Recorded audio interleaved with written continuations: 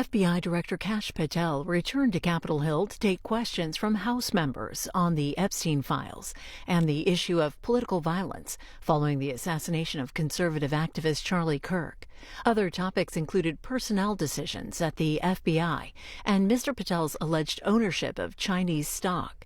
House Judiciary Committee members also took up a motion by Ranking Member Jamie Raskin to subpoena the CEOs of 4 major banks for reports about transactions by Jeffrey Epstein that the banks flagged to the government as suspicious. Republicans on the committee blocked the measure.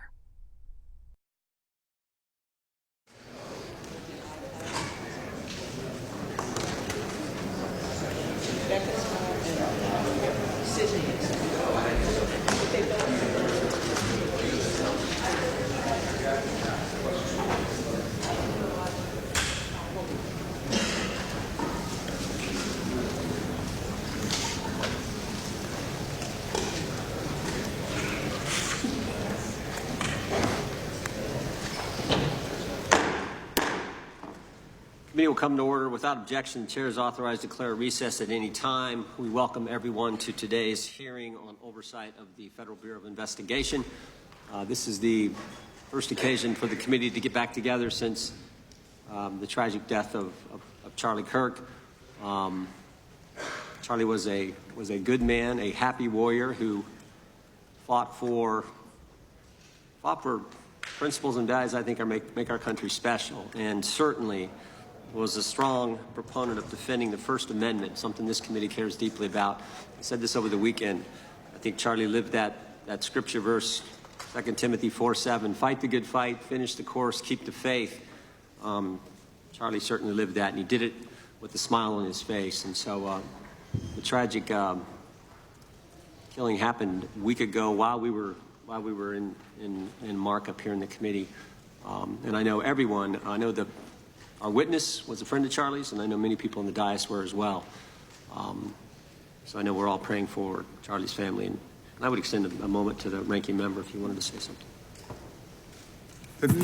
Thank you, Mr. Chairman, for saying that. The whole country reacted with horror and shock to the brutal assassination of Charlie Kirk in cold blood.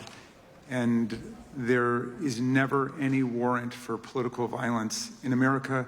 And just as we all recoiled together at the shocking assassination of Melissa Hortman and others who died in that Minnesota attack, we all stand together categorically against political violence in America and determined to end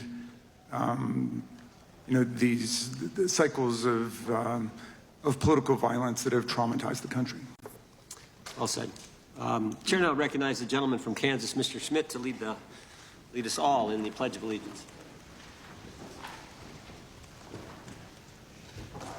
Allegiance to the flag of the United States of America and to the republic for which it stands, one nation, under God, indivisible, with liberty and justice for all. As is customary, we will begin with opening statements. 5 weeks ago, because of the work of Director Patel, we learned that the former chair of the House Intelligence Committee and current United States Senator leaked classified information. We learned this because a whistleblower came forward. A whistleblower with 23 years' experience in the intelligence community, a Democrat staffer on the committee, said this: they were pressured to leak classified information, which sort of raises the obvious question. Why would the head of the Intelligence Committee, the chair of that committee, who's supposed to be guarding our secrets, why would he be encouraging the leaking of classified information? Whistleblower told us that answer as well. The leaked information was supposed to be used, the leaked information, false information, was going to be used to indict President Trump. Now, the former chairman wasn't the only person leaking information. Jim Comey was also sharing things he wasn't supposed to share. Again, don't take my word for it. The Inspector General told us this. In his report, he said, quote, James Comey violated FBI policy by disclosing classified information. And what was Comey's motive? Same as the senator from California: to sabotage and undermine President Trump's first term. And we know that Mr. Comey's not been shy about what his objective was. In fact, 4 months ago, he told us. Remember this? 8647. Jim Comey told us just 4 months ago. Now, how'd they do it? How did the former chair of the Intel community, the former FBI director, and others in our government attempt to undermine President Trump's first term? 7 weeks ago, because of the good work of the Director of National Intelligence, Tulsi Gabbard, we learned from another whistleblower, a second whistleblower, that in the closing days of the Obama administration, the intelligence community assessment was changed. On December 5th, 2016, they had one assessment. That assessment said Russia did not impact the election vote count. There was a meeting at the White House on December 9th, 2016, where it was decided, no, we're not going to have that. We're going to come up with a new one. And the new one said Russia was trying to influence election and did influence election, which just wasn't accurate. And that new one is published on January 6, 2017. Let's just show you a few things that took place. I want to show you first this email from Admiral Rogers, the head of the NSA. You can see it was December 22nd. It says to Jim, John, and Jim Clapper, John Brennan, Jim Comey. And he says, I asked my team if they've had sufficient access to the underlying intelligence, sufficient time to review that intelligence. On both points, my team raised concern. Further states, my folks aren't fully comfortable. A few hours later, there's an email back to Admiral Rogers. This one is from Jim Clapper, and it says this: it is essential that we be on the same page and all of us are supportive of the report in the highest tradition of, that's our story and we're sticking to it. We may have to compromise on our normal modalities. This is one project that has to be a team sport. That's our story, and we're sticking to it. Compromise on normal modalities, that's a fancy way of saying, that's the government speak for we're going to have to change the rules. In fact, we're not going to follow our own rules. And that's exactly what they did, to get the objective they wanted, to undermine President Trump. Now, how did it specifically take place? The whistleblower said that the government officials ignored concerns about discredited information. And what was that discredited information? What was the discredited information that they didn't ignore the concerns about? What did they use, that discredited information? Of course, it was the dossier. The now famous Steele dossier that was paid for by the Clinton campaign when they hired the law firm Perkins Coie, who hired Fusion GPS, who hired the foreigner Christopher Steele, who wrote all this garbage and lies down. That is what was used to change the intelligence community report. And what happens next? What do Jim, John, and Jim do next? They go to Trump Tower on January 6, 2017 to brief then President-elect Trump about the dossier. Again, the Clinton-financed, foreign-authored dossier that the whistleblower knows is garbage and that they know is garbage. And then there's one final step. One final step.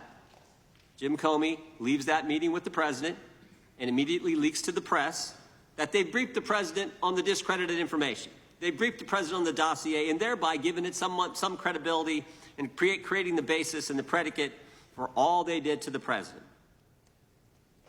They leaked false information, they leaked classified information, they used and leaked discredited information, and they didn't follow their own rules, all to sabotage President Trump's first term.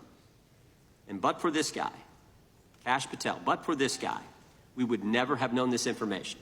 The good people of this great country would not have known what took place 8 years ago when they were trying to undermine the guy elected by we the people.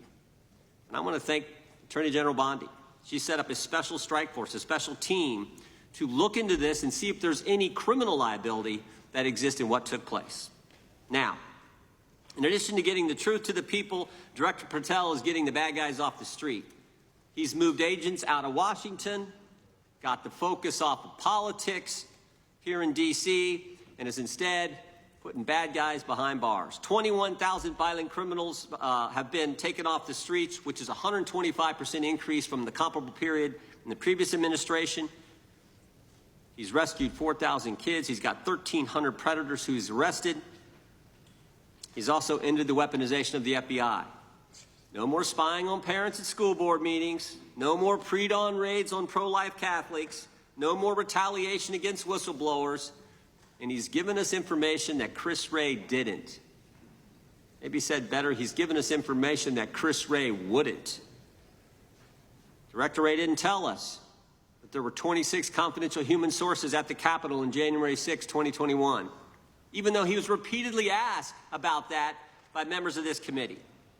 Director Wray didn't tell us that there were 17 of those confidential human sources who entered restricted space. 4 went in the Capitol. None of them were arrested. They weren't authorized to do that. They broke the law. None of them were arrested. Lots of American citizens were arrested, but the guys whose whose American tax dollars was used to pay these guys who broke the law, none of them were. One was recommended for charging and was not charged. And remember when Chris Wray told us that the Richmond field office memorandum on pro-life Catholics was just a one-off? Turns out he wasn't being square with the Senate either. Director Wray wasn't square with us. He told us that multiple other officers were involved in targeting the Catholics. We got that information from Director Patel. We learned from Director Patel the FBI actually surveilled a priest, tried to get the priest to divulge information, break the priest-penitent relationship and confidence that exists. And Director Patel is saving taxpayers' money. He's not going to build a new headquarters outside of D.C. He's going to keep the headquarters right here in the capital city. Save Americans money. Save the taxpayers' money. In 8 months, Director Patel has given us the facts. He's ended the weaponization at the FBI. He's taken bad guys off the streets, and he's saving taxpayers' money. But my guess is the Democrats won't focus on all that good news.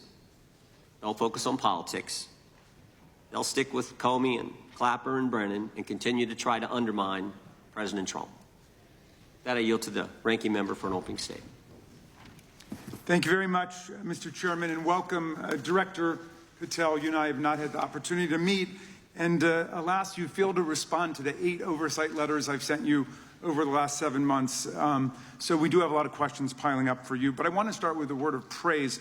The first FBI director was J. Edgar Hoover, who steadfastly refused to hire women, African Americans, and other minorities as agents. And although he was a closeted homosexual who lived in domestic partnership for decades with Clyde Tolson, he also participated in anti-gay crusades. He aggressively promoted what we would today call white Christian nationalism, and he would undoubtedly be turning over in his grave to see as one of his successors a first-generation Indian American and a proud Hindu. So I congratulate you on being a breakthrough in this sense and being a beneficiary of the civil rights movement that opened up the FBI and the federal workforce to lots of people who never would have been hired in its first decades. Alas, you share J. Edgar Hoover's dangerous obsession with blind loyalty over professionalism and effective public policy. For Hoover, it was blind loyalty to him in keeping his secrets. For you, it's blind loyalty to Donald Trump in keeping his secrets. During your confirmation, it was widely noted on all sides that your primary qualification was your unwavering loyalty to Trump. Unlike other directors, you had no work experience at the FBI, but you had made over 1,000 media and political appearances in support of Trump's campaign. Your Senate confirmation vote was 51-49, the closest in history, with your opponents warning you were not qualified and had no interest in actually developing the qualifications for the job. I hoped that they were wrong. Alas, they were not. While most other new FBI directors drew on their experience as FBI agents, you didn't have that. But you did write a picture book trilogy for children ages 5 and up based on your experience clashing with President Trump's political enemies. In your book, you describe your literary alter ego, Kash the Knight, as a wacky, easily bored wizard carrying out King Donald's vengeance by driving his enemies out of the kingdom. In the books, King Donald is besieged by the evil Hillary Queentown, but saved in the end by Kash. Then Kash goes on to catch mules who are stealing the 2020 election for the great King Donald from Sleepy Joe. And then in the third book, Kash takes down the Dragon of the Jalapenos, nicknamed the DOJ. Your supporters had hoped that you would graduate from imagining yourself a romantic fairy tale knight to actually running America's premier federal law enforcement agency. Alas, Just as we've learned how dangerous it is to put a science-denying anti-vaxxer in charge of our public health, we've learned how dangerous it is to name as director of the FBI a man who thinks of himself as a fairy tale knight who keeps a fire-breathing dragon named DOJ at home to forcibly drive villains out of the kingdom. When Charlie Kirk was assassinated, while his killer was still on the loose, you decided you didn't need to be at FBI headquarters in Washington to work with your team while the chaotic manhunt unfolded. You spent your evening dining in a swanky Midtown Manhattan restaurant and tweeting out false information that the subject of the shooting was in custody, a statement you had to retract 1 hour later. Your performance was so disturbing that even the MAGA base was alarmed. Culture warrior Christopher Rufo, who just a few months ago sat in your chair as a Republican witness, observed that you performed terribly, and he called for your ouster. The FBI might be able to survive your delusions of grandeur and the explosively volatile temper that was on display yesterday in the Senate, but the intractable problem is that you are running the FBI not as a law enforcement agency charged with keeping the American people safe, but as a political enforcement agency working directly for the president's vengeance campaign. 7 months in, it's impossible to overstate the destruction, chaos, and demoralization you've brought to the FBI and its workforce and the resulting danger your actions have caused to our country. You've been systematically purging the FBI of its most experienced and qualified agents, division leaders, and experts in counterterror, counterintelligence, and cybersecurity, precisely the people who have the expertise you lack and which the FBI and the country need. They've been expelled from the ranks of the Bureau simply because they did their duty investigating crimes, including those committed by the mob that attacked the Capitol on January 6, 2021, and beat the hell out of more than 140 police officers, or simply because you suspected them of being insufficiently loyal to Donald Trump. You illegally sacked Brian Driscoll, the former acting director of the Bureau and a decorated counterterrorism expert who worked at the FBI for nearly 20 years. According to Driscoll, you told him your own job, quote, depended on the removal of agents who worked on the cases against the president, regardless of whether the agents chose to work on those cases or not. You added, quote, the FBI tried to put the president in jail, and he hasn't forgotten it. You forced out the leader of the Salt Lake City field office, Mehtab Saeed, just weeks before Charlie Kirk's assassination, depriving the FBI of an experienced counterterrorism expert described by her colleagues as absolutely the best and legendary. She would have led the FBI's manhunt had she not been fired. When Trump decided that rounding up immigrants with no criminal records was more important than preventing crimes like human trafficking of women and girls, drug dealing, terrorism, and fraud, you ordered the 25 largest field offices to divert thousands of agents away from chasing down violent criminals, sex traffickers, fraudsters, and scammers to carry out this immigration crackdown. Director Patel, you treated the men and women at FBI with disrespect and paranoia. You've assembled a roving band of freelancing henchmen within your office and charged them with conducting unauthorized investigations, targeting and harassing career FBI employees. Amazingly, you forced senior leadership to repeatedly take polygraph tests to prove their political loyalty and pushed out leaders who refused these demeaning exercises. And now we're seeing one very clear reason why you want to build a political FBI. The Epstein files. You want an FBI blindly loyal to Trump and to you as his enforcer so you can continue your cover-up of a massive international sex trafficking ring with more than 1,000 victims, betraying all of the survivors of the sexual violence. Before you got in this job, you called for full release of the Epstein files, telling podcaster Benny Johnson that the only reason the list was not released by DOJ and FBI was, quote, because of who's on that list. Upon your confirmation, you promised that, quote, there will be no cover-ups, no missing documents, no stone left unturned, and anyone from the prior or current Bureau who undermines this will be swiftly pursued. This spring, you ordered hundreds of agents to pore over all the Epstein files, but not to look for more clues about the money network or the network of human traffickers, you pulled these agents from their regular counterterrorism or drug trafficking duties to work around the clock, some of them sleeping at their desks, to conduct a frantic search to make sure Donald Trump's name and image were flagged and redacted wherever they appeared, whether an email, a text, a letter, an interview, a photograph, or a video. In May, Attorney General Bondi reportedly told Trump that his name had indeed appeared multiple times throughout the Epstein files. And not long thereafter, in July, you and the Attorney General released a memo claiming that, quote, no further disclosure would be appropriate or warranted. In a few short months, how did you go from being a crusader for accountability and transparency for the Epstein files to being a part of the conspiracy and cover-up? The answer is simple. You said it yourself, because of who's on that list. Donald Trump's relationship with Epstein over the years is well documented. A week ago, the Oversight Committee released Trump's disturbing birthday book, Note to Epstein, written over a drawing of a woman's naked body, referring to a, quote, wonderful secret. The Oversight Committee obtained the note from the Epstein estate, not from the FBI, raising questions again of whether the FBI has been withholding documents. While you're unleashing the FBI to cater to Trump's desire to shut down the Epstein inquiry, the first 9 months of the Trump presidency have seen a spate of political violence and domestic terror events. We saw deadly attacks on political figures on both the left and the right. The brutal assassination of Minnesota Democratic House Speaker Melissa Hortman and her husband, and the attempted murder of Democratic State Senator John Hoffman and his wife, who miraculously survived a combined 17 gunshots. We saw an arsonist set Pennsylvania Governor Josh Shapiro's residence on fire. And of course, last week, we saw the horrific, cold-blooded assassination of Charlie Kirk in Utah that has shaken the nation. 1 minute after Charlie Kirk was shot in the neck, a 16-year-old shooter in Evergreen, Colorado, radicalized by white supremacist ideology online, opened fire and critically wounded 2 other students at Evergreen High School.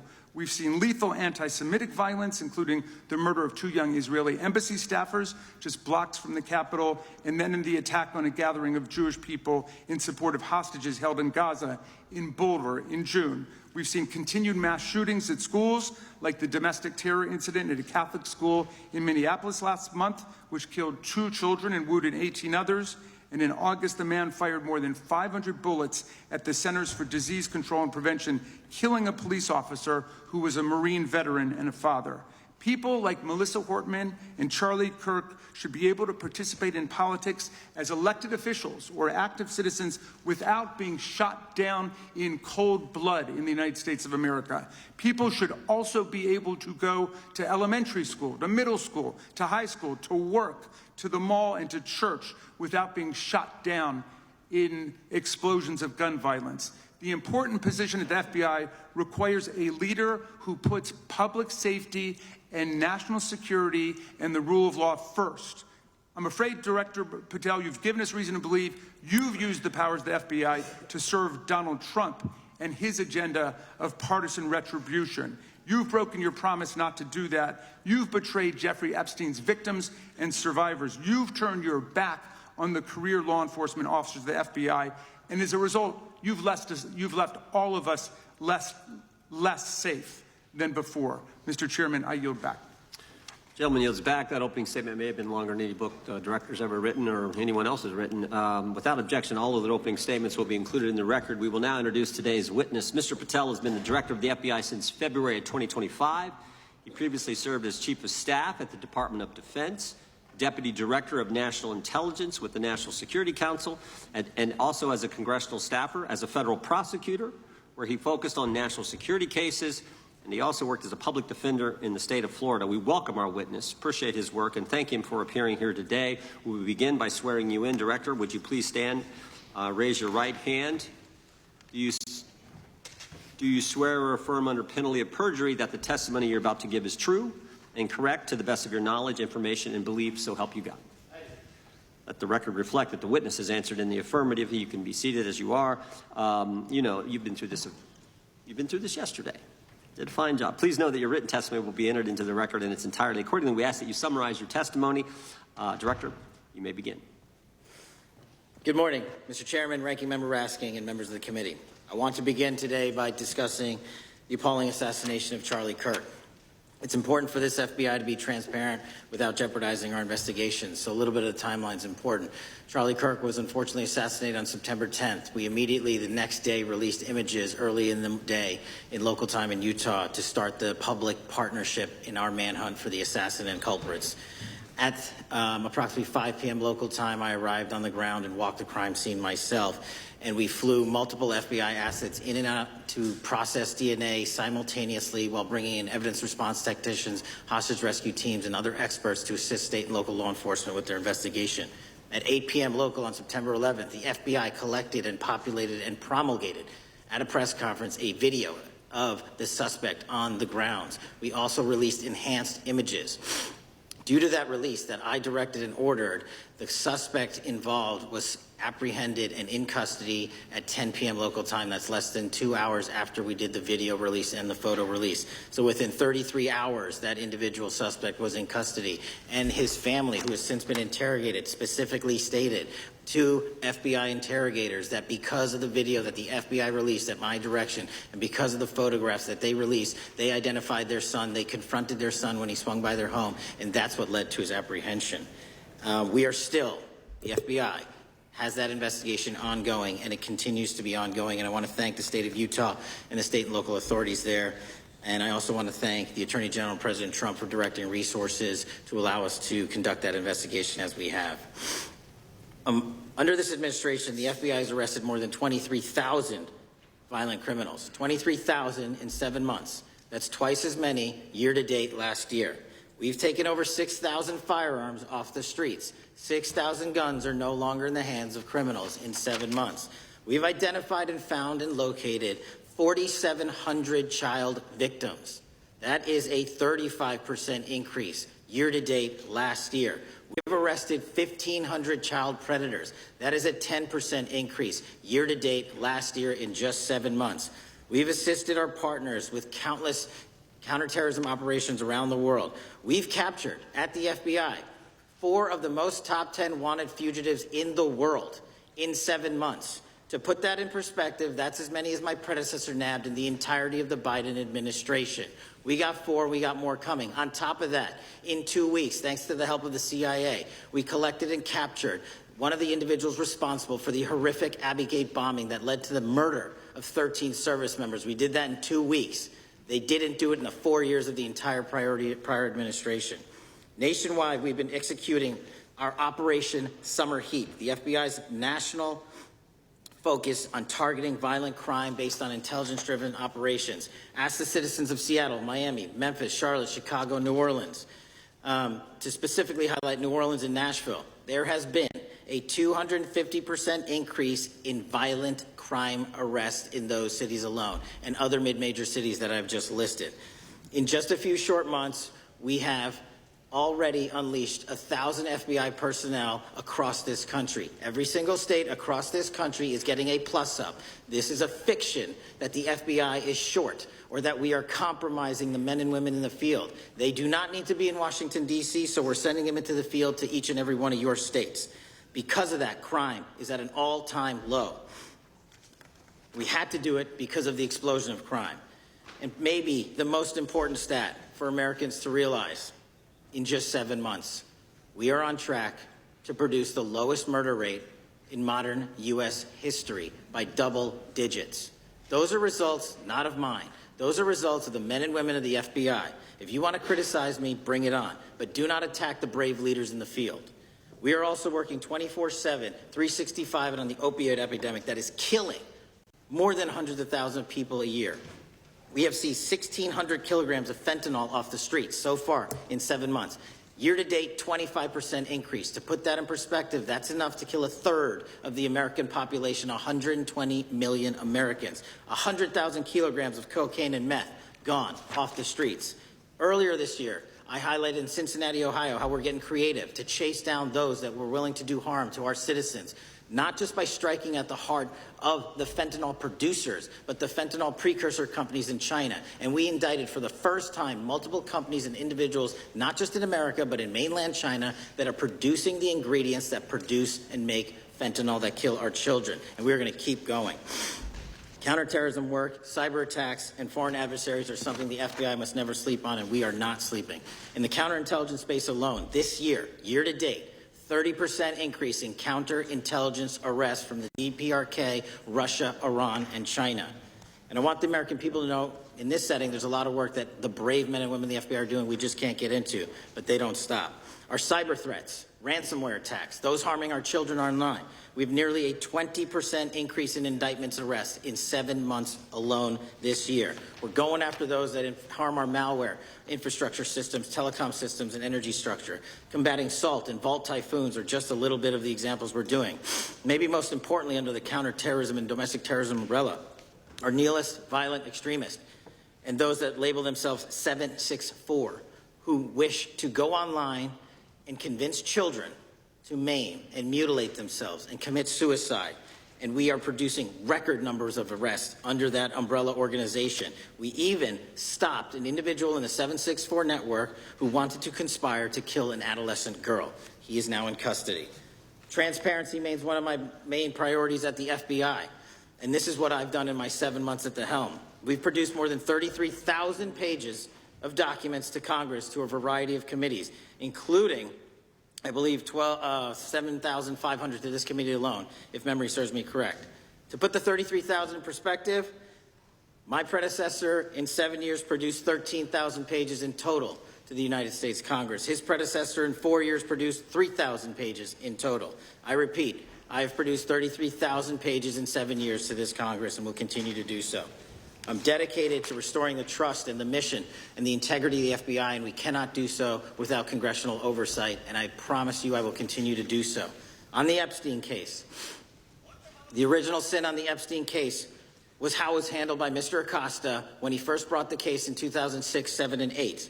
The original case had a very limited search warrant, had a very limited search window, had a very limited investigative window. I was not there when those search warrants and that investigation was launched. I would not have done it that way. They were limited to only 3 to 4 years of investigations from 97 to approximately 2001 and 2002 to 2005.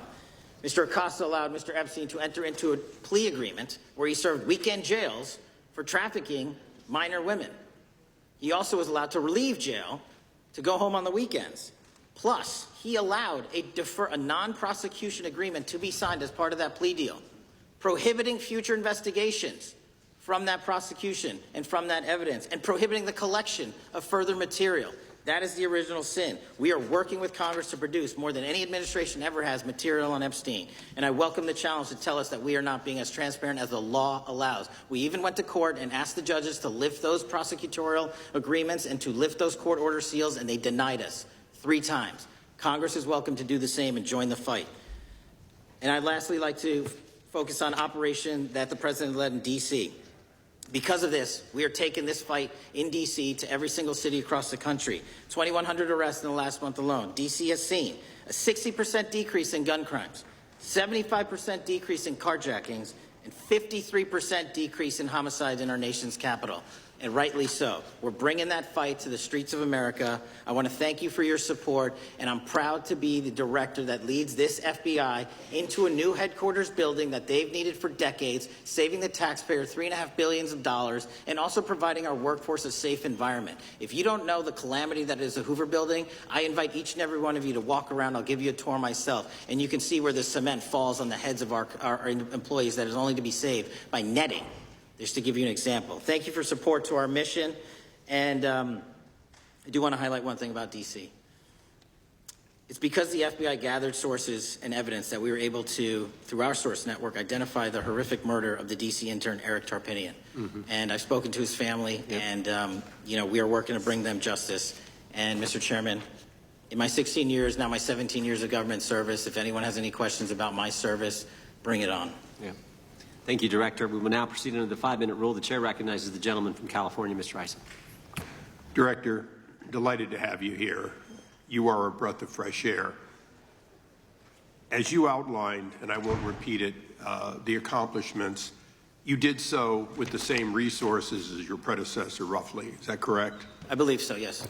And so how much of that has to do with taking people out of the backside of the FBI and moving them into the field, into doing the job for which we primarily pay the FBI? It's exactly what we needed done. 1/3 of the FBI's workforce resided in the National Capital Region before I got there. 1/3 of the crimes do not happen in Washington, D.C. Not anymore. Not anymore. So 1,000 personnel of the FBI were deployed across this country on a permanent basis, and every single state in this union is getting a plus up, not a reduction, a plus up of 1811s of intel analysts and support staff. And that is why the crime rates are going down in record numbers.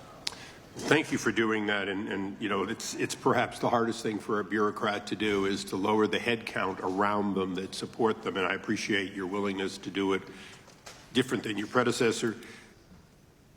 A lot of what you covered earlier was the find, the discovery, and then the prosecution that is done by the DOJ. But I want to talk a little bit about the prevent side. On the Charlie assassination, sir? No, on all of these. Okay. Okay, for example, and I'll bring it up before the Democrats bring it up, January 6th. January 6th, we now know, because of your find, that in fact there were people involved who were not just observers but participants who in fact, it's been alleged, and I personally believe, in fact, were part of promoting, perhaps even the one woman who died, encouraging her to walk through a door that led to her death. When you see that kind of activity, and you know it was done under predecessors with full knowledge, whether it's January 6th, where embedded people crossed the line, or any other activity, including obviously the Russian hoax that we're now dealing with up in, front and center. My question to you is, what can you or others do to prevent it from occurring again? Not on your watch, but on future watches. How can we know that this won't happen again the moment you leave the FBI? It's simple. What I'm doing through our leadership cadre is having FBI agents do what they were trained to do, not what they were not trained to do, not put them in situations that both harm them and the public. We're also utilizing our SORT networks and prioritizing the threat structure to go after the narco traffickers, the counterterrorism people, the counterintelligence threats, and the cyber threats. That's what they were trained to do, and that's what we're letting them do. One major question I have, after decades of doing this, on our side of it, both the chairman, myself, and others, both at Oversight and here, have seen that the FBI and the Department of Justice hide behind non-statutory practices. Now, you've changed the interpretation of many of those practices. That's why we're getting the discovery that was previously withheld. How do we work together to make sure that we never again have false walls, non-statutory walls that say the Department of Justice has a prohibition about giving, quote, you fill in the blank, that has led to the chairman not seeing anything until you took over? I'm wedded to aggressive constitutional oversight. Having been a House congressional staffer, I know that is an important part of securing our democracy. And the way we make it an everlasting, enduring process is by showing the American people the results of what we are doing and the important work of this committee and putting it out to them so they can see government waste, fraud, and abuse. And then they can demand from our constituents and our electors that they want this process to continue. Last major question here.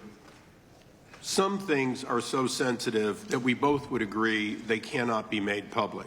Will you commit to this committee, when it is too sensitive to disclose, that you would at least make it available for in-camera review by the chairman and ranking members or others designated? I have done that, and I will continue to do that. Well, thank you, Mr. Chairman. This is a breath of fresh air. This is the beginning of what we need. But my questions today for the director are ones in which I believe that we do need to codify by agreement or by statute, if necessary, the kind of openness and transparency that we're seeing from this administration, the kind of discovery that's allowing us to do our oversight properly. And I would hope that that be the follow-up to this, obviously along with the Attorney General. And I yield back my 4 seconds. Thank you. The gentleman yields back. The gentleman from New York is recognized. Thank you, Mr. Chairman. Welcome, Director Patel. In the wake of the tragic murder of Charlie Kirk, Donald Trump said, quote, "Violence and murder are the tragic consequences of demonizing those with whom you disagree, day after day, year after year, in the most hateful and despicable way possible," close quote. I would note for the record that Donald Trump has famously demonized practically every person he has ever disagreed with, and therefore, using his own logic, he has put their lives at risk. I should know Donald Trump continuously puts my life in danger. About 2 weeks ago, when I announced my decision not to seek re-election, many people on both sides of the aisle, including the chairman, offered me well wishes and thanked me for my service. Donald Trump, on the other hand, took to Truth Social to call me a, quote, psychopathic nut job, among other things. Yesterday, I received a threatening note filled with anti-Semitic comments and hateful attacks that mimic some of the same language used by the president. I am sure many of us on this committee face similar threats every day. We have seen political assaults on both the left and the right. The attack on Charlie Kirk, the attempted assassination of the president, the murder of the Democratic Speaker of the Minnesota House, the assault on Paul Pelosi, and the attack on the Capitol on January 6th, for example. Director Patel, do you agree that there is political violence from both the left and the right? There is too much political violence. Do you agree, yes or no, that there's violence? There is too much political violence based on ideologies from either side. From either side, okay. Are you aware of the study by the Cato Institute, a well-known conservative group, that found that 69% of the violence is from the right? I'm not familiar with that study. You're not familiar, okay. I would commend it to you. Are you aware the administration has threatened to use violence as an excuse to crack down on liberty and freedom of speech?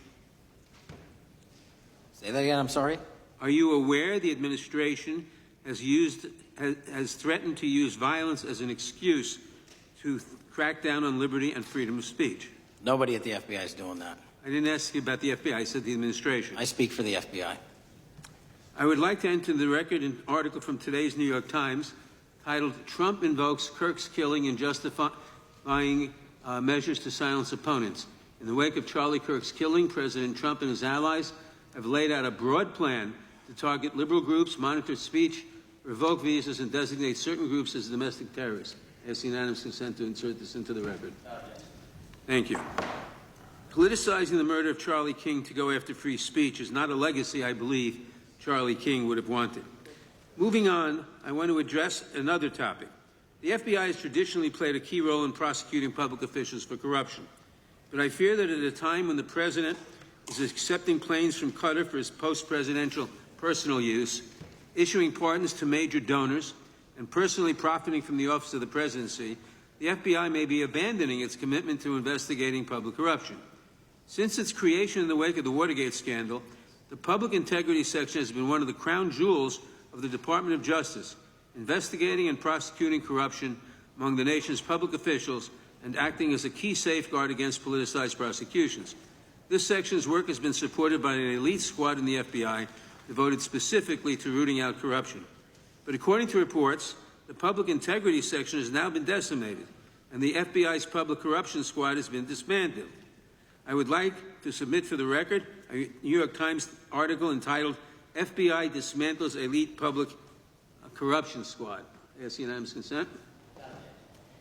Thank you. These actions are an invitation to corrupt politicians to break the law, since they know that the government is asleep at the switch. Last month, Senator Warren and I, along with dozens of other members of Congress, wrote to you and Attorney General Bondi expressing grave concern over your decision to effectively legalize corruption and to politicize prosecutorial decisions. And he asked unanimous consent to enter this letter into the record. Thank you. I don't have time today to walk through all your questions, all of our questions and concerns, but will you commit to answering this letter in short order so that we can understand what factors led to this decision and how it has impacted the ability to hold corrupt officials accountable? I will review your letter with my team and respond as soon as I can. You will respond. Thank you. I yield back the balance of my time. Gentleman yields back. Gentleman from Arizona is recognized for 5 minutes. Thank you, Mr. Chairman, and thank you, Director, for being here. I appreciate the change in the FBI and the tone since you've been there. We heard the ranking member, however, describe the FBI under your leadership as being resorting to political enforcement and you personally as being paranoid. I would just suggest that perhaps that is the projections of the ranking member himself and not you, sir. I want to refer to something that was said yesterday in yesterday's hearing by Senator Grassley. He said, it's well understood that your predecessor left you an FBI infected with politics. At your nomination hearing, he gave you records, made public records about whistleblowers regarding something called Arctic Frost. Arctic Frost was the FBI case opened and approved by anti-Trump FBI agent Thibault, and Arctic Frost became Jack Smith's elector case. The new records show that Arctic Frost was much broader than just an electoral matter. In fact, it was expanded to Republican organizations. Some examples of the groups that the Ray FBI sought to place under political investigation included the Republican National Committee, Republican Attorneys General Association, and Trump political groups. In total, 92 Republican targets, including Republican groups, Republican-linked individuals, were placed under the investigative scope of Arctic Frost.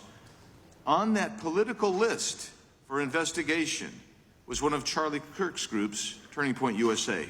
In other words, Arctic Frost wasn't just a case to politically investigate Trump.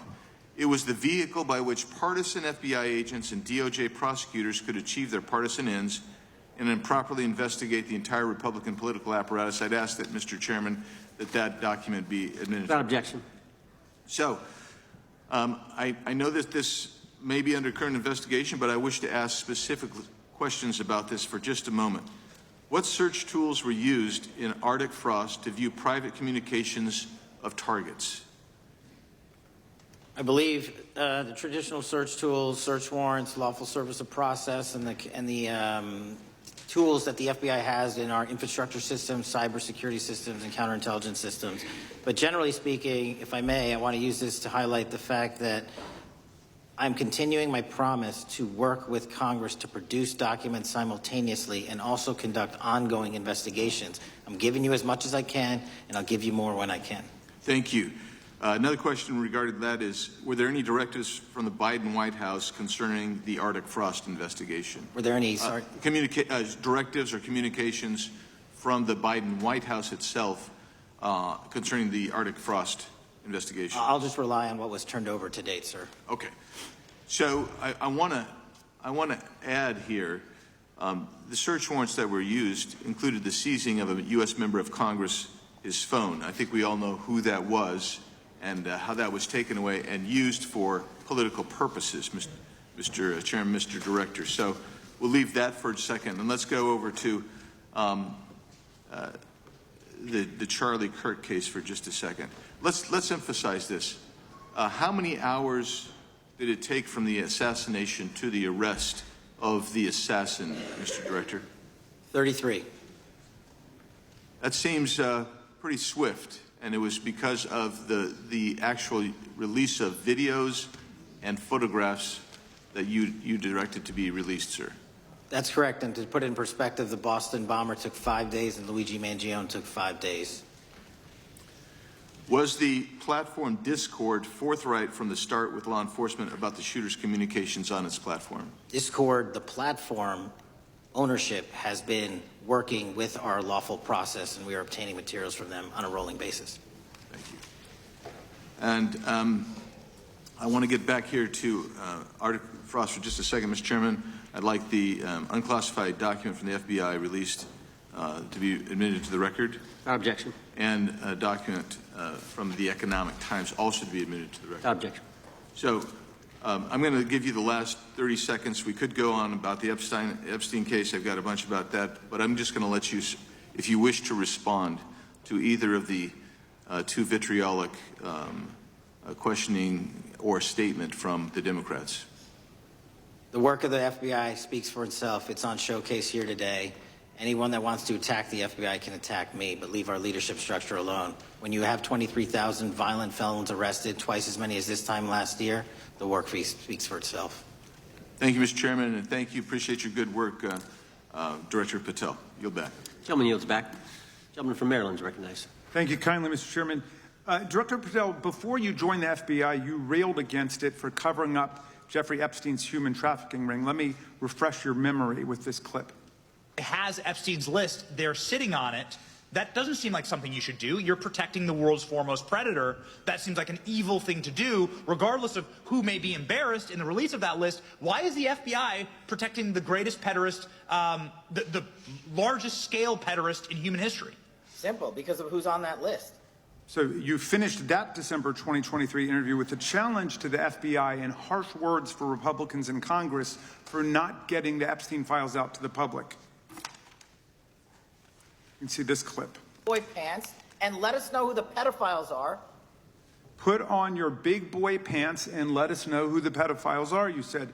You emphasized that the president and the FBI director each had complete authority to release Epstein's client list. You said Epstein's black book is under the, quote, direct control of the director of the FBI. Look at this clip. This is way off the topic, but who has Jeffrey Epstein's Black book? black book? FBI. But who? That is, I mean, there's... Oh, that's under direct control of the director of the FBI. All right, so you were sworn in as director more than 200 days ago. Now the black book is under your direct control. So why haven't you released the names of Epstein's co-conspirators in the rape and sex trafficking of young women and girls? The Rolodex, which is what everybody colloquially refers to as the Black Book, has been released. Oh, no, you're talking about what the journalist got 5 years ago? No, that's not what we're talking about. We're talking about what you were talking about there, That's the black exactly book what I under was the direct control of the FBI director. We have released more material than anyone else before. The Biden administration, Obama administration had the exact opportunities to release this material, and they never did. And if you are telling the men and women of the FBI, why we're not going after child predators. Hang on, you said we're not going after child predators. 1,500 child predators arrested this year, 35% increase. I'll reclaim my time. 4,700 child victims Mr. Chairman, I'm going to found. reclaim my time if you could instruct the witness. Why have you changed your position? There you were saying it's under the direct control of the FBI director and all of it should be released. Why have you changed your Everything position? that has been lawfully permitted to be released has been released. And as I told you, Really? the investigation was limited. And let me make something crystal clear. I never said Jeffrey Epstein didn't traffic other people, other women, and they're not other victims. This is the investigation we were given from 2006, 7, and 8, and the search warrants from 2006, 7, and 8. That's what we're working with. Well, wait, have you released all of the stuff that the FBI has seized from Epstein's house?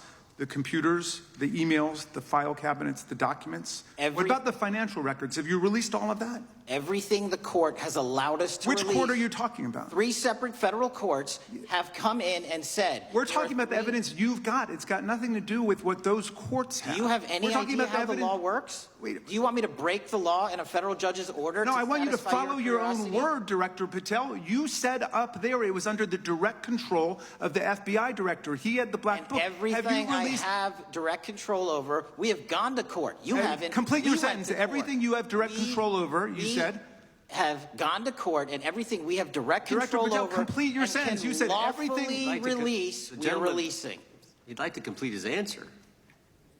You began the sentence, everything you have direct control over, and then you stopped that sentence. You've released everything that you have direct control over? I have direct control over and can lawfully release. If you're not familiar with the court orders, that's not my fault. Oh, I'm Go perfectly, look at them. I'm perfectly familiar court. with them, but how did we prosecute Ghislaine Maxwell? She was prosecuted with the investigatory material that was collected from 2001 and 2005. Because of the non-prosecution agreements and the court orders on the investigations and search warrants, we were not able to develop new information. And oh, by the way, Jeffrey Epstein was out for 12 years, and the Obama and Biden administration did nothing to look at his work, his pedophile network. If you want to blame me, that's fine. But now you're blaming the men and women who conducted this stop great that. search. I'm not blaming anybody other than you. You're not keeping your word. You said that you would release all of the materials under your direct control. Has anyone released more information on Epstein than I have? Has anyone? Much did more. Did Comey? Did Ray? Much more. Did they? Excuse me. Much more has come out in the days since the American people in Congress have been demanding it. But it's coming out in dribs and drabs. Why don't you just release the entire file as you promised to do? I literally just told you. There are multiple federal court orders. I'm not going to break the law to satisfy your curiosity. You didn't join us when we filed court to release the court orders. You could have. You have lawyers. You could have shown up. You didn't do that. That's a tiny fraction of the material we're talking about. That is not. It is a tiny fraction. How do you know that? Have you seen everything? It's all misdirected. How do you know Time of the gentleman has expired. The gentleman from California is recognized. Well, thank you. Mr. Director, just to be clear, how many of the Epstein files were released in the 4 years of the Biden administration? 0. And how many have you released? I don't have the number, but it's got to be thousands of pages of stuff. I was going to ask you to begin, whether Americans are safer today than they were 9 months ago, but you cited dramatic increases in criminal arrests since you've taken office, a dramatic decrease in crime that's resulted. Who would have thought that taking criminals off the streets would reduce the crime rate? But somehow we have stumbled upon that new truth. But it begs the question, what was the FBI doing during the 4 years of the Biden administration to see that dramatic an increase in work under your tenure? The simple answer is I'm letting good cops be cops. We're working with our state and local law enforcement. We're energizing our partnerships. We're bringing on more task force officers. When you have more cops in the streets, when you're using ground-based intelligence, when you're not weaponizing law enforcement and focusing on D.C. and focusing on the rest of America, this is what happens. It is not a significant mind shift in terms of how we maneuver the FBI. They've wanted to do this work since they signed up. We're just letting them. And we've seen many prominent Democrats oppose your efforts to restore law and order to the streets of our nation's capital. I mean, all of us here have seen a dramatic change for the better here in Washington, D.C. Why are so many Democrats attacking you for that? Sir, Democrats have been attacking me for a decade, as is the fake news media. They didn't like the fact that I exposed the Russiagate host and the largest weaponization of the FBI and DOJ in U.S. history. We proved it to be true with congressional oversight. I'm wed to that congressional oversight and will continue to do that work. Christopher Wray repeatedly warned this committee that the Biden open borders policy had produced a significant increase in terrorist threats that he said kept him up at night. A particular concern, he said, was the 2 million gotaways that entered the country during the Biden administration. That's an average of 41,000 every month. What are the monthly gotaway numbers today? Sir, I'll have to get back to you on the exact gotaway numbers, but identifying that there are gotaways is step one. Going and manhunting them is step two, and that's what we're committing our resources to do. That's my next question, is what progress has administration made in apprehending and removing terrorist threats that came in during the Biden years? I think you're talking about, if you're not, let me know, known or suspected terrorists, and we've encountered almost zero at the southern border since the southern border has been sealed. But the problem that we are running into is our northern border. It's largely expansive. The enemy has adapted, and we need more focus on the northern border to stop known or suspected terrorists from coming in from places like China, Russia, the Middle East, Africa, Afghanistan. And what can you tell us about the remaining threat posed by potential terrorist cells here in the United States? The terrorist threat that continues to be posed by international terrorists here in the United States is one of my highest priorities. We are working through our intelligence community partners to identify those individuals, and we've taken down numerous individuals in numerous rings across this country to neutralize that terrorist threat, including in places like New York City, Los Angeles, and I believe Dallas, Texas most recently. How extensively did criminal cartels like Sinaloa, Jalisco, New Generation, MS-13, Tren and others infiltrate our country during the Biden administration? By the tens of thousands. Well, and what progress have you been making in combating their presence? I think the DHS is best to speak to that, but I think I can't remember the numbers of tens of thousands or hundreds of thousands of individuals they found that came in illegally, and the tens of thousands that associations to criminal networks have all been deported. And that effort is being opposed every step of the way by Democratic leaders in our cities, some of our states, and right here in the Congress. Isn't that true? Well, we're just working where we can in every single city we can, and I welcome the opportunity to partner with Republicans or Democrats on fighting violent crime like we're doing. Mr. Biggs asked about Arctic frost. What else can you tell us about that and what we need to do to assure that it never happens again? Continue the congressional oversight work that you're doing on Arctic frost. Let me provide you with more documentation on Arctic frost, and also call in witnesses from the paperwork that we have given you. You have that right, and the American public deserves to hear what those people have to say. As for my ongoing investigation, there's not much I can say.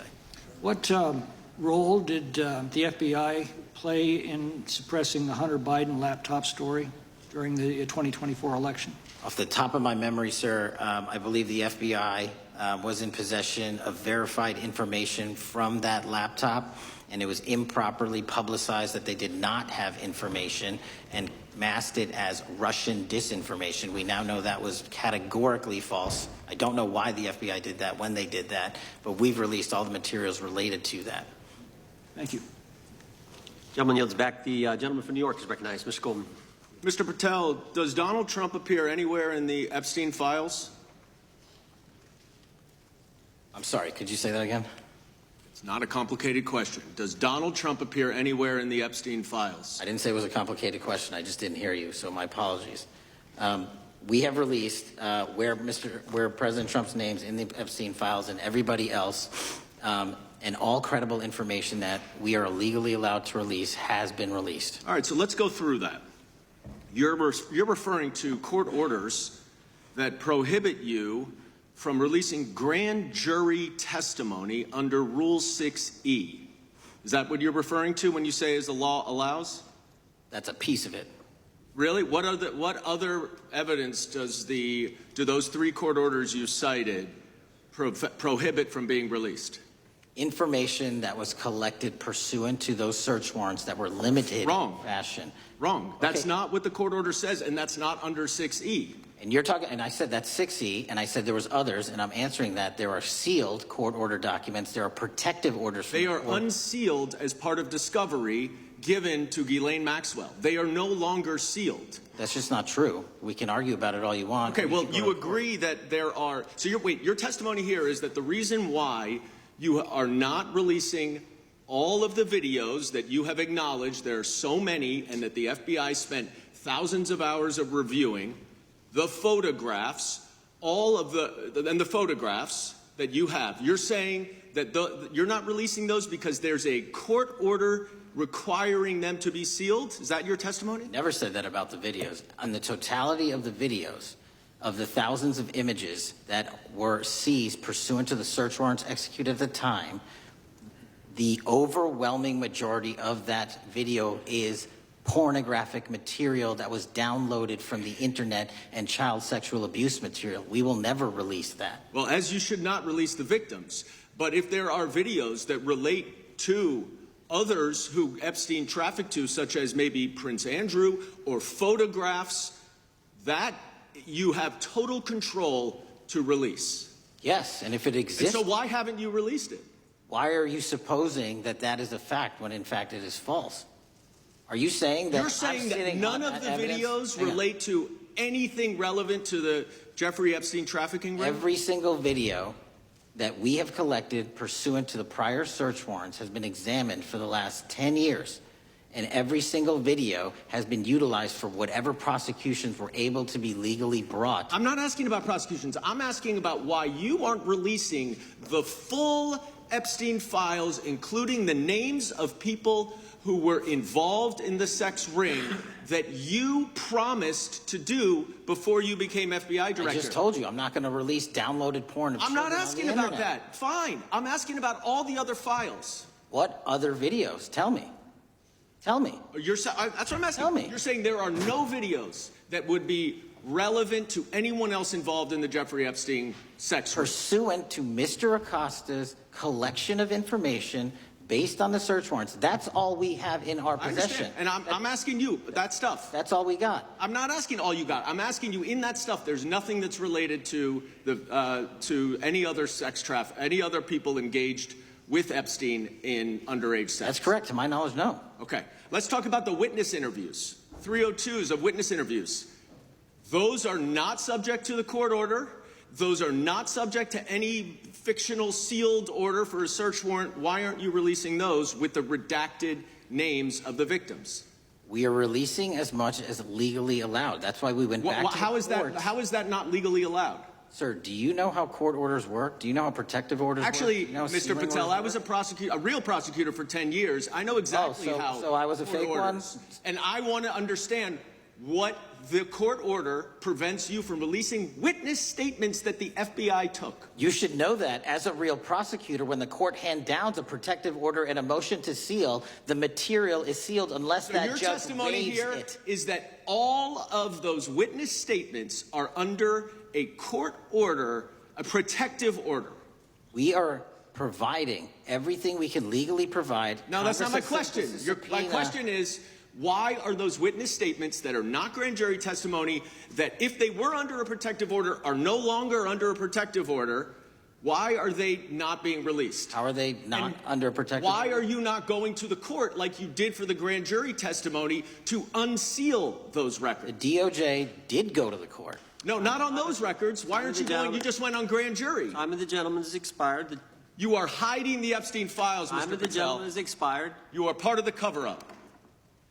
Can I respond? Sure can.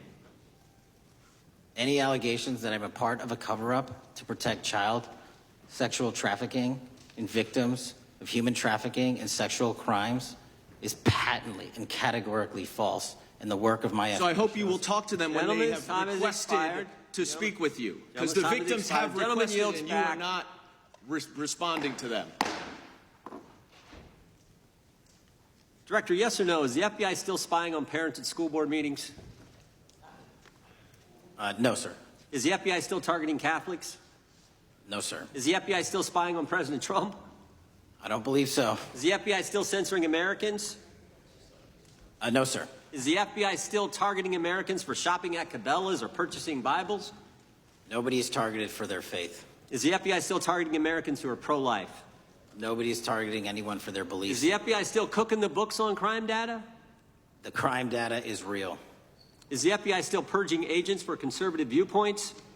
No one at the FBI has asked their viewpoints on policy. Is the FBI still labeling the Betsy Ross flag, the flag of the American Revolution, a hate symbol? No.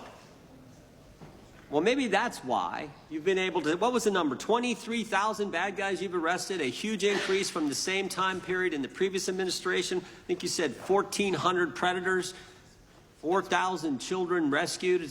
Were those effects? 4,700, 35% increase on children rescued. Yeah.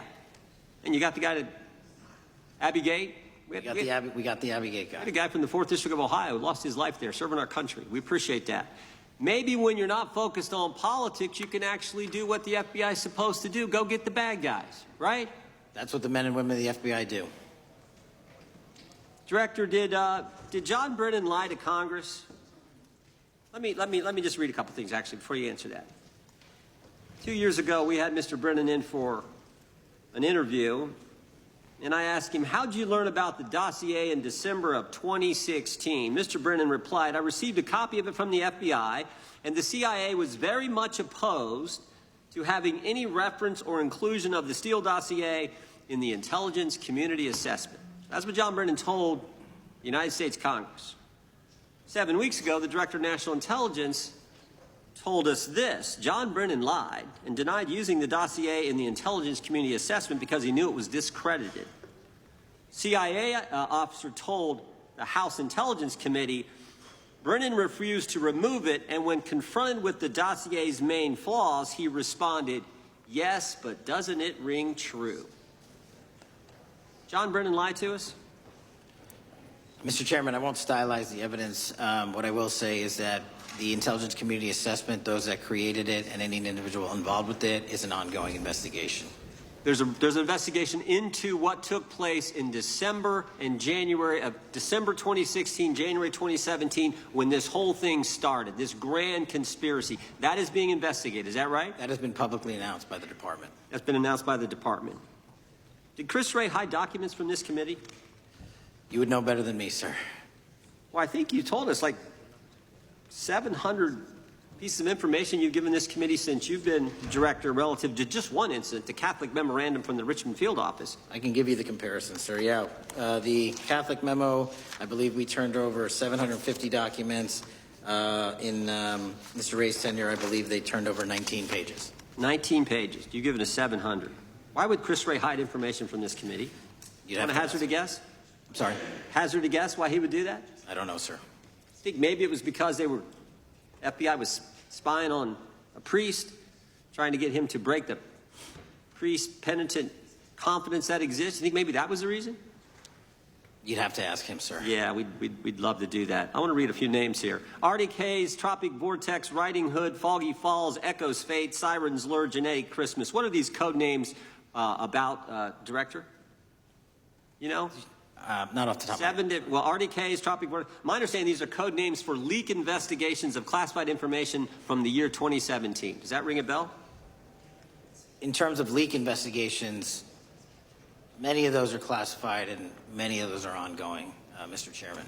But we are working with you to produce documents as we close those investigations or as we declassify them. Let me ask you this question, because this is something I've wondered about, the way the FBI used to work. The way this whole thing so many of these things unfolded. Seems to me you had all these people in government leaking information that then gets reported in the press. There's a story written about it, and then that article is then used to further the investigation and move forward with what they want to do.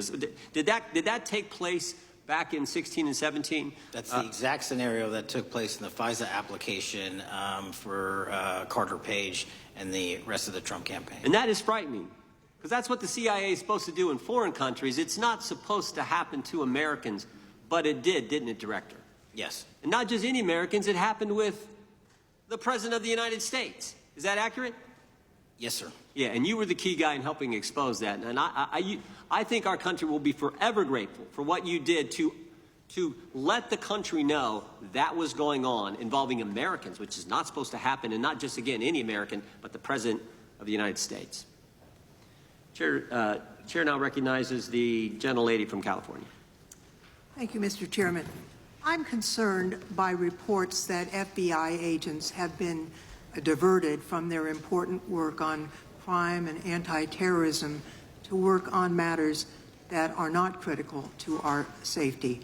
I'd like to play the video, the whole video. Jeffrey clip. Epstein's Black Book? Black Book. FBI. But who? That is, I mean, there's... Oh, that's under direct control of the director of the FBI. So, but the Black Book, it's not just sitting, I mean, that's Hoover power times 10. And to me, that's a thing I think President Trump should run on. On day one, roll out the Black Book. In contrast to that attitude of let it all out, we're getting reports of actions that run contrary to getting everything out, and that also involve diversions of FBI resources. For example, an FBI whistleblower reported that you were pressured by the Attorney General to place 1,000 personnel on 24-hour shifts to mine roughly 100,000 Epstein-related records to redact President Trump's name from the files. Bloomberg reported this, that you directed FBI special agents from the New York and Washington field offices to join the Bureau's FOIA employees in Winchester and another building a few miles away, and that while reviewing the Epstein files, FBI personnel identified numerous references to Trump in the documents, and people familiar with the matter said that Trump's name, along with other high-profile individuals, was blacked out. Now, the New York Times reports, and this is a quote, Justice Department officials diverted hundreds of FBI employees and federal prosecutors from their regular duties to go through the documents at least 4 times, including once to flag any references to Mr. Trump and other prominent figures. Details of the review were based on accounts by 3 former FBI and Justice Department officials who spoke on condition of anonymity because of fears of retaliation, and further that the FBI finished, after they finished its review of the files and materials, was sent to a team of Justice Department lawyers who double-checked the FBI's redactions and, quote, were instructed to flag any mentions of Mr. Trump and other celebrities. Now, I have 3 questions for you, Mr. Patel, about this. First, how many times did President Trump's name appear in the Epstein files? Was it more than 100, more than 1,000? Were the agents who were pulled from their duties to redact the president's name from the Epstein files working on criminal cases or national security cases or child sex trafficking cases? And are the number of agents that have been reported diverted for these purposes, is that accurate? No. No what? You asked if it was accurate. I said it wasn't. So you're saying that none of this happened? No, I'm saying it was inaccurate. Okay. How many times did President Trump appear in the Epstein files? More than 100? More than 1,000? No, and what we've been able to release is what we've been legally able to release, and that has No, that's not the question. I asked you, how many times did the president's name appear? I don't know. It's your testimony. You do not know that answer. The number of times? No. Could you tell us how many agents were diverted for this task and what they were working on? When you say diverted, you make it seem as if agents were pulled off what they do all the time. Agents at the FBI masterfully do double duty and triple duty. And because of the public's interest in this case, We flexed resources to make sure that we could answer the public signal demand. So do you want us to look through the material and provide it to you, or you do not want us to do that? So it's your testimony that no one was diverted from a criminal matter, that this was a top priority to go through this material to look for Mr. Trump's name. Is that your testimony? That's the highest priority for the FBI? What's one of the most impressive things about the FBI leadership and the careers that are in place is that they make the decisions on who to send where on priorities and make sure the mission needs are not hurt. And that's what happened here. It's shocking to me that the FBI would think that erasing Mr. Trump's name from the Epstein files is a high priority when we have crime, we have national security threats, we have terrorism threats, we have murders such as that occurred, unfortunately, with Mr. Kirk. It's shocking to hear that that's your highest priority. And with that, Mr. Chairman, I yield back. That's literally not what I said. Gentleman yields back. Gentleman from Wisconsin is recognized. Director, is President Trump implicated in any wrongdoing related to Jeffrey Epstein? Based on the entirety of the evidence that we have, absolutely not.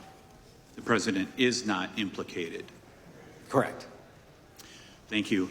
I want to talk a little bit about China's malign influence here in America. And, we've seen spy balloons traverse the United States. We've seen police stations in communities around America. And sitting in the chair you're in just 2 years ago, there was a sheriff from Cochise County, Arizona, Mark Daniels, that was here, who said that the exponential increase in the amount of fentanyl that is coming into America is directly related to the open borders policies of the previous administration. Do you agree with Sheriff Daniels' characterization? In large part, yes. So, since you've been director, has there been a reduction with, we've talked about how the border is largely secure now, right? The southern border, yes, sir. The southern border is largely secure. Has there been a concomitant reduction or a reduction in the amount of fentanyl that is coming into America? There has been a massive reduction to the tune of, we have seized more than 25% year-to-date this year than the prior year, and that's enough fentanyl to kill 120 million Americans. Does China play a role in this fentanyl that's coming to America?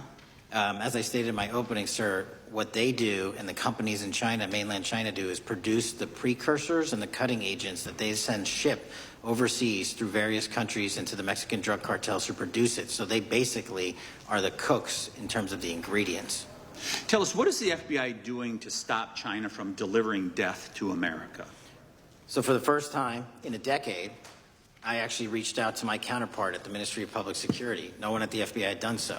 To engage. Ministry of Security, where's that? In mainland China. In mainland China, okay, thank you. To engage in a conversation to say, hey, can we have a certain number of these precursor chemicals listed in China so that they become illegal and illegal to trade. We're also working with our counterparts in places like India and Guatemala because the transshipment routes of the precursors, the Mexican drug cartels have gotten creative, and instead of coming directly to America are going into these countries. And we've had massive success in India and Guatemala and in those governments' great partnerships in shutting down the ability to ship the precursors into those countries, which are ultimately destined to America. So those people that are working with security agencies have been working with you, is that accurate? Yes, sir.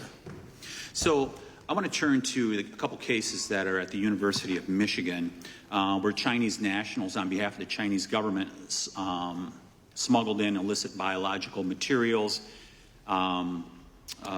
stuff that can harm our agricultural industry. What actions are you taking as we see repeated stories of Chinese nationals doing this in the United States? So just that, sir. In this calendar year alone, as I was mentioning, our counterintelligence operations and cases brought against the Chinese are up by, I think, something like 40%.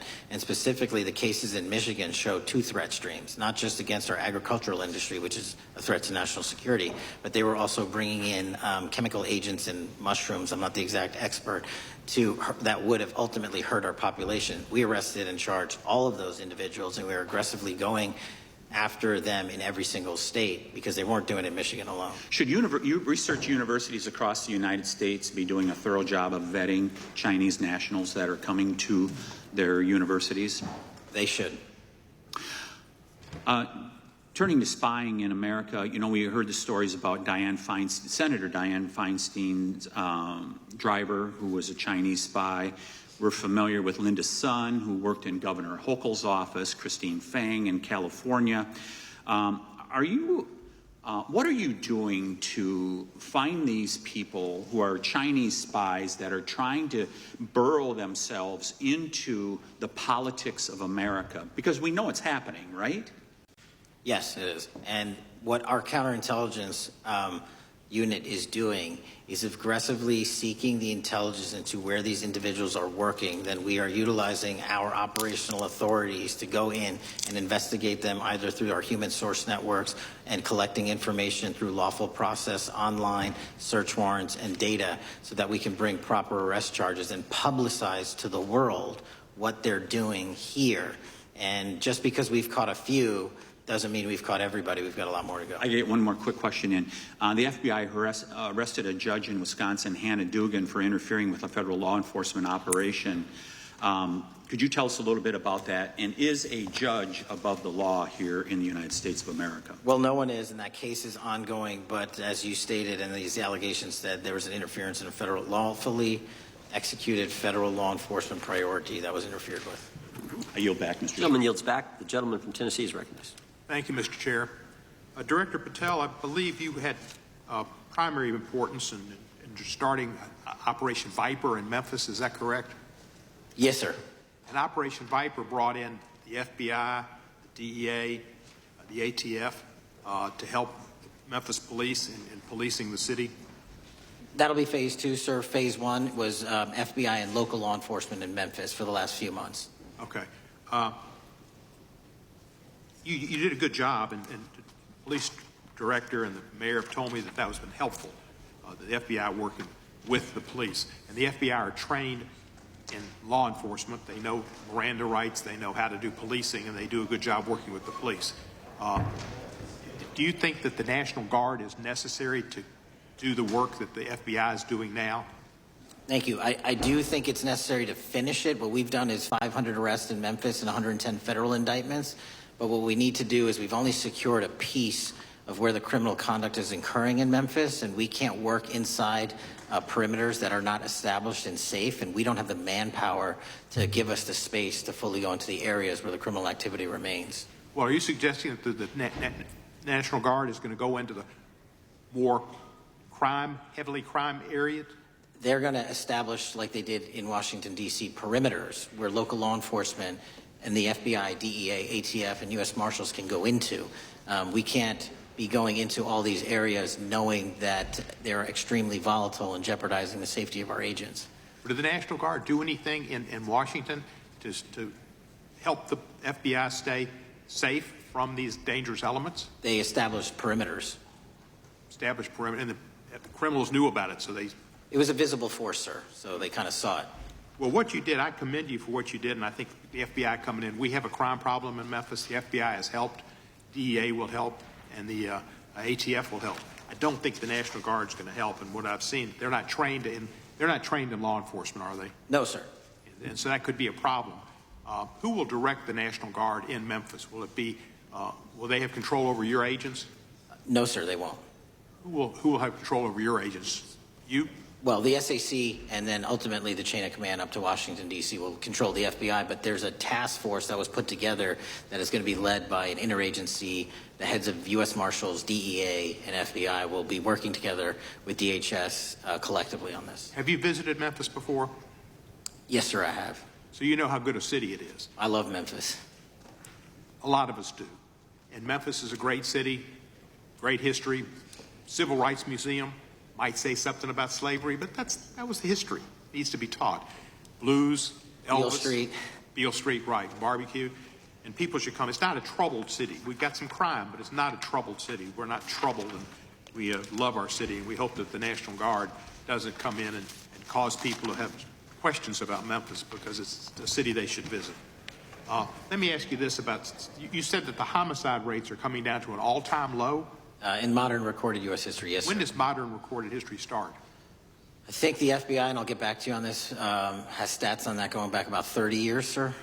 Okay, I was thinking back to Ozzie and Harriet, and I didn't think you could beat Ozzie and Harriet's time.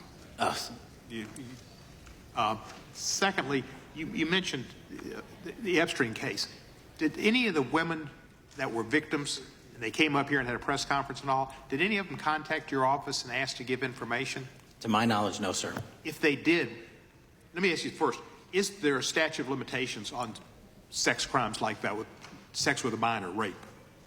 The DOJ is the expert, but I do not believe there's a statute on that, limitations on that.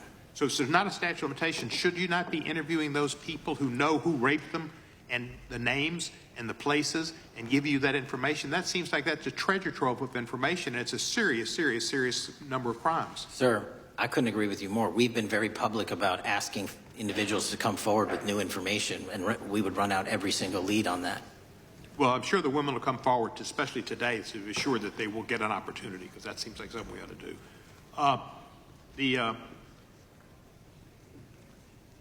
Mr. Driscoll, what was his reputation? I can't comment on Mr. Driscoll's matter. It's an ongoing litigation. Yeah, but his reputation you could tell us about. I can't tell you about his reputation. His work has been laid out in that lawsuit. How many of the FBI agents who worked on the January 6th case have been fired? I don't have that number, sir. Do you have a ballpark figure? No, but I can tell you that individuals based on case assignments in the FBI that I have led have not been terminated for case assignments. Thank you, sir. Come back to Memphis, and you work with Kevin Kane in our Tourism Bureau. He's great. Thank you. And thank you for your work in Memphis. Gentleman, yes, back. Mr. Chairman, I have a unanimous consent request. Gentleman's recognized. So I've got 4 documents I'd like to introduce into the record. The first one is Jeffrey Epstein's 6 story played out for years in plain sight. And Acosta is quoted in here saying, "I was told Epstein belonged to intelligence and to leave it alone." The second document is entitled, "What Epstein's Bodyguard Warned About His CIA Connections." The third document is from Fox Digital. It's titled, "Epstein's Private Calendar Reveals Planned Meetings with Obama Admin Official CIA Chief." And the last document is Wall Street Journal article that highlights Ehud Barak's 36 meetings with Jeffrey Epstein. He was the former Prime Minister of Israel and head of military intelligence for Israel.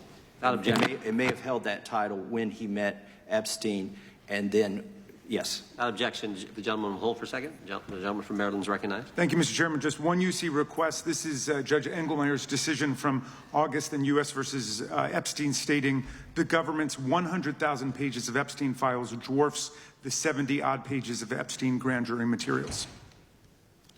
Without objection, the gentleman from Kentucky is recognized for 5 minutes. Thank you, Mr. Chairman. Director Patel, I watched some of your Senate hearing yesterday when Senator Kennedy asked you, "You've seen most of the files. Who, if anyone, did Epstein traffic these women to besides himself?" You replied, according to the transcript, "There is no credible information that he trafficked them to anyone else." You also said somewhere in the hearing and here today that the problem is that the case files are constrained by limited search warrants from 2006 to 2007 and that the non-prosecution agreement hamstrung future investigations.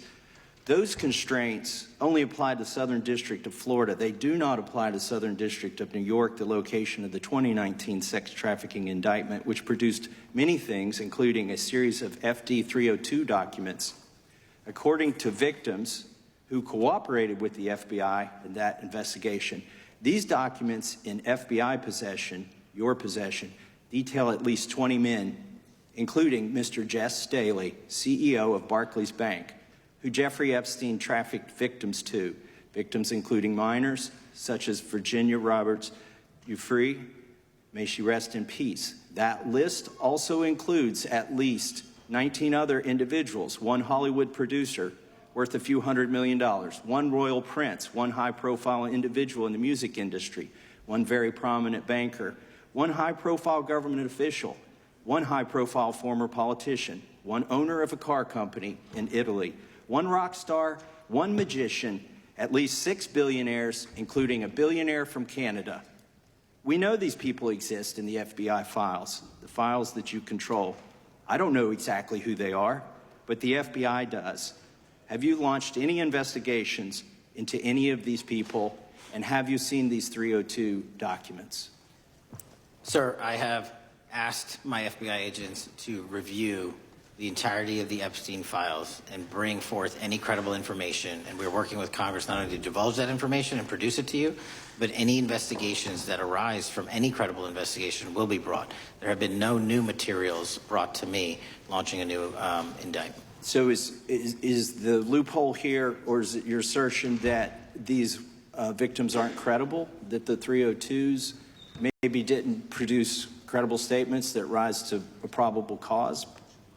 It's not my assertion, sir. It's the assertion of two different United States attorneys' offices from 3 separate administrations who investigated those same materials in lifetime. Are the 302 documents in the FBI's possession?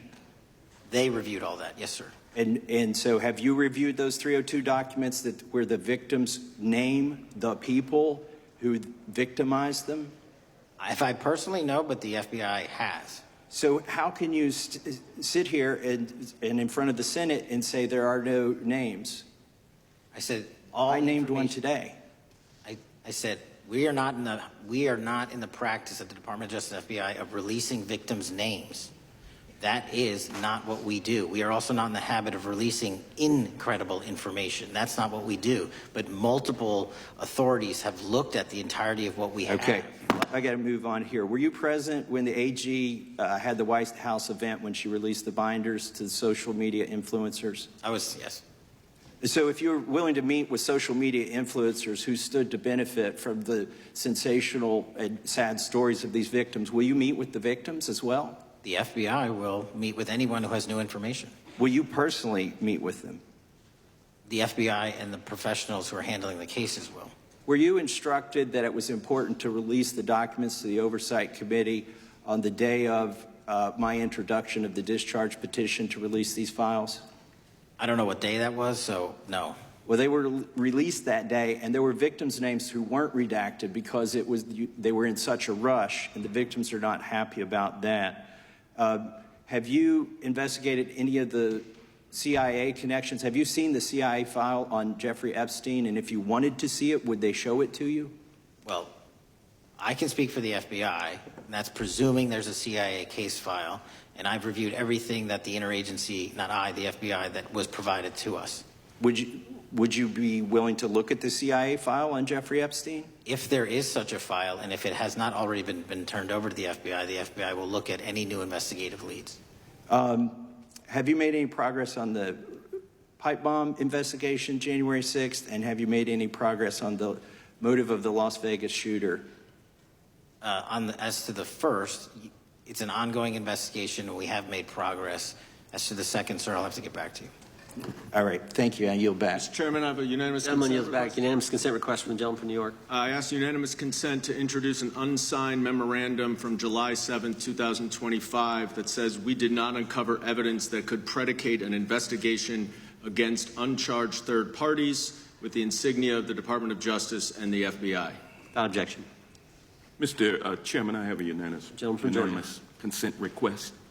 It's an article entitled DOJ Deletes Study Showing Domestic Terrorists Are Most Often Right-Wing. Without objection. Thank you. Gentleman from Georgia is recognized for 5 minutes. Thank you, Mr. Chairman. Director Patel, thank you for being here today. I want to first talk about the significant role that the FBI plays in combating the national security threats posed by our nation's greatest threat, our nation's greatest security threat, China and the Chinese Communist Party. It's a fact that China is America's most significant national security threat. Isn't that correct? I would say so, sir. And you would agree with me that China wants to dominate the United States of America? I think that's largely their plan. And they want to dominate the world both militarily and economically. Isn't that correct? I think so. And, sir, you've been FBI director for the last, 8 months? 7 months, yes. 7 months. And And during that time, have you held any stock in any companies founded in China? I don't believe so. Well, you do own stock in a company known as Elite Depot, don't you? Which one, sorry? Elite Depot. You own stock. I think that's, I'll have to get back to you. I think it's a law firm and it's a company out of Singapore. Okay, well, no, the company out of Singapore, which is owned by Elite Depot, is the Shein Company, which was founded in China, correct? That company operates out of Taiwan. Well, they changed their headquarters from China back in 2022 to Singapore for tax purposes, but it's owned by a Chinese billionaire. I think his name is Charlie Zhu, and you own stock in the company that owns Shein. Which I disclosed during my confirmation process. You certainly did. And now, do you still hold that stock in that Chinese company? Pursuant to the Department of Justice, who reviewed my material that was submitted during my confirmation process, I was able to hold certain stocks, and they made the decision. You still hold the stocks that you have? You still hold on to these Chinese stocks, these stocks in this Chinese company? I disagree that it's a Chinese company, but I was in the DOJ, when you're appointed, makes a call on what you can and can't possess. Well, now, let me ask you this. Chinese companies steal trademarks, they produce counterfeit products and sell them over the internet on platforms such as Shein. They steal intellectual property. They steal data from American companies. And to me, it seems inconsistent with your role as FBI director that you would own stock in a company that is based in a country that is the nation's premier national security threat. It's like you are putting your own financial security over the security of the nation. I disagree with that characterization. Well, I think the American people look at it like it's a classic situation of the fox guarding the hen house. If the FBI is charged with investigating espionage, economic espionage by companies controlled by the Chinese Communist Party, and you are the director of the FBI, you've got a conflict of interest. Sir, I would just show if there's any intimation that I'm against. Why are you holding on to this stock? It wasn't a decision I made. And it's valued at up to $5 million as of when you last reported, correct? $5 million in stock? No, I don't follow it. You don't follow it, but you're still making money off of it. I don't have any money off of anything. Well, what I have done... Trump's trade policies directly impact the value of that Chinese stock. Won't you agree with that? Which trade policy? I'm not a trade expert. Okay, all right. But I want to tell you this. Crazy on me today. Let me ask you this question. Why are you hiding pedophiles? Why are you shielding pedophiles? Why are you protecting pedophiles? That is maybe the most offensive thing you could say to me, given the numbers. Well, you have not released the Epstein files of pedophiles. You were aware of the Epstein client list that was published in the 18,000. Time the gentleman has expired. The gentleman yields back. Can I answer the question? Can I just respond? Of course, the gentleman can answer the question. Since I took over the FBI, there has been a 33% increase. Sir, all of that started under Christopher Your Wray. time is done. No, it didn't. The witness gets to answer the question, and then we'll go to our next FBI director, sir. And you're coming in here trying to take credit for something that a previous director instituted and largely brought to conclusion. I take no credit. It's been clear that the director has numbers are so much better than the previous director. It's Director Patel, if you want to answer the question. I take no credit. The men and women of the FBI have seen a 33% increase in the number of counterintelligence arrests out of the PRC. And so all of a sudden, when you coming in 7 months ago, gentlemen, his time has expired. And on the pedophile accusation, go for that. We have arrested 1,500 child predators in the last 7 months. Under investigations initiated by the prior Appreciate the directorship. director's good work, and we really appreciate that the time of the gentleman has expired. We now go to the gentleman from Texas. I thank the chairman. I thank the FBI director for coming before the committee. I assume the FBI director, Mr. Patel, I believe you probably agree with me that there is a significant organized effort on the left side of the political spectrum to advance criminal organizations being able to put more criminals out on the streets. That what we've seen this in daily action. Are you familiar with the report that came out this last Monday from the Law Enforcement Legal Defense Fund? I'm not familiar with that, sorry. So this report came out this past Monday, and it said that significant amount of the money flowing out of George Soros and other leftist organizations and funders has been funding DAs and prosecutors, and quote, many of these DAs had never managed an office, prosecuted a criminal case, developed organizational policies. In dozens of America's largest cities and counties, this report finds these progressive district attorneys have outsourced core parts of the American criminal justice system to activists and political donors, taking direction and advice on everything from staffing decisions and communication strategy. Organizations, it's a complex web of donors going in through these organizations to put radical DAs and prosecutors out there, putting criminals on the streets. Does the FBI director agree that this exists and is a problem? I will accept the factual representation, and if that exists, it is a problem. The organizations such as TIDES, the Fair and Just Prosecution, Brenner Center for Justice, Partnership for Safety and Justice, the Vera Institute of Justice, the amount of dollars flowing from George Soros through and to these organizations and to the various prosecutors that have resulted in increased crime on our streets, including the brutal murder of the Ukrainian refugee in Charlotte. I bring that up because that is one component of the problem. In addition, we have an organized effort targeting our border. The NGOs, the nonprofits and the deep pockets, the United Nations, charitable organizations, and a long list of over 250 organizations that the Center for Immigration Studies put out that lays out a complex web of organizations that were moving people into our country, knowing that they're dangerous, knowing that they're criminal, associated with taxpayer dollars flowing through the United Nations and donor dollars flowing through organizations, including ostensibly religious ones, putting these dangerous individuals on the street that resulted in fentanyl in our communities, that resulted in the death of Jocelyn Nungare, of hundreds, thousands even, as the director testified, 100,000 people dying from these narcotics every year. All of this in an organized effort, a complete effort by the radical left to use taxpayer dollars and these dollars to put people on our streets.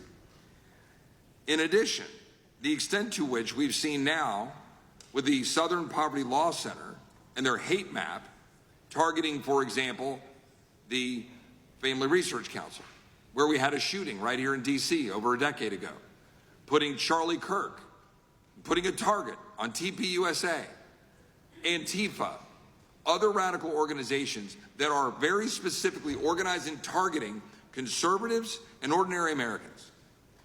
Well, how about the organized effort to infiltrate our schools and advance a transgender agenda and advance a radical agenda, perhaps one that we will see exposed further in the individual that actually shot Charlie Kirk? So here's my question. Will you as the director, and are you as the director, pursuing all legal channels to follow the truth wherever it may lead on this organized effort, one? And two, do you agree that Congress should take all action necessary to expose this web of dollars that are flowing to undermine our way of life? We've got another minute in my time, then I'd like to hear from you on this topic broadly. I'll keep it short. Investigatively speaking, we are doing the following. We are following the money. We are following the money in every organization and every person that is violating the federal code. And it doesn't matter what your background or ideology is, we are following the money. We are using legal process to follow that money, issuing subpoenas to follow that money, using grand juries to follow that money. And when we have results to recommend for prosecution to the Department of Justice, we will do that, and we will continue to publicize documents through Congress, yes, when we make these findings. Mr. Chairman, I'd like unanimous consent to insert the record outsourcing justice by the Law Enforcement Legal Defense Fund that I alluded to before. I would ask unanimous consent to add a 2024 list provided by the Center for Immigration Studies on these United Nations and other affiliated groups that are responsible, over 250 of them, for moving individuals into our country in a coordinated effort. I would like unanimous consent to insert a letter that I sent that currently has 33 members of the United States House of Representatives have signed on it, calling for a special select committee to pursue the organized effort from the radical left to target our way of life and undermine our security by putting criminals on the street and having our borders being wide open and putting us in danger. With that, I would yield back. Without objection. Gentleman yields back. Mr. Chairman, I have a couple of unanimous requests. One is a letter from Senator Tom Cotton dated last year urging the U.S. to, quote, ensure that data from U.S. companies is not harvested by the Chinese Communist Party through the purchase of Xi'an software and technology. Without objection. And also a statement by Marco Rubio, then Senator Marco Rubio, which warned our UK allies about, quote, Xi'an's deep ties to the People's Republic of China. Without objection. Also,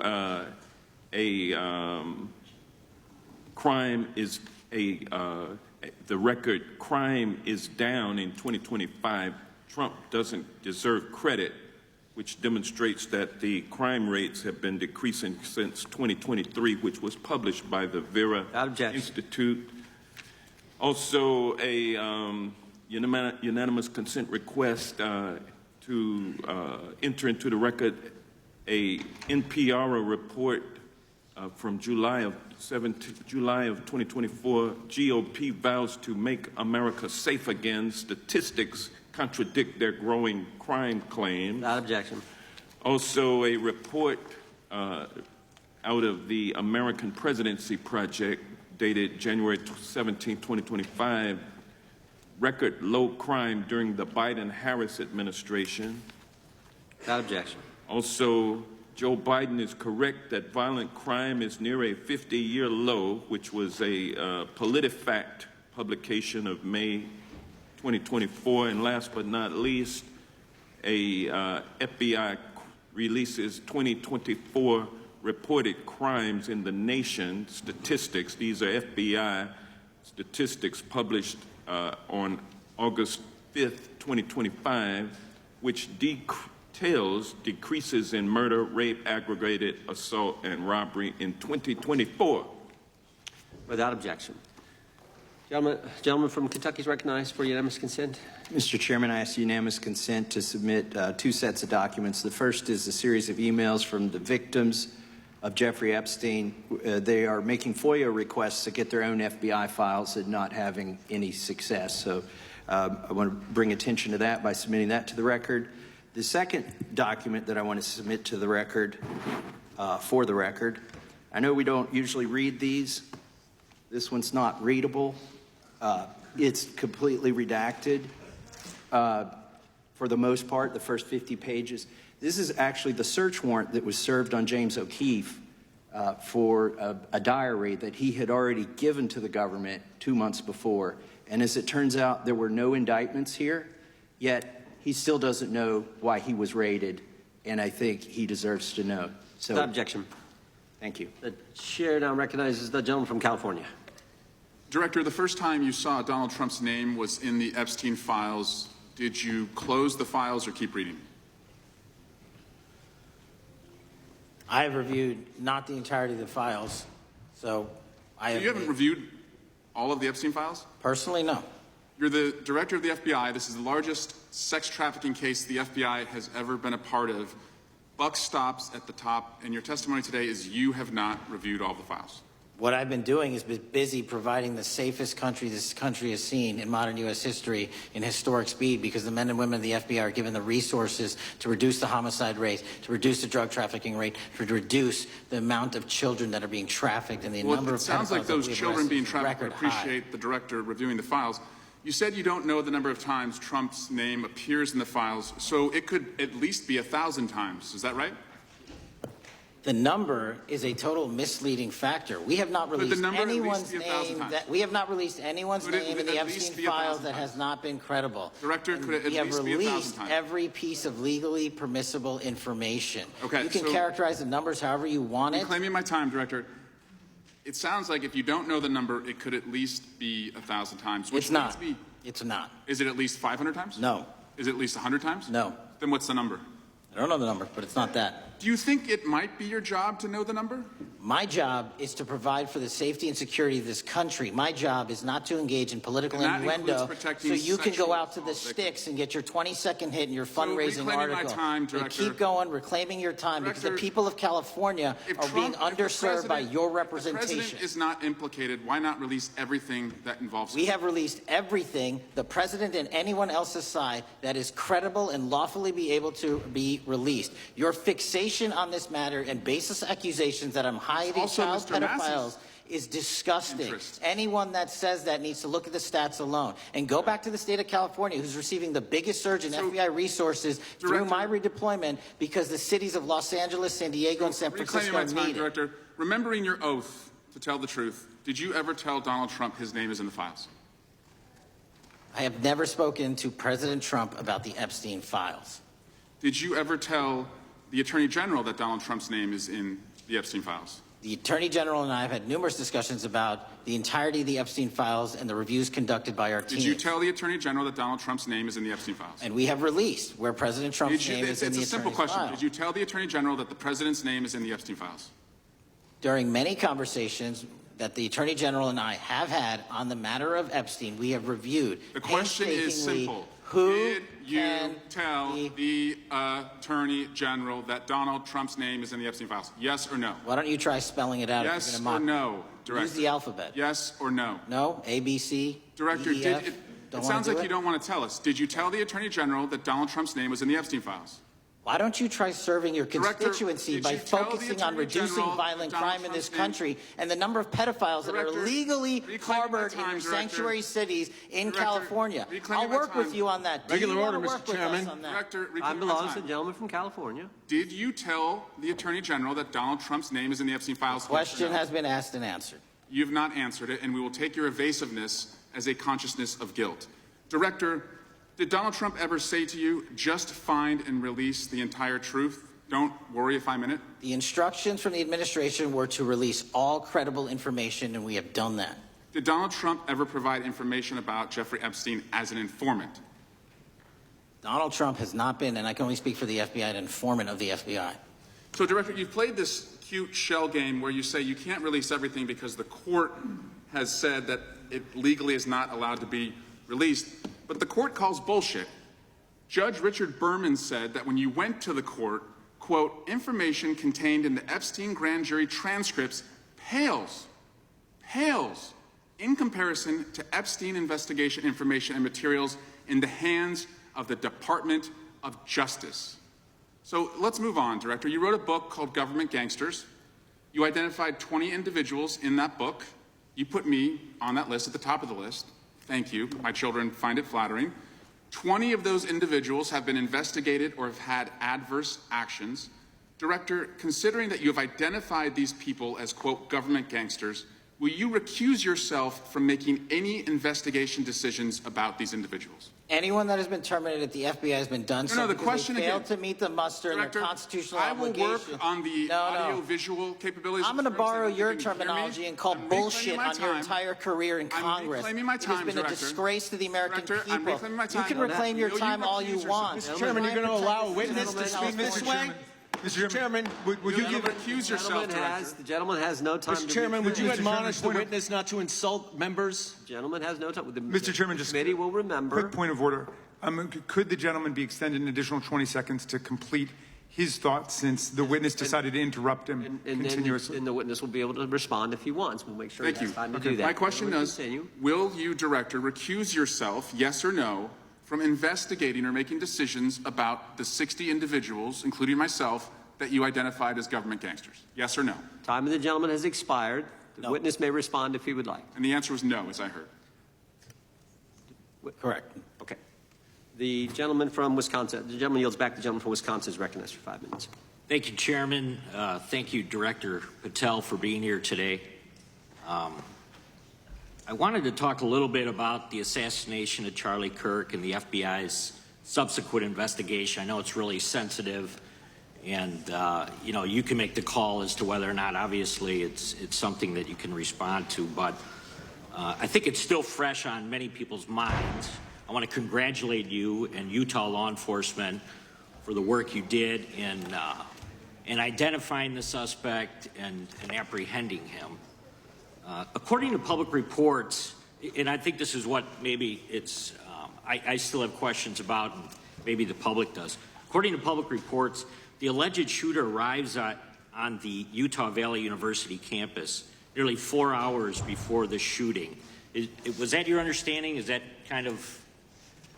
I'll let the public reports reflect themselves. I don't have the exact timeline. Okay. So we don't have any idea kind of his prep or how he set up or how he utilized that time when he first showed up on campus? All of those are being currently investigated through our cell phone analysis and through our witness interviews, and the state of Utah has now announced charges seeking the death penalty against his suspects, so we're a little limited in what we can continue to say. Sure, I understand.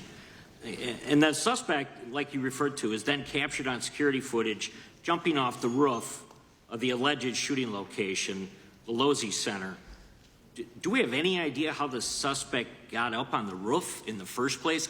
I think for members of Congress, especially after Butler and Pennsylvania, it's just unimaginable that there could be some type of security breakdown prior to an event of that size where somebody could access a rooftop.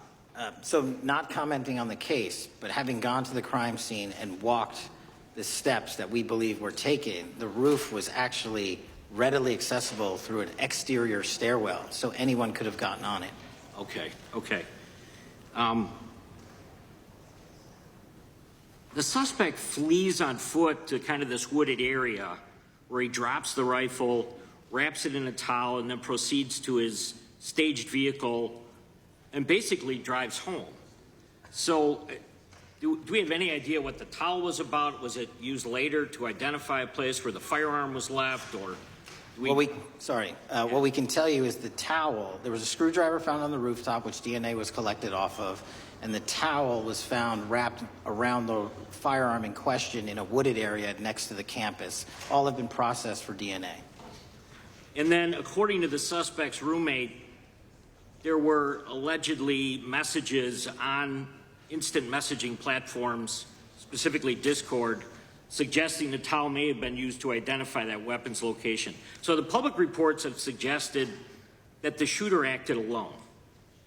Do we still believe that that's true? Do we have any idea as to whether or not those Discord messages led us to believe that the shooter may have had help in any way or assistance? I can only speak to the FBI's investigation, and our investigation is ongoing, and we are interviewing any of those individuals involved in that chat and other individuals in the area. Very good. And so my suggestion, if there are accomplices, I'm sure this is something that the FBI is going to continue to investigate fully and thoroughly into the future. Yes, sir. The reason I ask that is because I don't know that that was necessarily the case with Butler, Pennsylvania. So thank you so much for your persistence kind of in this matter. There's still a lot of public questions that need to be asked. Let me shift to another topic very quickly. On July 31st, 2025, the DOJ and the CIA declassified the annex to Special Counsel John Durham's 2023 report on Operation Crossfire Hurricane. The 29-page Durham Annex contains previously classified information about, among other things, the investigative referral of the Clinton campaign plan. Why would somebody place documents in a burn bag related to this case? That case is very much ongoing, so I can't comment on the stylization of the evidence we're collecting. Can you comment at all on the Durham Annex as I described it? The Durham Annex, which has been publicly released thanks to the FBI's commitment to transparency, is one of the documents that's being utilized. And in general terms, speaking for burn bags, sir, a burn bag is what you use to put classified documents into generally, because that is literally how you destroy them. So it appears that efforts were made by the Clinton campaign to reach out to the FBI agents or the Clinton sympathizers in the intelligence community in order to lead more credibility to the Clinton campaign plan. Do you think that's an accurate characterization? Again, I'm not going to characterize that material because it's part of an ongoing investigation. Thanks for being here today. I yield back. Gentleman yields back. Gentleman from California is recognized. Thank you, Director Patel, for being here today. The FBI searched Jeffrey Epstein's Manhattan residence, correct? I believe that happened in 2018. I think there was 2 locations, sir. It's 2019, and in that residence, the FBI found a safe, correct? I don't have the catalog of evidence in front of me. In that residence, the FBI found a safe, correct? I'll accept your representation. Okay. And in that safe, the FBI found topless and lewd photographs of girls, correct? Again, sir, I'll accept your representation. I don't know. Thank you. It was all over the media at the time. There's a New York Times article that says Jeffrey Epstein is indicted on sex charges as discovery of nude photos is disclosed, dated July 8th, 2019. And the Times reports a trove of lewd photographs of girls was discovered in a safe inside financier Jeffrey Epstein's Manhattan mansion. Author Michael Wolff has conducted numerous interviews of Jeffrey Epstein. I'm going to play for you a video clip of what Michael Wolff said Epstein told him was in the safe and what he showed the author was in this safe. So let's please play that clip now. Elected. And I was sitting talking to Epstein, and he said, "Wait a minute, I got to show you something." And then he went into his safe, and he came out with photographs. They were Polaroids, I think, and he kind of spread them out like playing cards, and it was Trump. I mean, I think there were a dozen of them, and it was Trump with girls of an uncertain age at Epstein's Palm Beach house, where all of the things that he would ultimately be accused of took place. And I remember very vividly 3 of them. There are 2 in which Trump is, the girls, topless girls, are sitting on Trump's lap. And then a 3rd in which he has a stain on the front of his pants. And the girls are kind of pointing at it, sort of bent over, laughing. So, Director Patel, I'm going to ask you a very broad and general question. As you know, Donald Trump and Jeffrey Epstein were friends. There are, of course, photos showing Donald Trump together with Epstein, correct? I don't have the entirety of the photographs, but I think they've been photographed in public together. All right. Are there any photos showing Donald Trump with girls of an uncertain age? No. How do you know that? Because that information would have been brought to light by multiple administrations and FBI investigators over the course of the last 20 years. Well, you know what? That's just not true, because no one knew about the creepy birthday message that Donald Trump wrote to Jeffrey Epstein until the Wall Street Journal disclosed it, and then all of a sudden, the Epstein estate provides it to Congress. Well, so certainly, you weren't there at the search. You don't know what Epstein may or may not have done with those photographs even prior to the search. Maybe someone has it. Maybe the Epstein estate has it. You raise a great point. So I'm going to ask you, have you asked to talk to Michael Wolff? You raise a great point. I haven't personally asked to talk to Michael Wolff. Has the FBI asked? But the FBI, I'll get back to you if the FBI specifically so Michael Wolff has has ever. About 100 hours of testimony of Jeffrey Epstein. Wouldn't it be good for the FBI to interview Michael Wolff? I'm not saying they haven't. I just don't know. Has FBI subpoenaed the tapes that Michael Wolff has conducted of Jeffrey Epstein? I don't know.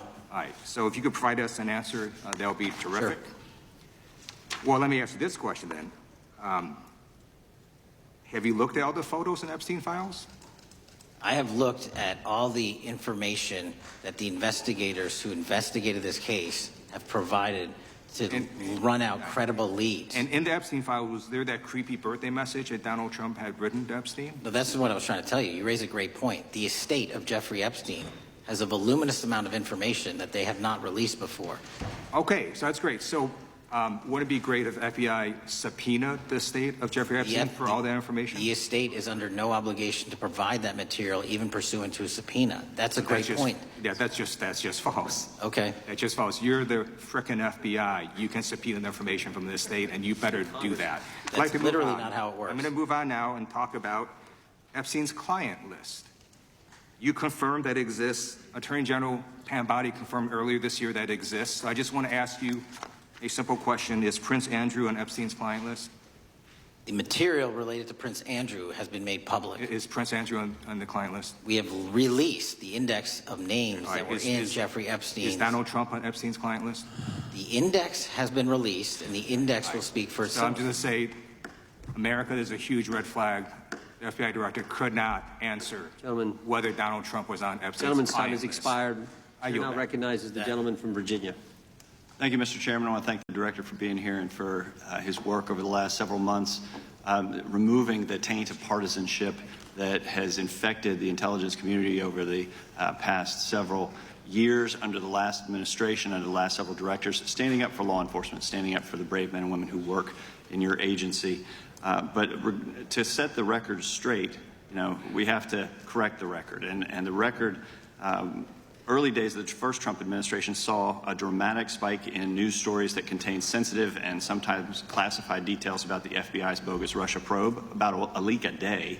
It's unacceptable that senior FBI officials coordinated to leak classified information to try and harm President Trump.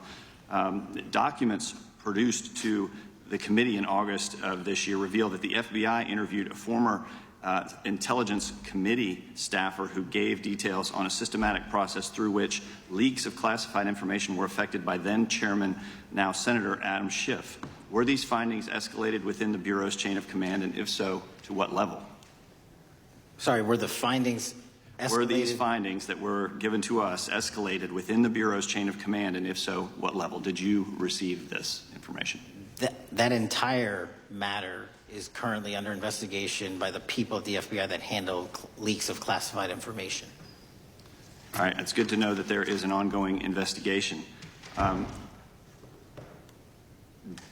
you tell me whether these leaks to the media compromised any ongoing FBI investigations during the Trump-Russia probe? I can tell you, generally speaking, the leaks of classified information are detrimental to any work the FBI is doing. Now, former Director James Comey testified before the Senate Judiciary Committee that he had never been an anonymous source, nor authorized anyone to be an anonymous source in news reports about matters relating to the Trump investigation or the Clinton investigation. Was Comey's testimony true? In reference to Director Comey, I'm very limited in what I can say because of what the current status of those matters are with the FBI and the Department of Justice. When I am able to make those public, I will. Can you tell me if there's an ongoing investigation there? Again, without identifying any individuals related to the information you're generally speaking about, there is an ongoing matter that has been under review by the Department and the FBI for some time. Because we know that the documents that we received last month revealed that former Director Comey used Columbia University law professor as a conduit to leak stories to the media that contained classified information. Let me move on to the way that the FISA process was weaponized by past directors. Prior to your confirmation, you raised concerns about government misuse of FISA, including Section 702, stating that FISA was in need of major reform. Specifically, you highlighted that the Fisk report that the FBI had conducted 278,000 improper searches of the FISA database. Do you remain concerned about governmental abuse of FISA in Section 702? I'm always concerned, but what we've done since I became FBI director is implement new audit systems. We are nearing 100% review of the 702 query system that you are specifically referring to, and we've also eliminated anyone that has ever touched that database that has in any way made a mistake, whether intentional or not. And we have also identified a system in which those going forward who misuse the 702 system, they don't get 2 strikes. They get 1 and you're done. Okay, I'm glad you mentioned you're continuing to audit because, as you know, in May, the New York Times reported you closed the FBI's Office of Internal Auditing. Can you explain why you decided to close this office? Yeah, because under the new restructuring of the FBI, to save resources, there were 2 different places doing the exact same thing. We have a specific division dedicated to audits. I didn't need another audit system doing the audits again. And so we folded some of those folks with their expertise into our specific division and then took the rest of those folks and are moving them out across the country. Under previous FBI leadership, FBI agents were found to have lied to the FISC. There have been hundreds of thousands of violations of querying standards. In light of past violations, what action is the FBI taking to ensure that similar abuses do not occur in the future? Exactly what I've outlined. You cannot have access to the 702 query system if you improperly queried that system at all at any time in your career. Okay. At a Senate hearing 2 years ago, your predecessor, Director Wray, testified FBI had previously purchased U.S. phone geolocation data for a specific national security pilot project and further stated that the project had not been active for some time and that the FBI relies on court-authorized process to obtain location data from companies. Does the FBI purchase location data or any other data of Americans from data brokers? I don't believe so, but I'll get back to you. Thank you. That'd be important. I appreciate that. I yield back. Gentleman yields back. Gentleman from Washington's recognized. Thank you, Mr. Chairman. Mr. Patel, before you joined the FBI, you had very strong opinions about what the FBI was hiding regarding Jeffrey Epstein. In a September 2023 interview with Glenn Beck, you said the Black Book is under the, quote, direct control of the director of the FBI. In December 2023, you said, let us know who the pedophiles are. Even for a short time after becoming FBI director, in February of 2025, you tweeted, quote, there will be no cover-ups, no missing documents, no stone left unturned. In June, you told Joe Rogan, quote, we've reviewed all the information, we're going to give you every single thing we have and can. But then suddenly in July, everything changed. You and Attorney General Pam Bondi released one video and said that there was nothing more to see.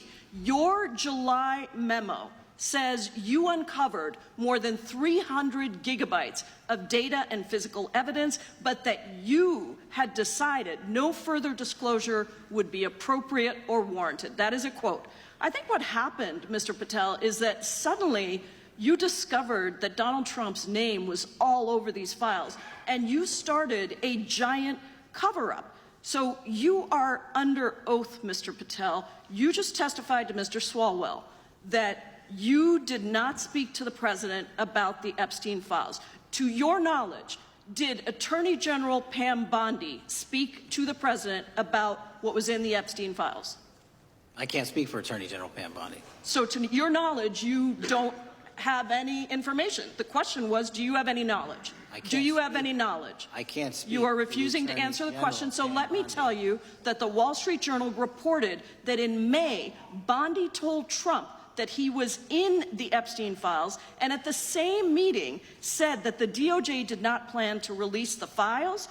Yesterday, you testified to Senator Kennedy that there was, quote, no credible information that Epstein trafficked girls to anyone else, and that you have, quote, continuously and publicly asked the public to come forward with more information, and we'll look into it.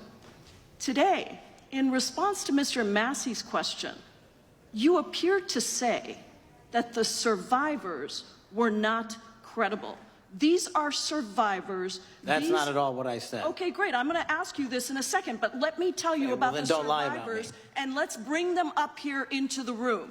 These are women who came to the Hill and testified that they were groomed and raped at the age of 14 and 16 years old, and they called to meet with the president and to meet with the FBI and to have people investigate their claims. Some of them have never testified before. If you are so interested in getting the public to submit any information, why have you not met with them? You said you haven't met with them. Have you met with them? I'll give you one more chance. My job as the FBI director is to invite Is the all answer yes or no leads. to whether or not you met with these women who were sexually abused and raped? Any insinuation by you or any What people is on the your side that I am not manhunting child predators and sex traffickers, just look at the Mr. stats. Patel, And you talk Mr. about Chairman, cover-ups, man. Mr. Chairman, you this talk is about my time, cover-ups. and I will take Why as much time as I Where were want. you during the Instruct the Obama and witness, Biden Mr. administrations Chairman. when these so-called Instruct the cover-ups were witness. going on? Mr. Why didn't Chairman. anyone in those administrations talk to any of these Mr. purported Chairman. witnesses? Let's I have get some regular welcomed order, Mr. every Chairman. single person to provide credible information. Time belongs to the gentlelady from Washington. Washington. And I'm but going to take when another you couple accuse of the minutes. witness of something, he's allowed to respond. That's how it works. You say Listen, something, he didn't even, say the- excuse me, Mr. Mr. Chairman, Chairman, you have point always of been order. fair. But this And is I'm not being fair. fair, and you will get No, your- this you will is get my your time. time, and he We will give the said gentlelady that the a few witnesses additional were not credible. seconds of time. I'm going to get an additional minute of time because that's you'll how get much time you he won't took. get a minute. You'll get some seconds. What we think is under 5 minutes. You don't get to demand how Mr. much time you Patel. get. That's not how it works. Mr. Patel, are the victims of the Jeffrey Epstein horrific trafficking ring, are they credible?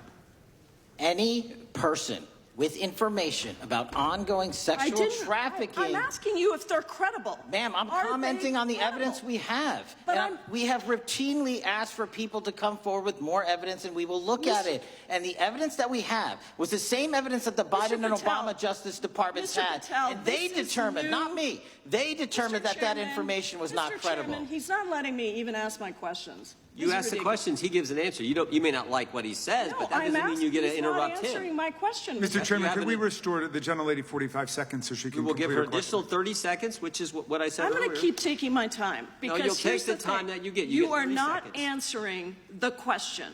The question I is, have. You just don't like the answer.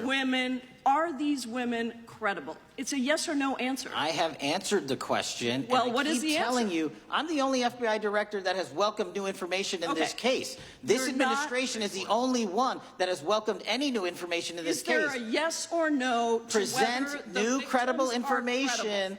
Present new Are information. the victims credible or not? I'll tell you what happened in the last Trump Are they administration. credible or not? You can't even Victims say. credibly came forward, and you know what happened? President Trump authorized the indictments of President Jeffrey Trump Epstein, called not them a Biden, hoax. not Obama, President Trump no one called else. the entire thing a Democratic hoax. So I would like to ask The you gentlelady's if time has you expired. will I gave her the additional if 45 you- seconds she if you requested. will The meet- gentlelady yields back. The gentleman from Mr. New Chairman, Jersey is I would like recognized to for his ask if 5 you would minutes. meet with the women who were sexually Time does not belong. abused and raped and groomed Time does at not the belong ages to the of gentlelady from 14 Washington. and The time now 16 belongs- years old. Are the you time- going to cover up? No, I'm Are not you gonna- going to I'm continue gonna to recognize cover the up gentleman for from the New Jersey rich for and his 5 minutes. powerful men, including those that might be on this committee? I can yell Or too, are Mr. you Chairman, going but I don't want to yell allow above them this. to The time belongs testify? to the gentleman from New Jersey. I Are you appreciate going the to allow gentlelady them to yielding testify, back. Mr. Patel? Go ahead. Will you allow them to testify to you, Mr. Patel. Mr. Patel, thank you for being here. I know it's been an interesting and difficult 2 days. And I wasn't going to talk about the Epstein thing because there's a lot of other issues that affect the FBI, but I have to say a few words. I've sat here, I've listened to this, I've watched it, and you know, my Democratic colleagues are so concerned now, Mr. Patel, all of a sudden. Where were they last year? Where were they the year before? Where were they the year before that? Where was the last president in any of this? All I know, the only thing I see is a single letter from the ranking member that was sent in 2019 that he didn't like the plea deal, and some people signed on to that. Most of the truth, the real truth, let's be honest, let's be intellectually honest. The real truth is we didn't hear from them at all.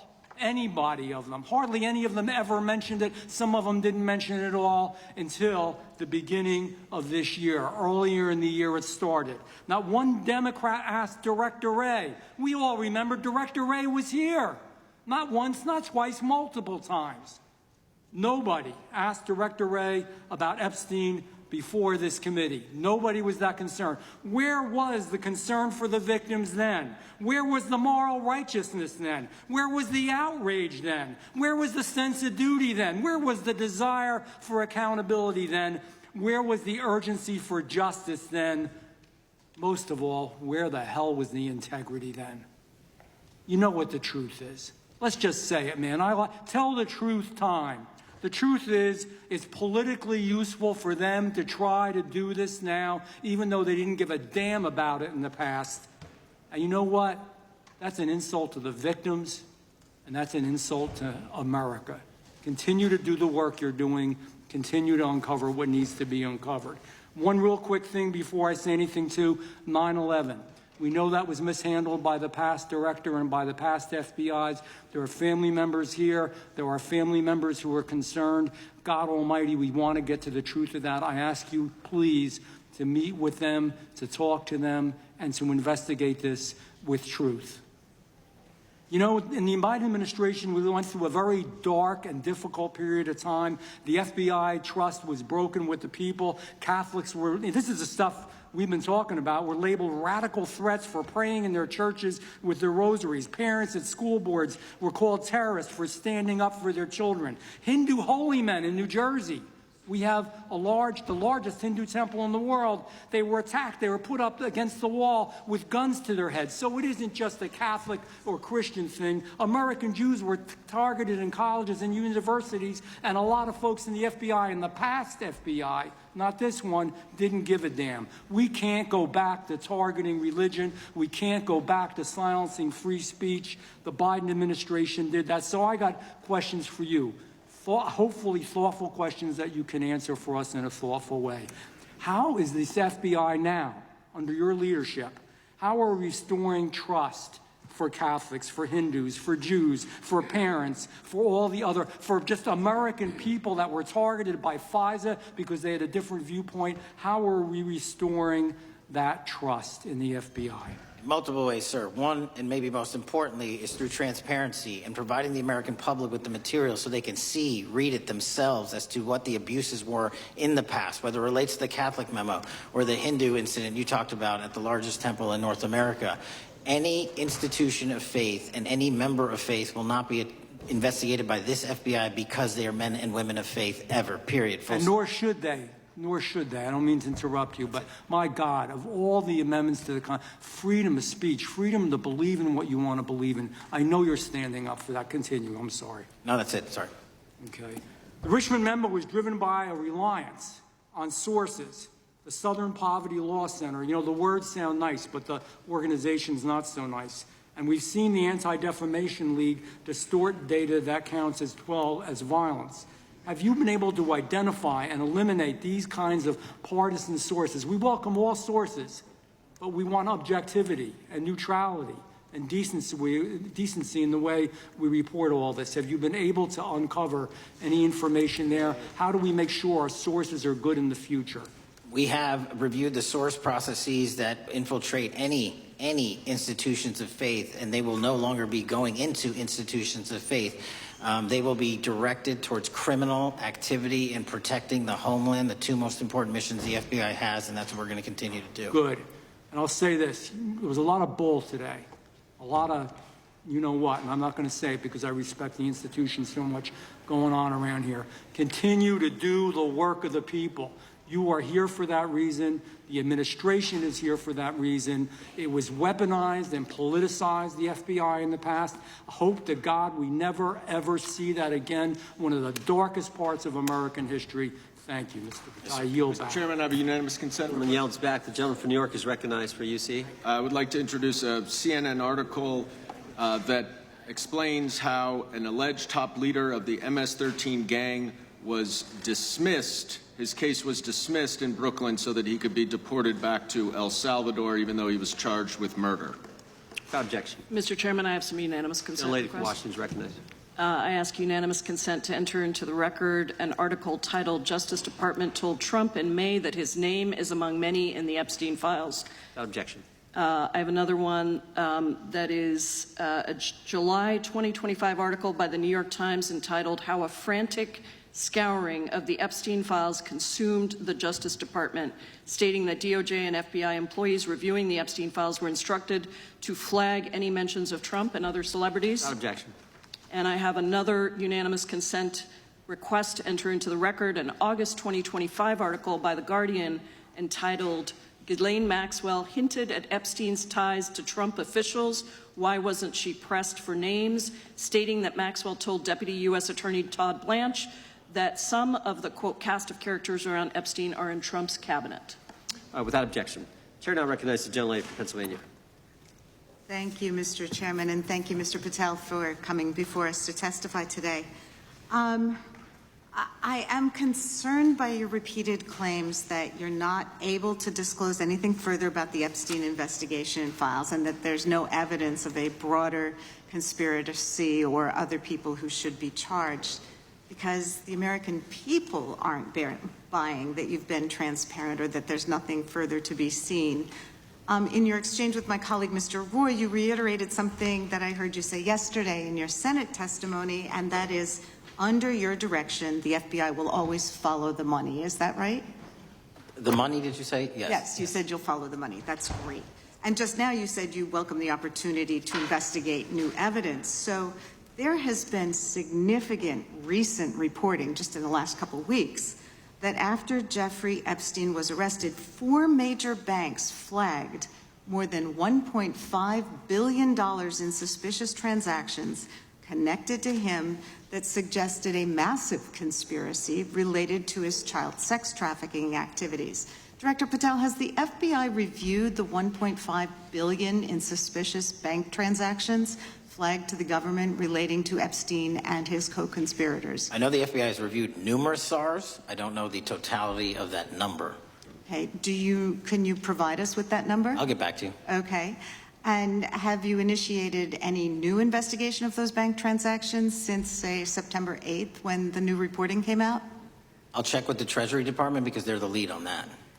Okay, so Director Patel, how many individuals or entities has the FBI interviewed, subpoenaed, or compelled to testify? Can you give us those numbers with respect to these bank transactions? Not off the top of my head. I'll have to work with Treasury. Okay. We're concerned, you see, because you say you're going after child predators, but obviously this is how you follow the money, is if you follow the bank transactions that apparently enabled the child sex trafficking. Would you agree? It's one of the valuable investigative tools is to follow the money. Okay. Have Jeffrey Epstein's victims have asked us to ask you whether or not you've investigated Epstein's lawyers, the lawyers who facilitated those payments? Have you subpoenaed or questioned any of those lawyers? So in 2018 and 19, what I recollect is many, if not every one of those lawyers was part of the investigation. But you weren't there at that time, I wasn't right? there. Okay. So can you get us the names and the numbers of who was investigated then with respect to those lawyers? As long as I'm allowed to release it, absolutely. Okay. Well, if we provide you with subpoenas, I assume you can release it. Is that right? We have a current subpoena, and we're working with Congress to provide it. Okay. You've said that the Acosta investigation had an original sin. Mm-hmm. What do you mean by that? Basically, if you're looking at an actual pedophile ring, what you should not do is limit the time frame in which you're legally able to collect information. So search warrants that Mr. Acosta utilized in 2006 and 7 leading to the 2008 plea agreement had a very specific narrow window of years, I think 3 or 4 years. And so information pursuant to legal process wasn't collected for 10 years or 15 years or 20 years. It also, subpoenas were not sent out to hundreds of witnesses at the time, hundreds of victims at the time. None of that was done. None of these people were put in grand juries. And so the totality of information from the jump, instead of being this big, was like this. And that, in my opinion, is not how you run an investigation if you're trying to break a sex trafficking ring. So you're now in charge of the FBI. Why haven't you done that investigation? Great question, and here's the answer. Simply because I am not able to go back 20 years and collect information that the courts had decided was already subject to search warrants. They have said this was in the investigation. There's a non-prosecution agreement out of that plea, and when the case was reopened, and this is where it comes into play, when the case was reopened in 2018 and 2019, the search warrants, again, were limited to the conduct of Jeffrey Epstein. Now, whether that's right or wrong, that's a different discussion, but I'm telling you that's the information well, we I think reviewed. that is a different discussion, and I think the discussion we'd like to have today is why you aren't following the money with respect to the broader conspiracy that it has been reported in the New York Times and elsewhere, and that if you really want to attack the issue, if you wanted to attack the issue, if you wanted to get to the bottom of it, if you wanted to disclose what really was involved in the Epstein files, the Epstein cover-up, that you would be taking very different actions that you are today. I do want to seek unanimous consent to enter into the record the New York Times September 8th, 2025 article, How J.P. Morgan Enabled the Crimes of Jeffrey Epstein. Objection. And also an article dated July 17th, 2025 in the Epstein case, Follow the Money. Objection.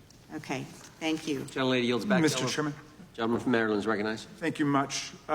Pursuant to Clause 2K6 of Rule 11, I move that the committee subpoena the CEOs of 4 banks, J.P. Morgan, that's Jamie Dimon, Bank of New York Mellon, Robin Vince, Bank of America, Brian Moynihan, and Deutsche Bank, Christian Sowing, in order to get the suspicious transaction reports. These 4 banks have flagged to the government $1.5 billion in suspicious transactions related to the sex trafficking crimes and conspiracy of Epstein, Maxwell, and all of their collaborators. And as you know, Mr. Chairman, we got the SARS reports for Hunter Biden totaling around $20 million. And so these $1.5 billion in SARS reports we should get, especially since the director doesn't seem to be forthcoming. And I request that we do this immediately. I think the director's been very forthcoming. We will hold any motion to subpoena in abeyance until the conclusion of the hearing. The chair now recognizes the gentleman from Texas. Thank you, Mr. Chairman. Thank you, Director Patel, for being here. It is quite clear that certain members of this committee, they want their 15 seconds on TV, stamping and coming.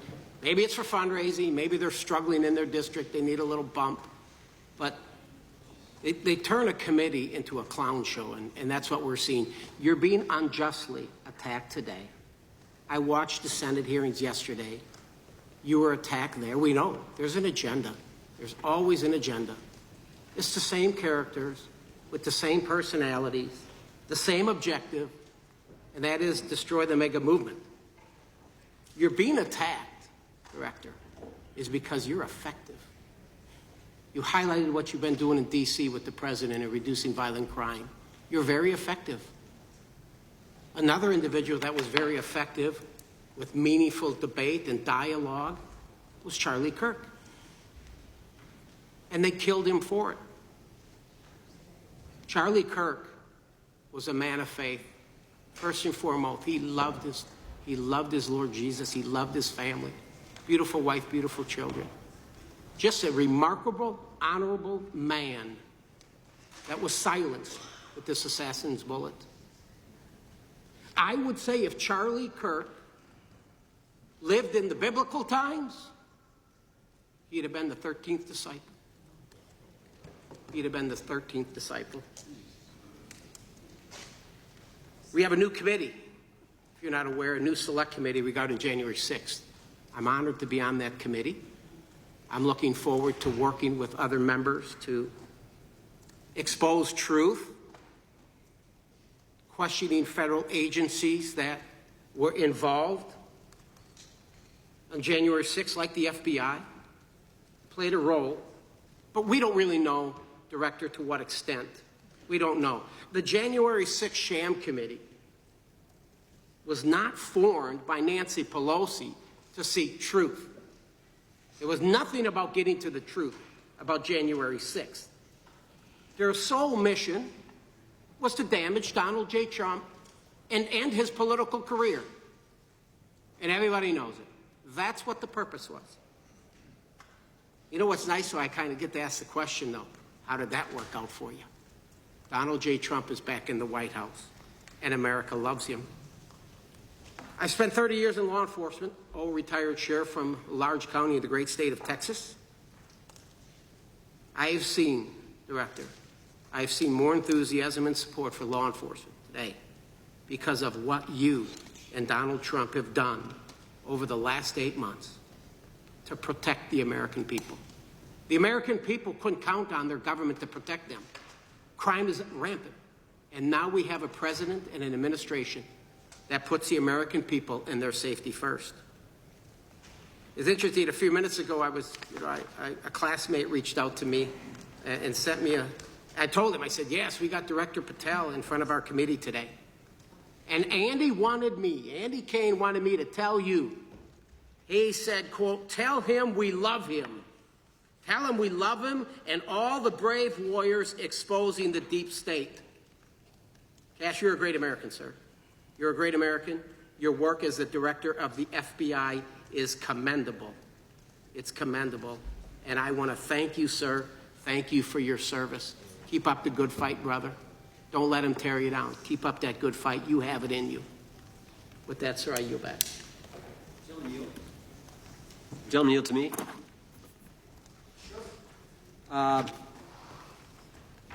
Director Patel, there were 26, the gentleman mentioned the select committee, there were 26 confidential human sources at the Capitol on January 6, 2021. 4 entered the Capitol and thereby broke the law. Do you know if those individuals were being paid by the Ray FBI? So we've provided 600 pages of documents to this committee alone regarding January 6th. That's 600 pages more than any of my predecessors. Yep. Generally speaking, confidential human sources are always paid by the FBI. That's how it works. I can't speak to the specifics on each one and how much they make. And we appreciate it. We've reviewed some of that material, and you've given us a lot of material that we didn't get from Director Ray. That specific question, I think, is important to the American people.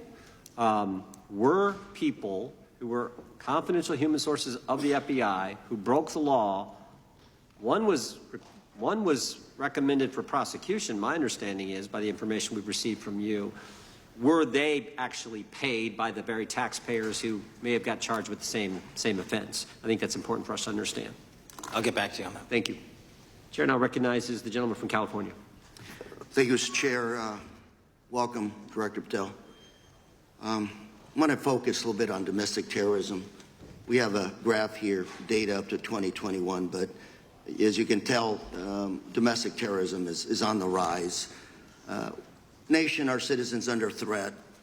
We saw the assassination of Charlie Kirk, 2 assassination attempts on the president, school shooting, Minnesota last month, and closer to home, just a couple of days ago, Huntington Beach, peaceful vigil for Charlie Clark, infiltrated by neo-Nazis who essentially made the local individuals attending that event fear for their safety. All of us know that a lot of these domestic attacks are by lone wolves, but yet they do leave clues, social media or elsewhere. Director Patel, you're it. You're the thin blue line. The FBI, your job to protect our citizens back home from those that would harm us. You have to find the needle in the haystack. Takes a lot of work, a lot of resources. Talking to my local sheriff this morning, who said they're concerned. Federal cuts to local grants that help them do the job. Then, of course, let's not forget about other threats that are coming before us, like high-tech fraud. Local senior recently was talking to me about a text she had gotten, a demand by the IRS to send a payment immediately, or the IRS agents were on their way to arrest this individual. Pretty gutsy stuff by folks probably from Europe, North Korea, Russia, China.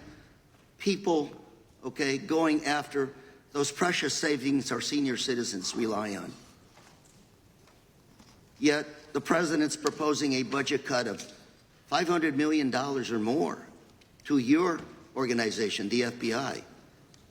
You've said that that'll essentially equate to about 1,300 less jobs at the FBI. So I'm going to ask you essentially, what is it that we can do to help you do your job? Little concerned. Friday night lights. One of the events I love to do on Friday nights, go to the local high school football game. Sit there at the stadium and you always say, what if? What if? You're the thin blue line. Can you do your job cutting $500 million from your budget? Thank you, sir. I think we are doing our job, and the distinction is with the budget that we have, we are flexing more resources to the field. California is receiving the largest FBI plus-up of any state in the union due to that plus-up. They're not getting a reduction. No state is getting a reduction. Every state is getting a plus-up. And so I'm utilizing the money that we have to first plus it up. And the empty vacancies that we have, those haven't been filled in years, not under my leadership. Here's my concern. You're going to do well. You're doing more with less, is what you're saying. Yet we're about to vote on a budget that has $88 million more to protect members of Congress, the executive branch, the Supreme Court. There's a contradiction here. Back on Main Street, we're saying you can do more with less, you can protect them with less money, yet here in Washington, we're saying we need more money to protect members of Congress. It's a little contradiction here. Or maybe, sir, you ought to talk to leadership about coming in with your management style to protect the Supreme Court, Congress, and the administration. Otherwise, it's essentially a hypocritical situation.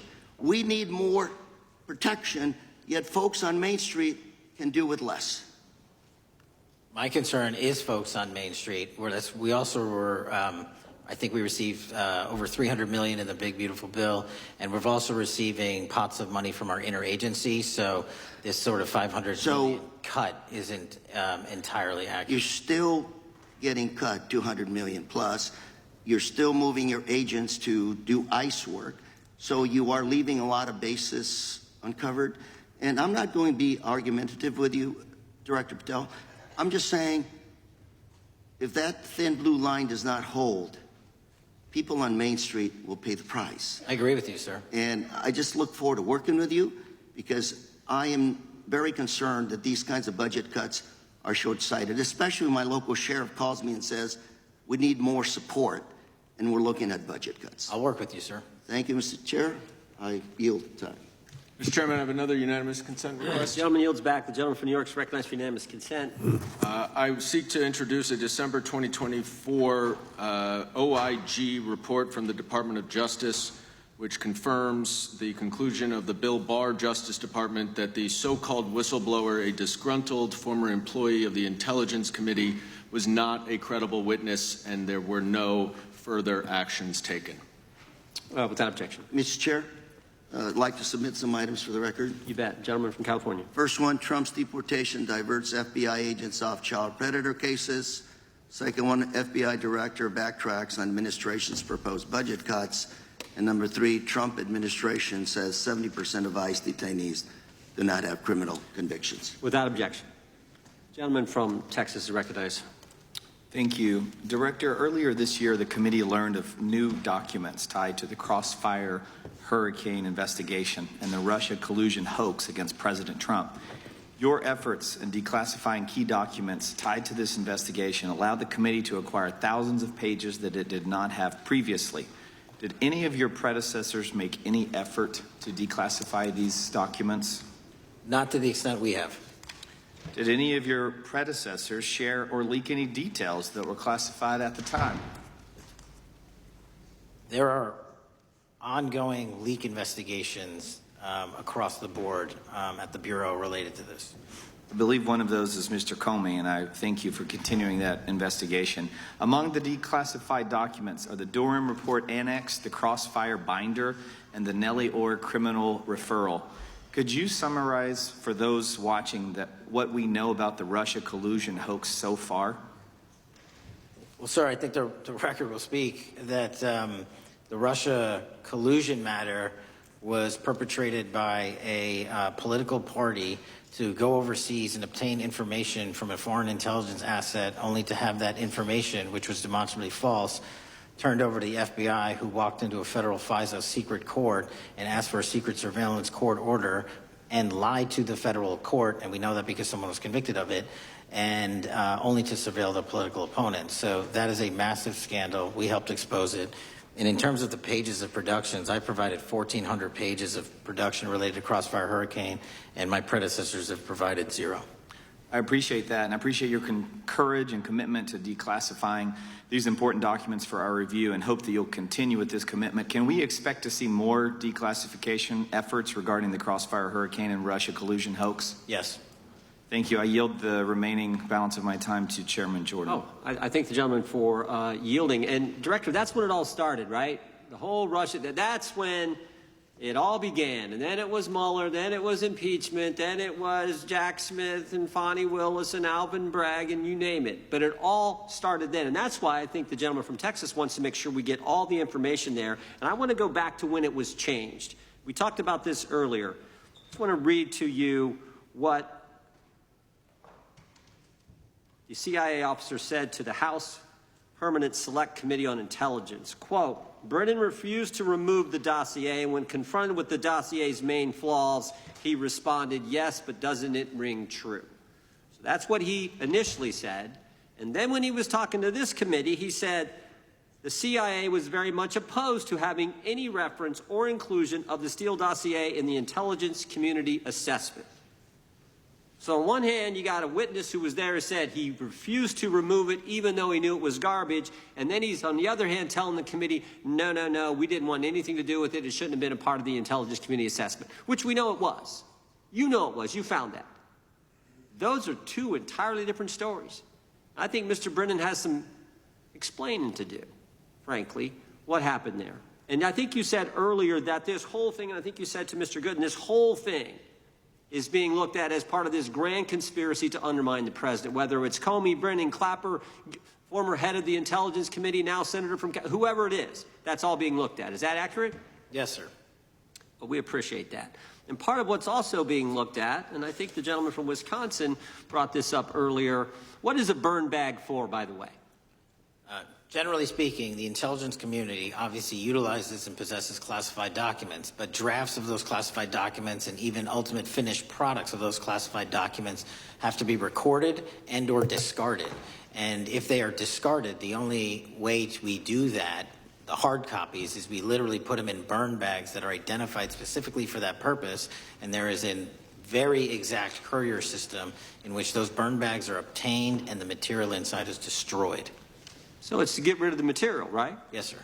And it looks like the annex that Mr. Durham in his investigation had was put into a burn bag by your predecessor, I assume, to be destroyed. Is that accurate?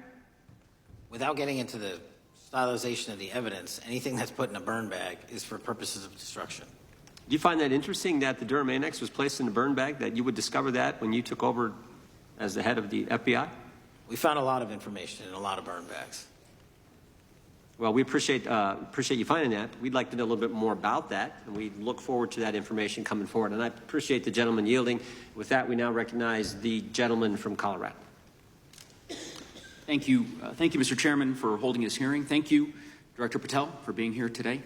I have a couple of questions regarding a terrible shooting that occurred in Colorado, a state, as you may know, that I represent. You've testified previously about, I think, what you would describe as your efforts to provide more information regarding the investigation with respect to the horrific assassination of Mr. Kirk. And so, in that same vein, I'm hoping you can provide this committee and my constituents in Colorado with some clarity. Absolutely. I think, as my colleagues know, in Evergreen, Colorado, Jefferson County, a county that I proudly represent, at Evergreen High School, a shooter ultimately injured. 2 students were praying for their swift recovery. There's an article here from Colorado Public Radio. The title is, quote, FBI was already investigating an account that may have been linked to the Evergreen shooter. You're familiar with the circumstances generally, Director, regarding this terrible tragedy. Yes. So my understanding from the public reporting is that an organization reported to the FBI in July of this year regarding, just reading here from the article, that the FBI opened an assessment into a social media account user whose identity was unknown and who was discussing the planning of a mass shooting with threats nonspecific in nature. This is the FBI's statement to the press. And that the FBI continued to work this assessment investigation to identify the name and location of the user up until September 10th, 2025, which was the day of the tragedy. Can you provide us some clarity on what were the impediments to finding, the account user, and maybe describe in greater detail the FBI's work in that regard? Generally speaking, yes, because I know even though the shooter's deceased, the investigation we're not done. Sure. And so the impediments to finding these individuals, and you highlight a great point. We had 2 huge tragedies in the span of days in this country. The school shooting in Evergreen, Colorado being one of them. And proactively going out onto these social media platforms, which are so large, is our biggest impediment. And we need to rely on the service providers. There's actual legislation, I can't remember the name of it, that's up for renewal, which will, and I think at the end of the month, which gives service providers the ability to report that information in from their end without liability. We need that to continue, because while the FBI has so many people and the police are great at doing it, there's just too many platforms to cover down on. Well, I appreciate that, Director Patel, and I think we're certainly, I'm interested in continuing this conversation because I think the reporting suggests that that there's a pattern, and that ultimately we want to make sure that law enforcement is able to prevent this kind of tragedy from happening in the future. I have a question. It's not meant as a gotcha question, so it just frame it there. But it is in regards to some reporting around a periodic transaction report that you had filed earlier, this year. So this is in July, pursuant to the ethical obligations as a senior executive official. You remember filing that in July? Yes. Yeah, so in that report, as best as I can surmise, you disclosed that you divested $100,000 or more in a variety of different stocks, which I presume was pursuant to the ethics agreement that you negotiated with the Department of Justice. In that same report, there's a disclosure regarding purchases of two different transactions. So between $15,000 to $50,000 in a national coffee house chain and between $50,000 to $100,000 in a semiconductor company on May 9th and May 12th. Are those transactions that you're doing personally, or are these through a stockbroker, or are these transactions that you're handling yourself? So how they happen is I submit proposals under DOJ guidance to say, hey, I would like to trade this or that, and they run their review, and the FBI runs a review, and then they come back and say yes or no, and then I make the transaction. Is there a reason that you decided to make the purchases into those two companies? Generally speaking, before I got this job, I was, trading stocks, but not a lot like most people, and I just follow certain industries, and I thought they would be a good investment. So the reason why I ask, right, because you had divested in other companies, and I presume that wasn't because there were actual conflicts. It's just that you wanted to avoid an appearance of impropriety. It was both. But not all of the companies were conflicts. Whatever they make divested from. I don't make the call, they make the call. Sure. Yeah. I guess my point would be, the reason why I ask is, why I said it's not a gotcha question, I have for years led an effort here in Congress to try to ban members of Congress, senior executive officials, from trading stocks. And it's bipartisan in nature. We're working really hard to get that done, Republicans and Democrats. And you can understand, I think, given your role, given the nature of the position that you hold as the leader of the largest law enforcement agency in our country, that divesting entirely, not doing day trading now, I think would be something that would be in the interest of the American people. So I just would hope you would consider that, and that moving forward, that perhaps not purchasing stocks in individual companies, I would think would be something that would be worth pursuing. Gentleman's time is... I'm happy to give the witness an opportunity to... Thank you. I'll work with you on it. Gentleman from Alabama is recognized. Thank you, Mr. Chairman. Thank you, Director Patel, for being here today. Newly declassified documents confirm that the intelligence community under President Barack Obama knowingly relied on unverified and fraudulent evidence to manufacture a false claim that Russia, in fact, meddled in the 2016 election. Is there more to be done to uncover the depths and origins of the Russian collusion hoax? There is, and we're doing it. Why should Americans still care about that, Director Patel? Everybody wants to talk about a weaponized bureaucracy. And when we put out the facts about a weaponized bureaucracy, not because I said so, but because we found the FISA documents, because we found the 302s and the 1023s, then it becomes a political football. My job is to continue to put out that information and let the American public read it for themselves when I'm lawfully able to do so. And that's been my commitment on any subject, Russiagate or otherwise. Wherever the law allows me to do it, I will do it.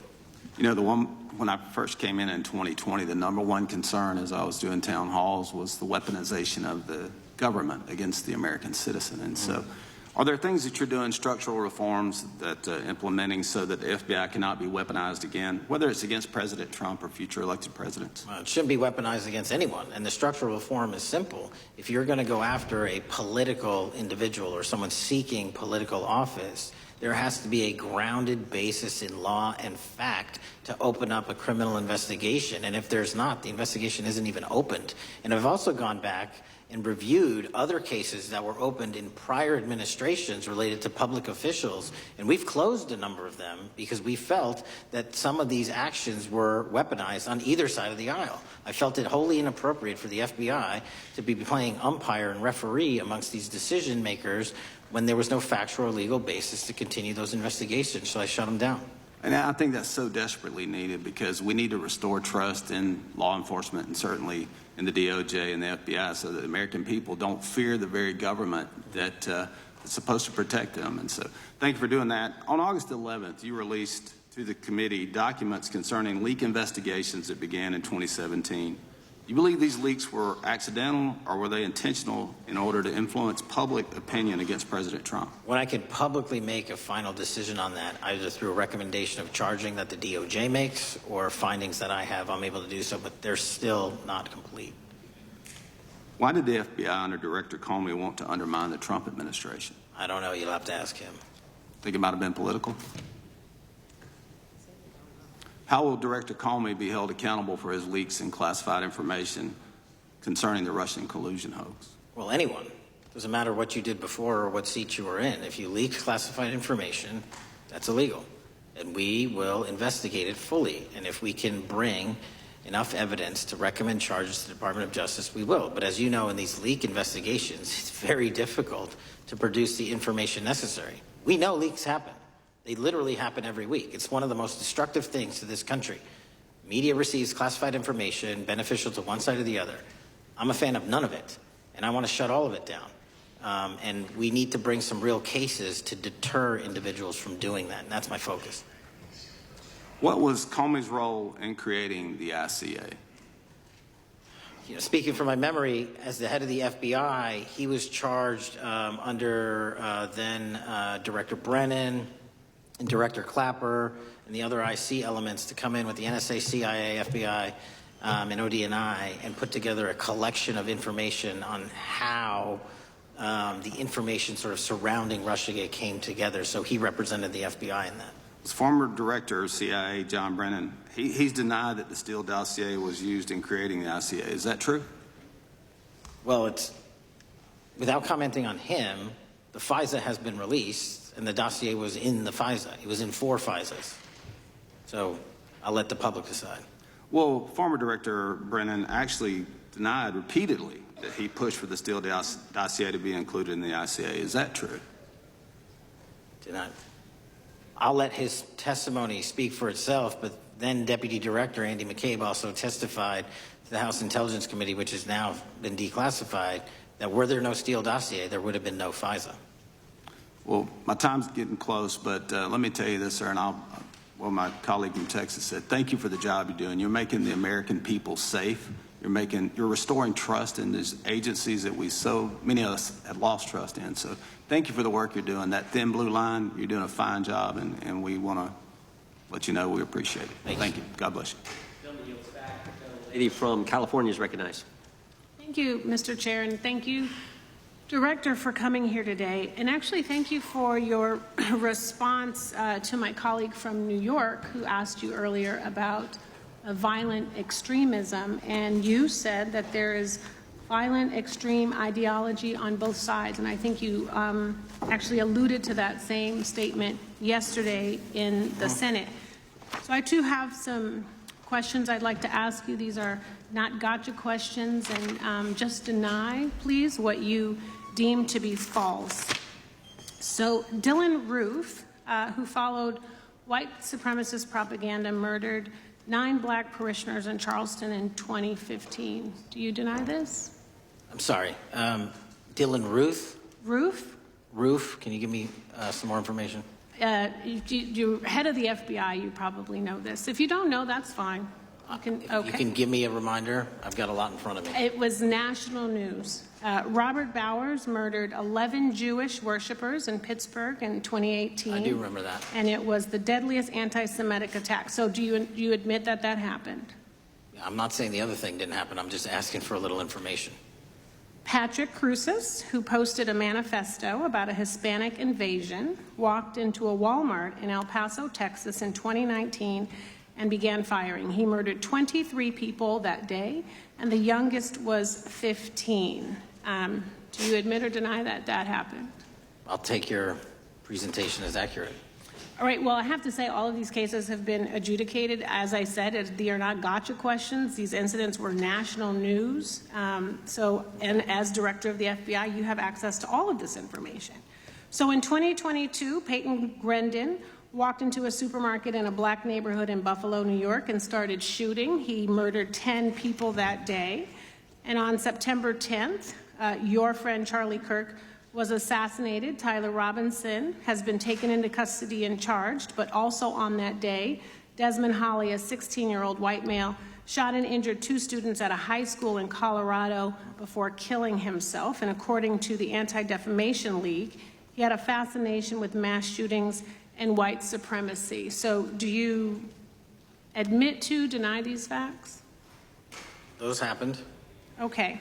Your predecessor, former FBI Director Christopher Wray, said that one of the most dangerous concerns is that racially motivated violent extremism, especially white supremacists, has been the biggest chunk of our domestic terrorism cases and is responsible for the most lethal attacks over the last decade. Do you admit or deny, A, that he said this?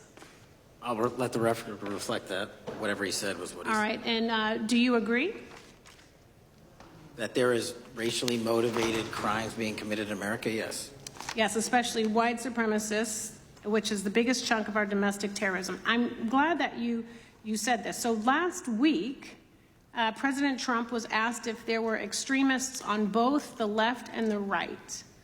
He was actually asked this by Fox and Friends, and his exact words were, "I'll tell you something that's going to get me in trouble, but I couldn't care less.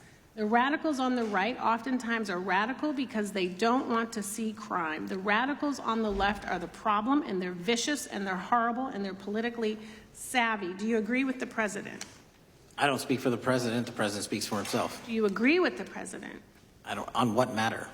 On the question that I just asked, do you agree with his statement about the radical left? That there's ideology that's driving violence on both sides? Yes, that's what he acknowledged. No, he didn't. He didn't. But I'm glad that you're saying that and actually creating some separation between you and the president. And I'm glad that you literally are not what happened. He said acknowledging both. that there is violent extremism on both sides. What's interesting is that the research arm of the Department of Justice, the National Institute of Justice, do you know what that is? I'm familiar with them. Okay, great. It is the research arm of the Department of Justice, and it published an article in 2024 devoted to domestic radicalization, violent extremism, and terrorism. I have it. It's interesting that it's no longer on the website. It has been scrubbed, but I ask these questions because what makes a strong, qualified director of any business, of any household, of the FBI, what makes a reputable prosecutor is not lapdog loyalty, but a commitment to the creed that evidence is agnostic and that the evidence will lead you to making the right decisions. And your job, no one's job is to like the data or the evidence, it is to collect it. That is how you gain trust. And Mr. Chair, I would like to enter into the record, if I may. White supremacist group stands by racist ideology with unanimous consent. Without objection. Dylan Roof, the radicalization of the alt-right and ritualized racial violence. Without objection. Thank you. Another article, how Robert Bowers went from conservative to white nationalist. I'd like to enter that into the record with me. Without objection. Patrick Cruces believed he was fulfilling Trump's wishes in El Paso attack, his attorneys said. I'd like to enter into the record. Without objection. Buffalo shooting, how far-right killers are radicalized online. I'd like to enter that into the record. Without objection. Evergreen high school shooters online activity reveals fascination with mass shootings, white supremacy. I'd like to enter that into the record. Without objection. Murder and extremism in the United States in 2024, a report by the Anti-Defamation League. I'd like to enter that into Without the record. objection. And the article, the report that was scrubbed from the DOJ just recently, National Institute of Justice Journal focusing on domestic radicalization, violent extremism, and terrorism. I'd like to enter that into the record. Without objection. And lastly, the libertarian think tank Cato and their analysis on violent extremism and the right rising in extremist acts. I'd like to enter that into the record. Without objection. Thank you, and I yield back. Gentlelady yields back. Gentlelady from Wyoming is recognized.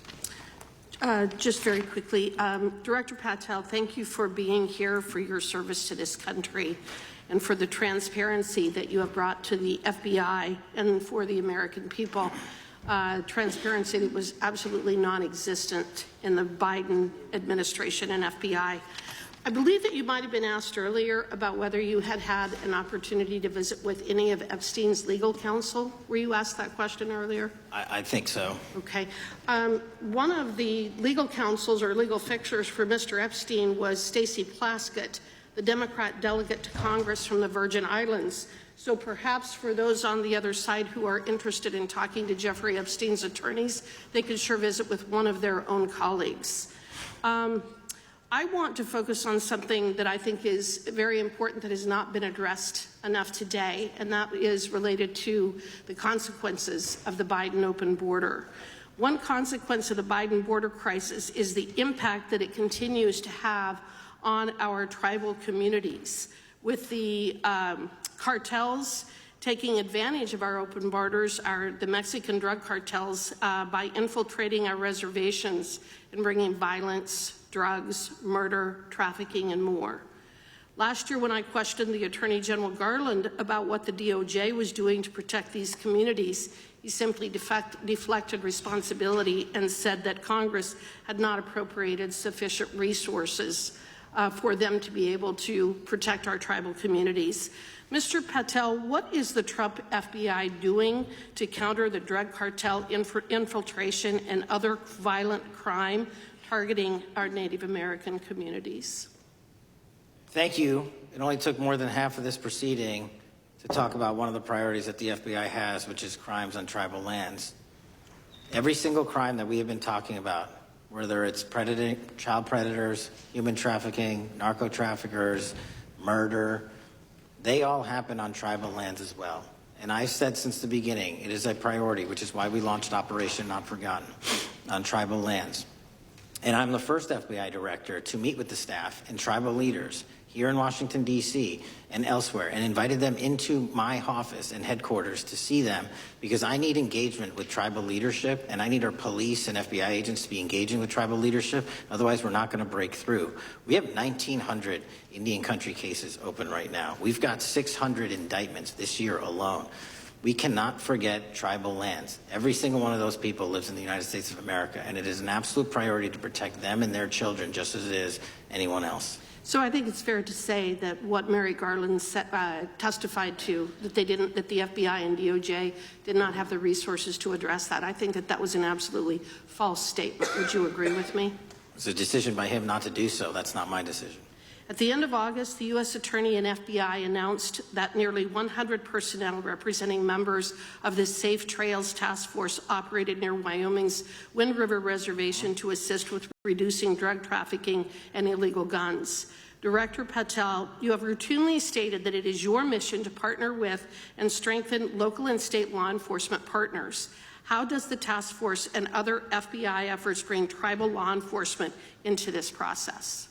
The major problem with tribal lands is the sheer tyranny of geography and the amount of coverage that they have on land versus the personnel they have to do it. So what we've done is constantly surge resources to tribal lands across this country on a 30, 60, 90-day rotating basis, reporting back to us saying who needs more. And what we found is that most of these lands can be assisted by our counter-UAS program, our drone capabilities, and we're going to do it because what's happening is the Mexican drug cartels are literally flying overhead, dropping their cargo, their narcotics onto this land where no one's looking, and then it's being disseminated to children, to youth, to adults on that land, and killing them. And we got to stop it before it gets dropped off. Well, and your testimony proves that the Biden administration did not lack the resources to address drug and violent crime in tribal communities or around the United States. It instead expended and wasted these resources investigating parents, Catholics, we now find out Turning Point USA, the RNC, and Republican organizations, rather than protecting our Native Americans by closing the border. Is that fair? I think so. Wonderful, thank you. And I do appreciate the work that you've done in this regard. I was previously the chairman of the subcommittee on the Indian and Insular Affairs with the Natural Resources Committee, and safety and security on our reservations and for our tribal members has been one of our priorities, one of my priorities, and I very much appreciate the work that the FBI has done. Let me know if there's anything else I can do to help you, and with that, I yield back. I will, ma'am. Gentlelady yields back. The gentlelady from Georgia is recognized. Thank you, Chairman, and thank you for coming in today, Mr. Patel. In the past few months, the country has experienced a string of horrific, high-profile attacks that have been motivated by racial hatred or political ideology. Shooter attacked the CDC headquarters, firing hundreds of rounds and killing a police officer. An arsonist set fire to the Pennsylvania governor, Josh Shapiro's residence, with the governor and his family actually inside. Minnesota House Speaker Melissa Hortman and her husband were assassinated earlier this year. Clark and Charlie Kirk was murdered last week. Bomb threats have been made against HBCUs and the DNC, and just the list goes on and on. I only have just a few minutes today, so I don't want to take a lot of time to go into all the countless and devastating violent crimes and incidents that have happened at our schools or on our streets and in our communities that have just been happening all year long. Mr. Patel, just yes or no, is this type of political violence ever acceptable in your eyes? No. I'm glad that we agree that these heinous acts designed to instill fear and division in our nation are never, ever acceptable. Yet each of these incidents has recently taken place under your watch. The FBI's website states that protecting the United States from terrorist acts is the FBI's #1 priority, including from domestic terrorists. Is this still your #1 priority? Domestic terrorism? Preventing domestic terrorism. Our #1 priorities are protecting the homeland and international terrorism and crushing violent crime, and domestic terrorism sort of interlays between both of those. Okay, so, well, then I'm glad that you're giving us the right answer, but unfortunately, your actions kind of tell a different story.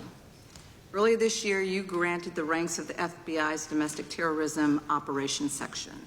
This is the section of the FBI that is most directly responsible for addressing political violence in our country by preventing attacks from occurring and effectively responding to them if they do. The agents in this section are the ones who stopped an individual stockpiling weapons, who planned to attack schools and churches in Florida and seized bombs made by an ISIS sympathizer in New Orleans. And instead of ensuring that this section has all the resources that it needs at a time when its mission is critical, you fired its decorated veteran FBI agents who have served their country proudly under Republican and both Democratic presidents, and you scrapped the tools that they developed to fight domestic terrorism, including the National Domestic Terrorism Incident Database. I mean, most of that is just not true. We have 1,700 current DT managed programs. We're up 300% in the amount of cases we brought against nihilistic, violent extremists, including 764, wishing to harm our children. The FBI and the men and women are getting after that problem set more than ever because I've unleashed them to do so. And in any situation that these tragic occurrences across the country are somehow singularly my fault or disgusting because that watershed goes down to the men and women at the FBI, Mr. Patel, and they are not responsible for it. I'm happy to work with you to get them what they need. Gentlelady controls the time. Unanimous consent request. She'll state a request. Thank you very much. Into the record, an article from Reuters titled FBI Scales Back Staffing, Tracking of Domestic Terrorism, Probes Sources Say. Thank you very much. Without objection. I appreciate that.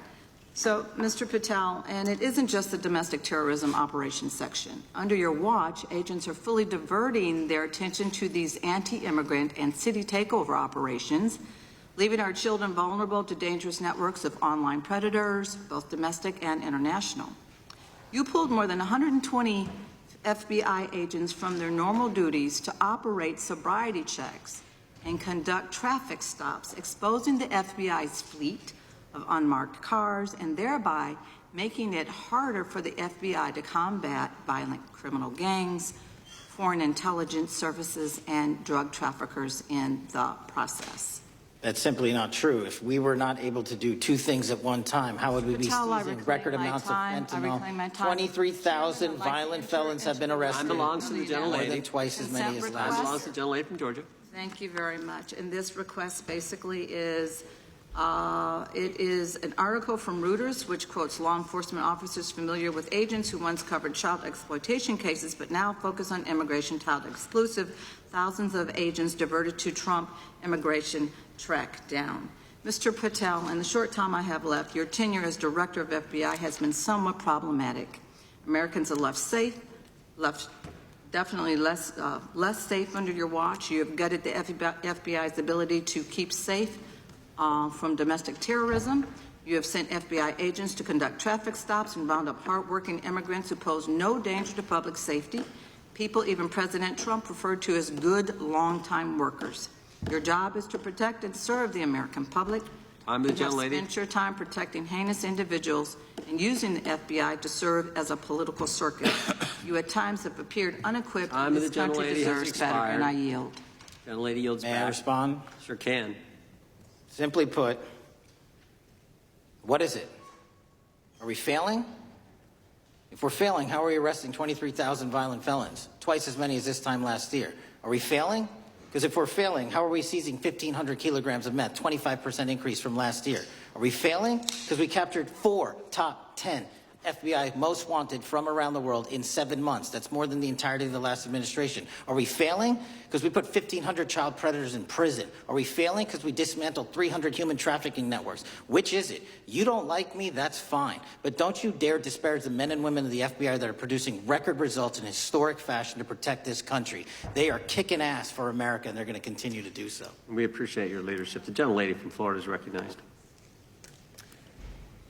When I was home recently, I met with the agents leading the Tampa office of the FBI, and I saw what they're focused on in my community: stopping drug traffickers, rescuing children from exploitation, fighting cybercrime, protecting us from acts of terrorism, foreign and domestic. And I know from my time as a federal prosecutor and a judge that this work by the Bureau doesn't make headlines, but it is happening every single day. At the top, accountability is necessary, transparency is critical, but today we've seen an effort not just to diminish, but to distort the work of Director Patel and the agents he leads. If we really care about transparency and about truth, then what we owe to the American people is this reality: that thousands of dedicated professionals at the FBI wake up every single day thinking not about themselves, but about this country, and keeping every single one of us and our children safe from harm. And Director Patel, I would like to hear from you the facts about what the FBI is doing and your efforts to fight crime. Director Patel, isn't it correct that since January 20th, 2025, the FBI has made over 25,000 immigration-related arrests, including 350 members of Tren de Aragua and 195 members of MS-13? Those numbers are accurate. The Tren de Aragua numbers are up over 350% from the year before. And during that same period, hasn't the FBI seized over 66,000 kilos of cocaine, 6,000 kilos of meth, and 1,500 kilos of fentanyl? Not to be nitpicky, but it's 89,000 kilos of cocaine and 7,300 kilograms of meth. And isn't it also true that the FBI Tampa Division's Panama Express Strike Force specifically seized nearly 67,000 kilos of cocaine valued at more than $1.6 billion from illicit maritime vessels? One of our best operations out of the Port of Tampa, and I was down there in South Florida when Panex did their work. Director Patel, since October 7th, 2023 Hamas attack, the FBI has been a co-leader of the Joint Task Force October 7th. Isn't it correct that this task force is actively working to bring justice for victims and to prevent terrorist infiltration at our borders? Yes, ma'am. Since January 20th, hasn't the FBI arrested 59 foreign intelligence operatives for spying or smuggling dangerous material into the United States? Yes, we have, and that's on track to be more than 25% than ever before. And the FBI has also been leading operations against major cyber threat actors, including those from Russia, China, Iran, and North Korea. Isn't that right? A 17% increase from year to date last year. Director Patel, The FBI's child exploitation task forces continue to investigate predators who target children online and across our communities. How significant is that threat today, and what results have you seen under your tenure in bringing these offenders to justice? We have, under Operation Grayskull, dismantled dark web units that are operating online, not just in the United States, but across the world, to do our children harm. We have taken into custody more suspects than ever before on those who seek to harm our children. That is what the men and women of the FBI do, and that's what they're going to continue to do. Those are the real results when you let good cops be cops, and when you let us get on these platforms and expose them to the public and show them the harms of these predators on these online gaming systems and social media systems. And we need more help from Congress to allow us more authorities to do that work. The FBI laboratory manages the Combined DNA Index System, or CODIS, which compares over 25 million DNA profiles and aids more than 125 investigations each day. Director Patel, why is this important to law enforcement nationwide? All of law enforcement relies on our CJIS operation out of West Virginia. And what that does is allow 19,000 agencies to come in and say, hey, does this guy have a criminal history? Hey, is this an illegal firearm? Do we have a DNA hit like we did in these recent assassinations? That's what the FBI brings to bear, because local and state law enforcement agencies just don't have that capability, and we're doing it 24/7, 365. CJIS does not close for 1 minute. In your testimony, you noted that the FBI has ongoing counterintelligence investigations into China, Iran, and Russia across all 55 field offices. Why is it essential to maintain that scope of coverage, and what success can you point to in disrupting nation-state actors? Our biggest threats involving nation-state actors are the PRC, Russia, and China, and they are up 33%, 83%, and 60% respectively in arrests alone this year. Those nation-state actors wish to do harm in our infrastructure, our critical infrastructure system, our energy, our water supply, and also go after and target individuals and senior citizens and take their money through online pig butchering schemes, which we've exposed in Cambodia by way of the CCP. This is groundbreaking work that the American public should be seeing that their FBI is doing, and I'm happy to have the opportunity to report on it. Thank you. Director Patel, I yield back. Gentlelady yields back. The gentlelady from Mr. Chairman, I have a couple. Unanimous consent. Thank you so much. I appreciate it. In response to Mr. Mattel's making the remarks that, that maybe our colleagues are disparaging the men and women of the FBI, I'd like to enter the record 3 unanimous consent requests. One is entitled FBI using polygraphs to test officials' loyalty. The second is Kash Patel knowingly broke law when firing top officials, lawsuit alleges, published by NBC.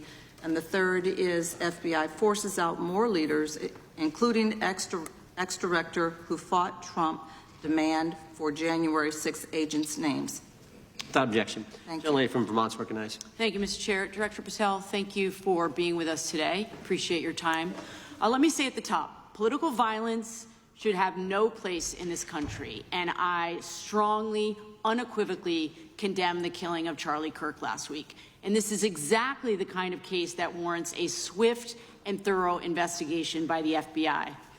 What shouldn't be happening, however, is this administration's seeming attempt to exploit Mr. Kirk's death within minutes of this horrible, horrible assassination, dividing us even further without knowing enough about the killer's complicated, confused political ideology and the extent of his motivation.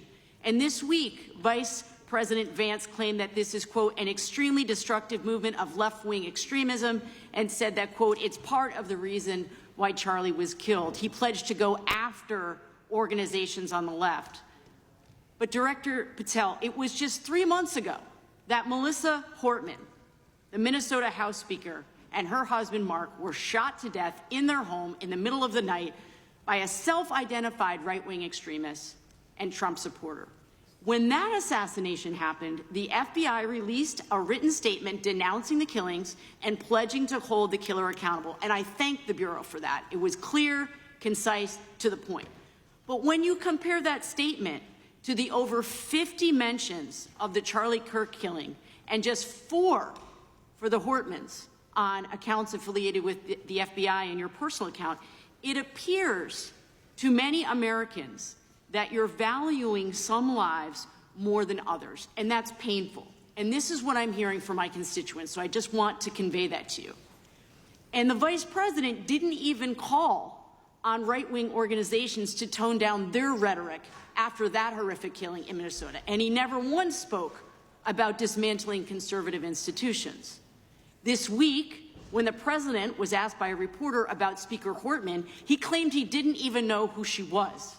One of the most high-profile assassinations of an elected official in recent memory, and the president claims to know nothing about it, hasn't even heard of it. It was absolutely devastating for her colleagues and for her family. And I think we all can agree in this room that we have to stop this political violence. So my first question to you is, Director Patel, what is your plan as director of the FBI to turn down the temperature, especially in light of the fact that it seems like members of the administration are reacting to political violence based on party affiliation? What's your plan? I can only speak for myself and the FBI. And what we are doing is, I think I mentioned earlier, we're following the money, because whatever attack you are describing, and they are all despicable, equally so, people need money to operate. People need money to conduct these attacks, to conduct these investigations. And so what we are doing is finding the people that supported this infrastructure system, because even when you say there's a lone, quote unquote, lone wolf actor, he's not truly a lone wolf actor. Something happened along the way. I agree. And so can I just because we have such little time, are you making a commitment right now to follow where the evidence goes in investigating whether it's violence on the left or the right? Because over the last 10 years, when you look at the ideology, I want to follow up on what my colleague from California said. When you look at the data, you look at the Anti-Defamation League data, 96% of ideological motivated killings were committed by the right wing. When you look at the Institute of Justice report that she cited, it's 5 times the number that 5 times the number of far-left extremist incidents are perpetrated by far-right. And it's been reported, and she mentioned this, that as of September 12th, 2025, just 2 days after Charlie Kirk's killing, that the DOJ removed that report from the DOJ website. That's why Americans are concerned that there seems to be a separate system of justice, that if you are a Republican and you are attacked, you will get the full weight and authority of the FBI in this administration. But if you are somebody serving in the Minnesota State Legislature and you are assassinated in your home, that the response is different. And I think to ignore the threats from the right or try to do a both and when there are multiple instances when it's overwhelmingly coming from the right, this is a disservice, because Americans want to know that whoever they are, whatever their political affiliation, that the response is going to be the same, and it is going to be done with the same diligence. And I'm wondering if you will commit to me right now that you will be a voice right now standing up to those voices in the administration that are adding to the violent rhetoric right now. That's what I'm asking you. Will you commit to this? Time of the gentlelady has expired. The gentleman can respond. My voice will be through the investigations that the FBI conducts, and we will conduct them all lawfully and equally. Can we expect in the future that your tweets in related to one killing will be the same level of concern? The gentleman from Texas is recognized. Thank you, sir. Director Patel, thank you for being here today, and most importantly, thank you for restoring trust and faith in the FBI, which has been severely eroded under the Biden administration. Thank you for your service and your continued service in this capacity. On April 7, 2025, Charlie posted on X, "Assassination culture is spreading from the left. 48% of liberals say it would be at least somewhat justified to murder Elon Musk. 55% say the same about Donald Trump. And California activists are naming ballot measures after Luigi Mangione. The left is being whipped into a violent frenzy and set back. Whether losing an election or losing a court case justifies a maximally violent response," end quote. And unfortunately for Charlie, that reaction also came when they couldn't win a debate on a college campus. You cannot be intellectually honest and say that this problem is on both sides. It's not just what happened to President Trump, it's also what just happened to Charlie. We've gotten to a point in America where violence is encouraged. We have a former president of the United States that opens up his campaign in 2019, that's Joe Biden, by saying that his opponent is a, quote, existential threat to this country. Houston, we have a problem. People that you disagree with are not existential threats.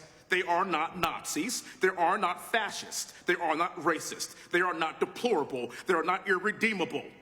They are your fellow Americans who have a different perspective on how government should run and what government should look like. Whether or not we should have strong sovereign borders, whether or not we should have safe communities, whether or not we should have places to worship our God and not worry about being shot, whether or not we live in communities and cities that are not overwhelmed by drugs and crime, whether or not we have two genders, and whether or not we have common sense in our policies and our values. And people that believe these things are not existential threats. I happen to be one of these people that believes all of the above, and as someone that served this country in combat, I can assure you I am not an existential threat to this country because I swore to protect her. I also want to point out, how many cities have you seen burned to the ground since Charlie Kirk's death? 0. No summer of love, no riots, no nothing, no looting, no killing, none. We simply gathered and prayed for his soul, his family, and this country, because that's exactly what we represent. And while we might be angry, this righteous anger will carry on Charlie's message and legacy. I want everybody to know something very simple. Charlie is not dead because of what he said. He is dead because people listened. My time is limited, so I have a few questions for you, sir. And again, thank you very much for being here. I really appreciate your time and your service. In your experience in the FBI, have you noticed a precipitous rise in political violence and other associated crimes that you have been investigating so far this year? And if so, is this trend in motive left-wing or right-wing violence? I can always speak generally, sir. There is too much political violence, and it has been a precipitate rise on too many fronts. How do we solve this? We solve this by giving the FBI more authorities to go into and work with the private sector. There are too many online platforms. There are too many social media platforms. There are too many gaming platforms. There are too many places for people from America and around the world to get together without their parents knowing anything about it, without their school teachers knowing anything about it, and infesting the minds of our children and infecting them with radical ideology, and that is the root cause of these problems, and we must tackle it. It is not a 1950s America anymore. In 2025, the cyberspace needs to be tackled. Thank you. Switching gears, when your predecessor sat right there in that seat a couple of years, last year in a committee hearing, I asked him a very detailed question about Matthew Thomas Crooks, the shooter responsible for the assassination attempt on President Trump's life. I didn't get an answer from Chris Wray that day, and I submitted written questions to the FBI and into the record of this committee, and I want to resubmit those questions today because I think we are still awaiting answers to those questions. So, Mr. Chairman, I'd like to submit them for the record, please. I'd like to ask you, sir, and the FBI, under your leadership, would you please respond to these questions, and can you commit to doing that? As soon as the trial's over. Thank you very much. I will end with this. Charlie Kirk is not dead because of what he said. Charlie Kirk is dead because people listened. He set up a tent that said, "Prove me wrong," and exercised his First Amendment right. That's all he did. And we will continue to do so in this country in order to preserve this constitutional republic. With that, I yield back. Thank you. Gentleman yields back. The gentleman for it is recognized. Thank you, Mr. Chairman. Before I begin, I want to caution my colleagues on one-sided violence in this country. We just heard that there were no riots on the right. We're literally sitting in the building where there was a giant riot by supporters of the president, the right. We also heard that only leftists, have said that Trump is a Nazi. In 2016, the current vice president of the United States said, Trump is either a cynical asshole or he's America's Hitler. And so this is the problem. Like, I don't want to have to say this garbage, but you want me to sit here and get painted with one brush, the whole left. No, there are extremes on the left, and there are extremes on the right. And we collectively should tackle that. But to come here and just look at us and say we all support what's going on in the extremes is why we can't solve anything in this building. Director, let me say first, thank you for being here, and my condolences on the loss of your friend. And I'm happy to hear that you want to do more on the social media platforms. Okay? It's crazy what's going on the social media platforms.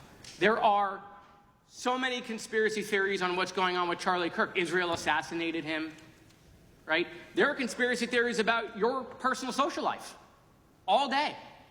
It is totally rampant. Big names on the right. Candace Owens, right? Talking about how what's been released as far as the dialogue between the perpetrator and his roommate is manufactured by the FBI, manufactured by the administration. It is totally rampant, allowing foreign governments to just perpetrate these platforms, all of these bots, all of the time to weaponize Americans. You see what's going on here? This is a byproduct of all of that. What's going on in the streets is a byproduct of all of that.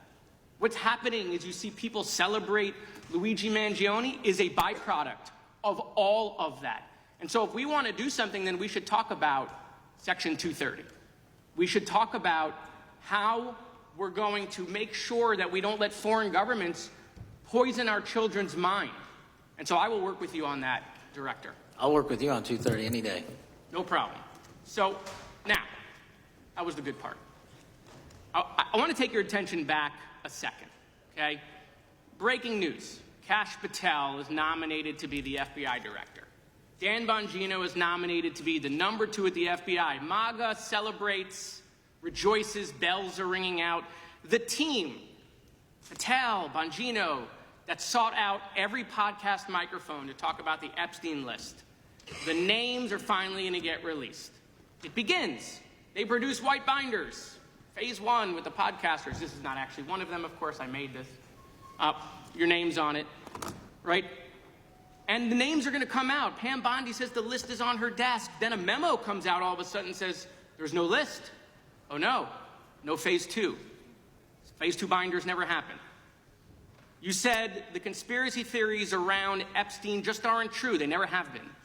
And yesterday, in an answer to Senator Kennedy, you said the FBI is not in possession of any credible evidence that Epstein trafficked girls to anyone but himself.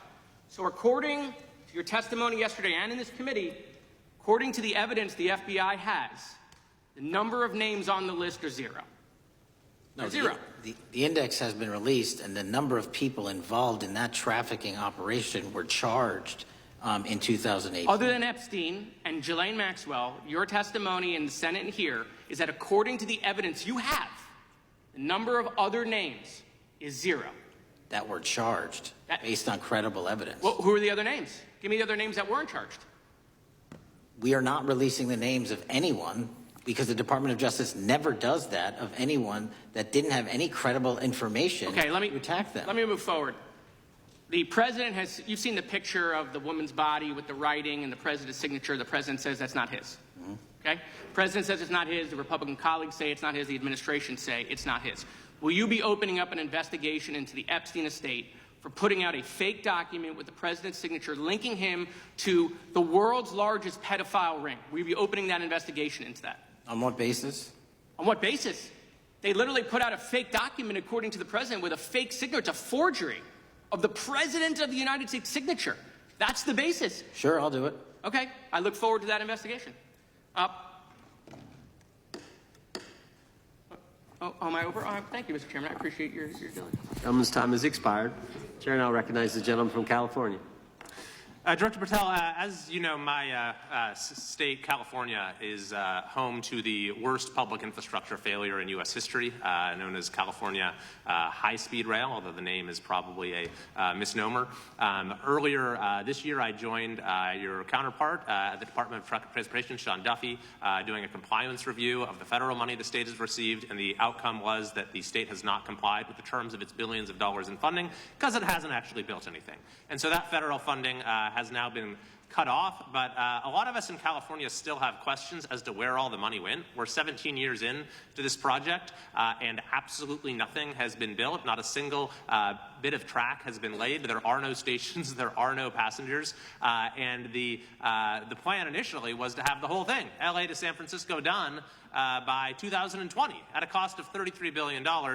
Yet here we are in 2025, nothing has been built. And according to the New York Times, the project won't even be completed this century. And the total cost is now estimated to be over $130 billion. So I just wanted to ask you, do you think this is something that bears scrutiny, or can you confirm whether there's any kind of investigation going on at the FBI? The FBI certainly can't investigate incompetence. But the FBI certainly can investigate and does investigate waste, fraud, and abuse. And so if we have any information that indicates that that happened in this situation or anything else, we'll look at it. Thank you very much. We've also, been talking some today about the issues that occurred at the border during the Biden administration.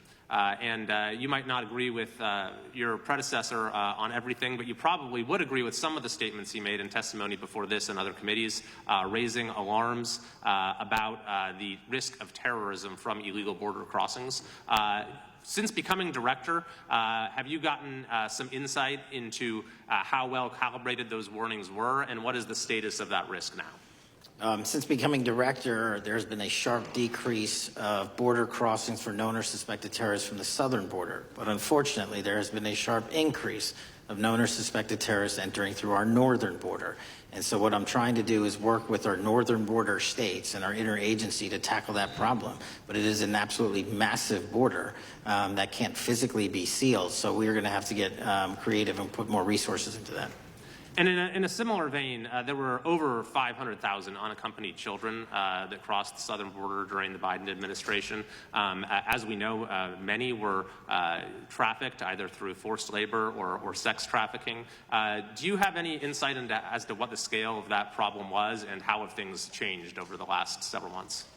Other than what you outlined in terms of how it was described, I don't have any additional details. In terms of how many people are being trafficked into this country, especially unaccompanied missing children, that number has drastically reduced because the coyotes that smuggle these children for their criminal activity are the same ones that smuggle in narcotics, or the same one that traffic older age women. They're all interconnected, and because of the sealing of the southern border by this administration, that has come to a near halt.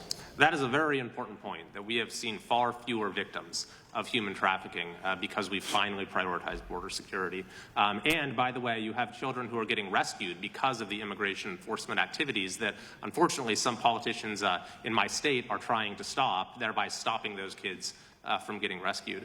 We've seen, of course, a substantial reduction in crime here in Washington, D.C. since the FBI and the National Guard got involved. I'm kind of asking you to state the obvious here, but what is the mechanism there? Why have we seen a reduction of crime when D.C. has had such a huge crime problem for years, and then almost overnight we see such a big difference? Because of the dedication and resources from President Trump's administration to utilize all federal, state, and local assets in a heavily crime-ridden area. I mean, if we did not have a crime-ridden area, then homicides, carjackings, and gun violence would not be dropping by 40, 50, 60%. And when you allow the police, the MPD, to work with federal authorities and allow the National Guard to set up your perimeter, this is what you can do in a few short weeks. And we at the FBI, under Operation Summer Heat, have set those Phase 01 operations in motion 4 months ago, quietly at the direction of President Trump. So we are scattered across cities across this country doing just that. But we're going to need more help to complete the job. Yeah, in too many places in this country, crime has just been treated as sort of a norm, that this is the way things have to be. What's happened in D.C. shows that is not the case if we have the right policies and the right priorities. Finally, this is tragically the second time in as many years that we've had an FBI director here following either an assassination or an assassination attempt. And so since there's been some time now since from the attempted assassination on President Trump at Butler, would you say that the public's understanding of what took place on that day is fairly consistent with all of the facts as you know them, or do you believe there's still material facts that have not been made public or are not fully understood by the public? No, I think it's fairly consistent. Thank you. I yield. Gentleman yields back to the lady from Texas, recognized. Man, oh man, there has been so much today, and I truly don't know where to start. So I'm just going to make sure that we start off with a few facts. So a couple of facts that we need to make clear for everyone is that, number one, Director Christopher Wray, when he was appointed to be the head of the FBI, was appointed by Donald Trump. Now, I will agree that I definitely take issue with a number of decisions that Donald Trump makes, especially when it comes to the people that he decides to appoint to very important positions, including this one, because I did have to make sure that I wasn't going crazy. But when I say that you are the least qualified FBI director in the history of the FBI, that is real, because you are the only one that never even served with the FBI prior to joining, yet we are supposed to believe that That's you are false. the greatest thing since sliced bread. I didn't ask you a question. Now, what I want to go through is to talk about why you are a failure and why, honestly, we just need to tell you bye-bye. I know that you got a little upset and you put on your show for your boss because it seems like you're trying to save your job when it came to talking to Senator Booker yesterday. But let's go through some of your failures. So before you were even confirmed, and I think one of my colleague from Georgia, pointed out that you are already targeting career officials so that you could direct illegal firings. Mind you, these cases that you were so upset about, which are the ones tied to Trump, the cases came through his handpicked FBI director. And frankly, when people sit around and say things like, oh, we're happy because now we feel safe. I don't know who feels safe in this country except for the white supremacists, because I specifically as a black woman definitely don't feel safe. And frankly, my colleagues have been real nice to you today, and I applaud them, but I don't have the same demeanor because I know that multiple colleagues on this side of the aisle have faced death threats. In fact, somebody tried to kill one of my colleagues. And frankly, I don't know if this FBI or under your leadership, if those people would have been caught. I don't have any confidence in you. And if we start talking about the reasons that I lack confidence, we could start with you not just wanting to acknowledge some simple facts. Simple facts like the vast majority of the threats are coming from right-wing extremism. And I know my colleagues have tried to stress this, but I decided that I would maybe do it in a different way. Number one, I have a couple of UCs. Ken Buck, one of multiple Republicans receiving death threats for voting against Jim Jordan as House Speaker. Without objection. Another one, Republican lawmaker says she received death threats after voting against Jim Jordan in Speaker's race. Without objection. In addition, there was another one from another colleague who now is leaving Congress because they said that they were calling his wife anonymously and threatening her life to the extent that she ended up sleeping with a firearm. Without objection. Okay, so here's the deal. How are we supposed to have confidence when you're sitting up here telling the Senate yesterday that it will take you 14 years before you can get the FBI fully staffed to do their jobs? You're also now redirecting resources so that they can go and play ICE agents on the streets. You're getting rid of your most qualified people, and even when it came down to somebody that you consider to be a friend, you were posted up having some fancy dinner to the extent that you posted not only once erroneously, you posted twice erroneously as it relates to catching somebody, and then you want to go and say, let me take a victory lap. Because honestly, if it wasn't for parents deciding that they were going to turn in their child, it seems like y'all wouldn't have got there. even though he literally confessed online. So I'm confused about what it is that the FBI is doing except for trying to put on a show for the apprentice, or whatever you want to call him. The day after all of this took place, there was domestic terrorism that was taking place at HBCUs. They were targeted. Yet I didn't hear anything from the FBI about what was going on. And again, black people kept saying, how did we end up in this? Because the numbers are so very clear that white supremacy is a problem. And honestly, I've not heard anything out of you today that makes me believe that you're going to do anything about the white supremacy problem. The one that is leading to children being killed, children being shot, as well as members of their community as they're worshiping in their churches. The time of the gentlelady has expired. If the gentleman would like to respond to any of that. Well, I mean, I'll respond. Kash Patel, as I said when I introduced him, public defender, former prosecutor, top staffer on the House Intelligence Committee, Deputy Director of National Intelligence with the National Security Council, Chief of Staff at the Department of Defense, and FBI Director. I think that's a pretty good resume for the guy who's now running the top law enforcement agency in our country. And we've seen all the stats that he's given to the committee on how much better they're doing at getting the bad guys than the previous guy was doing. With that, I recognize the gentleman from South Carolina. Thank you, Mr. Chairman. Director Patel, I think you're witnessing some auditions, clickbait auditions for the Academy Award for my Democratic colleagues. We'll see how they fare as they're on MSNBC later on today. Do you care, before I launch into my line of questioning, to respond to Ms. Crockett from Texas on that very elaborate and theatric display? Here's what I've learned in my government service. I don't give a damn what they say about me as long as I'm succeeding in the mission. We're succeeding in the mission because the men and women of the FBI have never been empowered to do more work and to hit the streets harder than by President Trump's authorities and resources he's given us. And so all I care about is that we are capturing more child predators than ever before, taking more drugs off the streets than ever before, that we are capturing murderers at a significantly historic rate, and we're delivering this country the lowest murder rate in recorded history. That are facts that you cannot dispute. But you can come at me all you want. I don't care. Thank you, Director, for that. And we appreciate your service. We appreciate the results speak for themselves, I think, pretty plainly, and your commitment not only to results but to transparency. So we do appreciate that. Director, who was John Durham? He was a former federal prosecutor, United States attorney, and ultimately appointed special counsel in the first Trump administration. Correct. And there was a document that he released in his findings called the Durham Report. What was the Durham Report briefly, and what were the findings very briefly? It was every special counsel that's appointed produces a report to the Attorney General. Special counsel's Durham Report largely focused on Crossfire hurricane and included extensive summary findings in classified and unclassified manner. And we released the classified version, finally declassifying it for the American public in this committee. Correct, and you released that in July of this year. I think so. Yes, sir. Isn't it true that in the classified Durham Annex, as it's referred to, that in 2016 the Obama administration obtained intelligence information from a source contained in two separate memoranda, one in January of 2016 and one in March?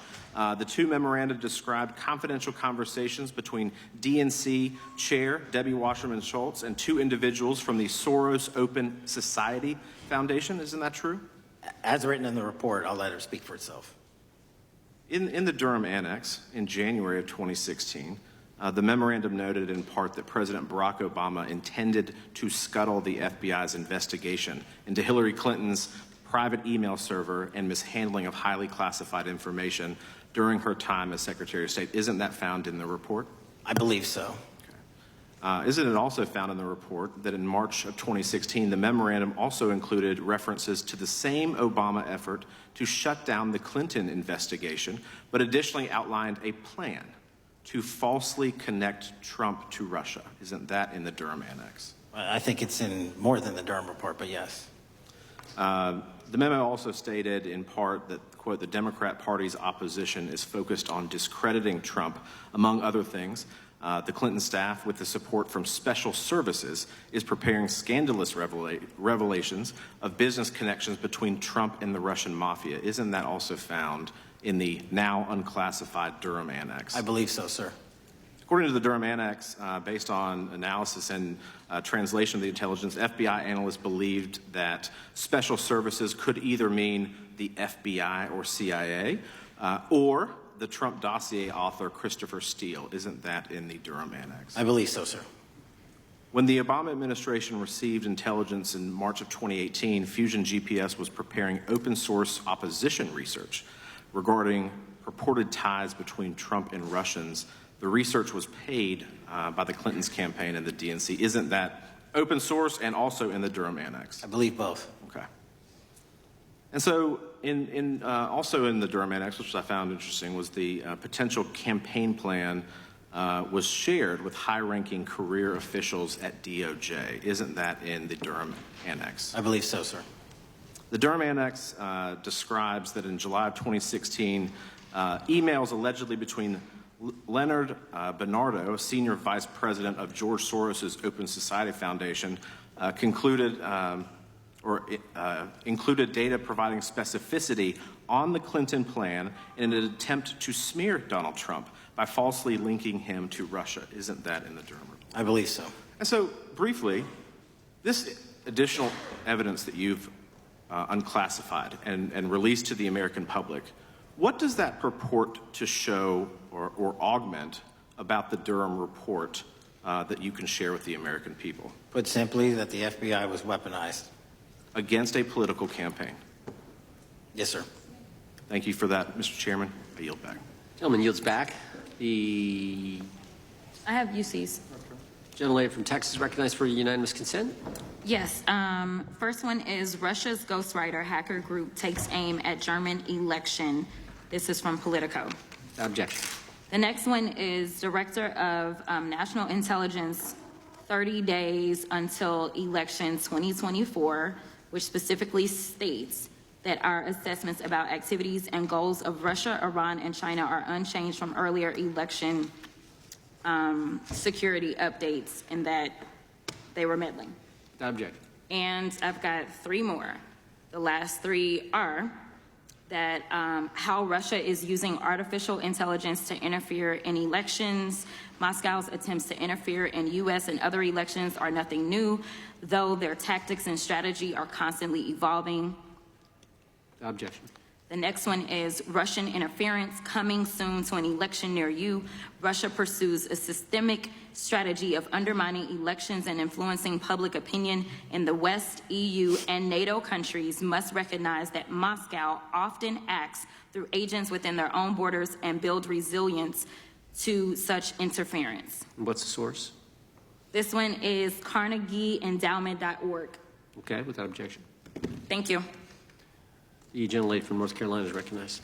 Thank you, Mr. Chairman. And Director Patel, I'm glad that I'm going a little out of order here because I'm going to pursue some of the things that you were just talking to Mr. Fry about and remind you about your confirmation hearing. At your confirmation hearing in January, you said under oath, and I quote, "There will be no politicization at the FBI. There will be no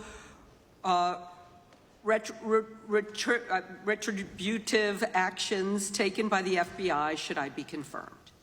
And in your written response to the Senate questionnaire, you said, I quote, "Personnel decisions shall be based on performance and adherence to the law. And every FBI employee will be held to the absolute same standard and no one will be terminated for case assignments." So I want to just go through a couple of scenarios with you to get a sense of whether you think these are examples of politicization of the FBI or making decisions based on the performance and adherence to the law. So, first question. Would hiring FBI agents, analysts, and supervisors from only one political party being politicization of the FBI or making personnel decisions based on performance and adherence to the law? We don't ask FBI people, applicants, where their political parties are. Mr. Patel, do you ask FBI applicants who they voted for? The FBI does not. Are you aware that in the lawsuit that Mr. Driscoll filed against you and the FBI, he was asked who he voted for? Since that lawsuit has been filed, it's ongoing litigation, I'm not able to comment. Well, but it also means that you just said that what happened in his situation didn't happen. So we will go on to the next question. Let me ask you an even easier one. Does firing agents for working on the cases that they were assigned to and that the president didn't like, is that politicization of the FBI or making personnel decisions based on performance and adherence to the law? The FBI doesn't terminate anyone based on case assignments alone. Has the FBI ever been sued by somebody who felt that they were terminated based on case assignments? In the entire history of the FBI, I'm sure they have. No, since your tenure. I'm sure there's ongoing litigation. Yes. In fact, there is ongoing litigation. And in fact, people have been asked who they voted for. And in fact, you are running an FBI for the President of the United States rather than the people of the United States, because my questions were not hypotheticals. They are the things you have done during your tenure. And according to a lawsuit filed last week by long-term FBI agents, you fired former acting director Brian Driscoll. He had served with the Bureau for nearly 20 years, earned a Medal of Honor, Medal of Valor for bravery during the dangerous ISIS raid, and had a wealth of crisis response experience and led the FBI's critical incident response group. When the Trump administrations interviewed Mr. Driscoll for that role, they interrogated him about his political leanings and who he voted for in the last 5 elections. Questions Mr. Driscoll refused to answer because those types of questions impermissibly politicized the FBI. You also fired Steve Jensen, who served the FBI for nearly 2 decades and ran critical terrorism, counterintelligence, and organized crime operations, whom you once described as embodying what the American public demands of the FBI. But he was fired because he took part in investigating crimes committed on January 6th. And Trump's MAGA base lambasted you online for keeping him at the FBI. So he's no longer at the FBI. You also fired a decorated combat veteran with decades of experience in the Bureau, Special Agent Walter Jardia, because he worked on the investigation into the Russian interference in the 2016 presidential election and helped investigate Trump's ally, Peter Navarro. Director Patel, it is very clear that you have flunked your own test. You've put saving your job, which I actually believe you were being honest about during your confirmation hearings, over doing what's right for the FBI and the American people. That is not adherence to the law. Thank you, and I yield back. Time of the gentlelady is expired. The chair now recognizes the gentleman from North Carolina. Thank you, Mr. Chairman. Director Patel, it's great to have this opportunity. Thank you for being here. Thank you for your service. And I've got to say, one of the most disheartening components of the previous administration, when I was working with local law enforcement all over the state of North Carolina, all over the country, people rightfully did not really care about the inner workings of Washington, D.C. The FBI had previously been the paramount, the sterling, the top of the top law enforcement agency. They wanted their FBI to fight crime. Whatever small town, city, whatever it may be, FBI was expected to deliver for the American people. And then reports started to come out, in addition to the likes of McCabe, Comey, Clapper, Strzok, Page, that the FBI was targeting Christian nonprofits. They were targeting parents for protesting radical gender theory at their schools. They targeted Catholics, churches, pro-life organizations. And the FBI was really bruised in just modern-day America. And your focus on getting the FBI back to the streets, fighting criminals, locking up bad guys, whether they're violent criminals, whether they're sex predators, whatever they may be. That is restoring the reputation of the FBI, and I thank you for that. In regards to the perceptions, I want to be very clear here.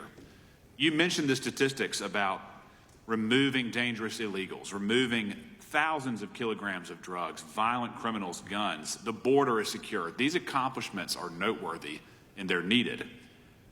But at the same token, I want your take. The fight is not over.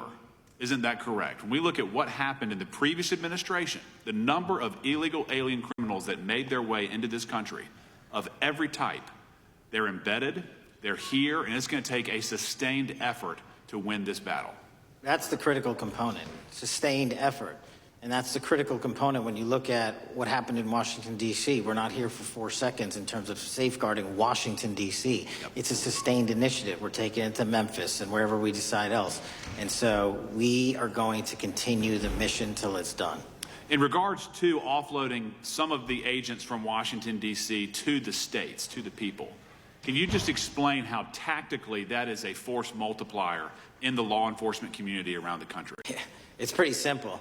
You don't even have to be in law enforcement to know that. If you put cops with other cops, they're going to do cop work. That's right. And what was needed in the communities out there was more cops. What was not needed in the bloated bureaucracy of Washington, D.C. was a third of the FBI's workforce, because a third of the crime does not happen in the Washington, D.C. NCR area. And so the results speak for themselves. Our state and local partners, I've always said this, are our biggest ally, our greatest ally and partner, and we cannot do the work without them. But we got to send our guys to them. That's right.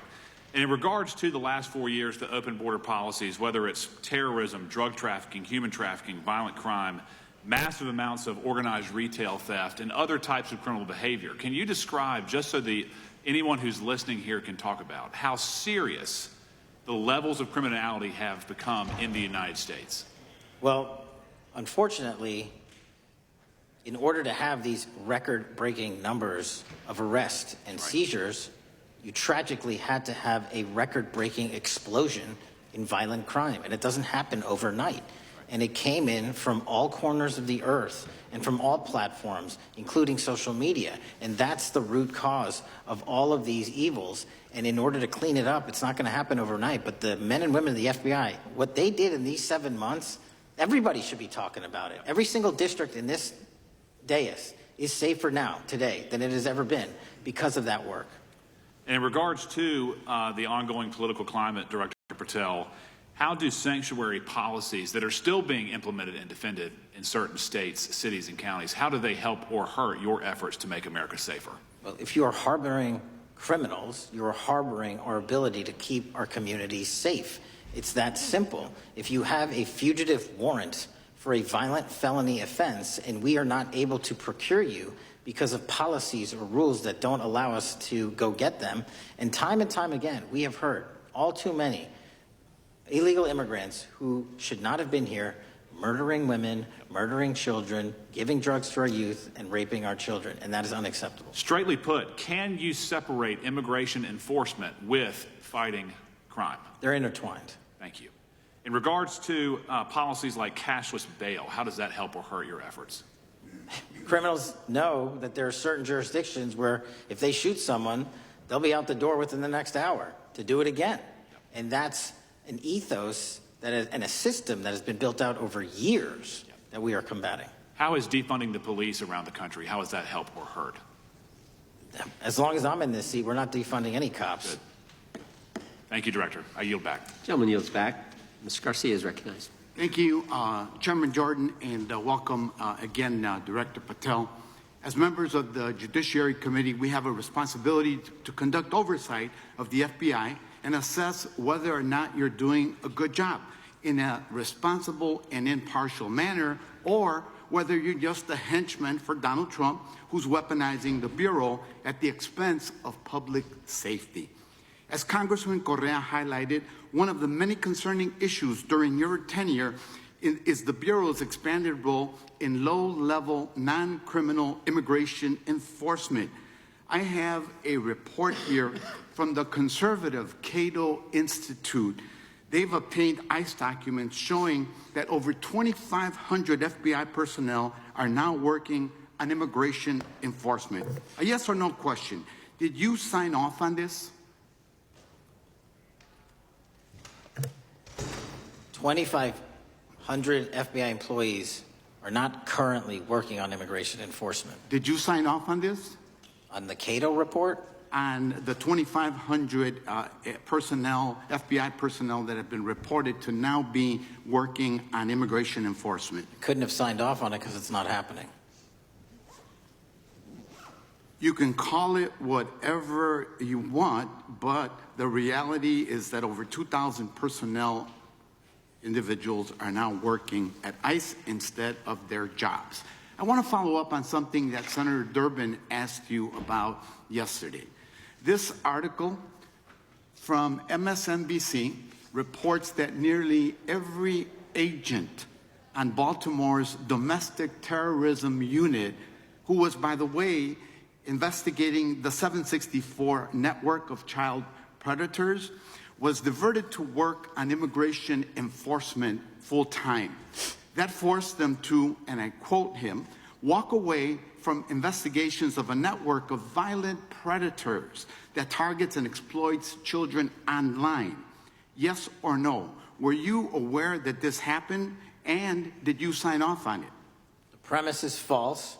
The 764 network in Baltimore is taken down, and FBI agents do double and triple duty all the time. I'm reclaiming my time. You told Senator Durbin yesterday you didn't know about it, so your testimony is inconsistent today. No, I found out. Final question. Let me ask you, again, a yes or no question. Are you aware that agents have been told by supervisors not to documenting their shifting of resources toward immigration-related work? That's a literal another falsehood. It's impossible to remove a human being without documenting that work. As FBI director, you must be transparent with Congress. You need to provide us information about how many agents have been diverted to non-criminal immigration enforcement, why the Baltimore unit was dismantled, and whether there's a cover-up of what's happening under your leadership. Because this goes to the heart of whether or not you're carrying out the stated mission of the FBI, keeping our communities safe. Diverting FBI agents from investigating violent child predators doesn't make us safer. Using FBI resources to target parents, children, and other immigrants for low-level, non-criminal enforcement doesn't make us safer. Enabling violent, lawless conduct by federal enforcement doesn't make us safer. As we saw last week when an ICE officer killed one of my constituents. And I know that the FBI has been involved in that investigation. And yesterday, ICE did a raid in the suburb of Elgin where 2 U.S. citizens were arrested, and who accompanied them on that filming of that show? Secretary Nunn. Shameful conduct. And weaponizing the FBI to serve Donald Trump's political agenda instead of the American people does not make us safer. Before I yield back, Mr. Chairman, I request unanimous consent to submit the following documents for the record. A report from the Cato Institute, which I referenced earlier, where ICE has diverted over 2,500 officers from their jobs, and 2, an article from MSNBC titled, Trump's Deportations Divert FBI Agents Off Child Predator Cases, and an article from CNN entitled, White House Pressure for Increased Immigration Arrests Strains Law Enforcement Agencies. Thank you, and I yield back. Gentleman yields back. Without objection, the gentleman yields back. Gentleman from Wisconsin is recognized. Thank you, and thank you, by the way, for coming over here. Sorry you have to put up with all this. I know when you took over, the FBI's reputation in a lot of circles perhaps had never been lower. I mean, part of that is brazen involvement in political activity, the Foreign Influence Task Force, getting involved in trying to suppress news stories in the New York Post, Crossfire hurricane, coming up with bogus stories to try to flip the 2016 election, FBI downplaying the stories of Hillary Clinton's emails in the 2016 election. That's their overt involvement in political activity. I think a strong anti-religious bias. We talked about stories of an anti-Catholic bias in there. I know I've talked to people about horrific overreaction at the big Hindu temple in New Jersey, in which, just so people understand, you had a rectory in the temple area, the religious leaders, taken out at gunpoint, big problems. And I think finally the FBI trying to turn America's viewpoint on certain political issues. And when I talk about that, I'm talking about what was done in Mexico with regard to shipping weapons, fast and furious, shipping weapons into Mexico in an effort, I think, to try to turn the Americans against the First Amendment. But in any event, what scares me is, and all these horrible things that were done in the past, there were individual FBI agents who participated in them, in which apparently their supervisors told them this is okay or even admirable. And what I'm going to ask you, are you able to do anything to make sure that in the future these corrupted FBI agents understand the importance of religion in our life, and they're not to view it with suspicion? They understand parental rights and the idea that traditionally in America, parents have the ability to object when their young 5 or 6 year old children or year-old or very young children are getting what most people consider highly inappropriate sexual contact. What are we doing there to try to make sure we don't have problems with these FBI agents again, or make sure that in the future administrations, they would object if they are asked to behave in such a immoral fashion? Two things. If you are corrupt, you don't work at the FBI. It's that simple. So we don't tolerate any form of corruption or any deviation from our high standards, whether you're an agent, an intel analyst, or whatnot. And just to show the American public the resurrection that the FBI has had in these last 7 months, you don't have to believe me. Our applicant pool has doubled month over month every year from the highest point it has ever been. More people want to work at this FBI than ever before in U.S. history. I'm sure that's because of you, and you're kind of anticipating my next question. I talk to retired FBI agents in my area who sometimes retired in part because they hated the woke, anti-conservative culture at the FBI. And they are concerned, the retiring agents, about new agents, not on your watch, but before this, being corrupted in the universities before they were hired. And they are very worried about what will happen with the new agents. So I think you're answering my question.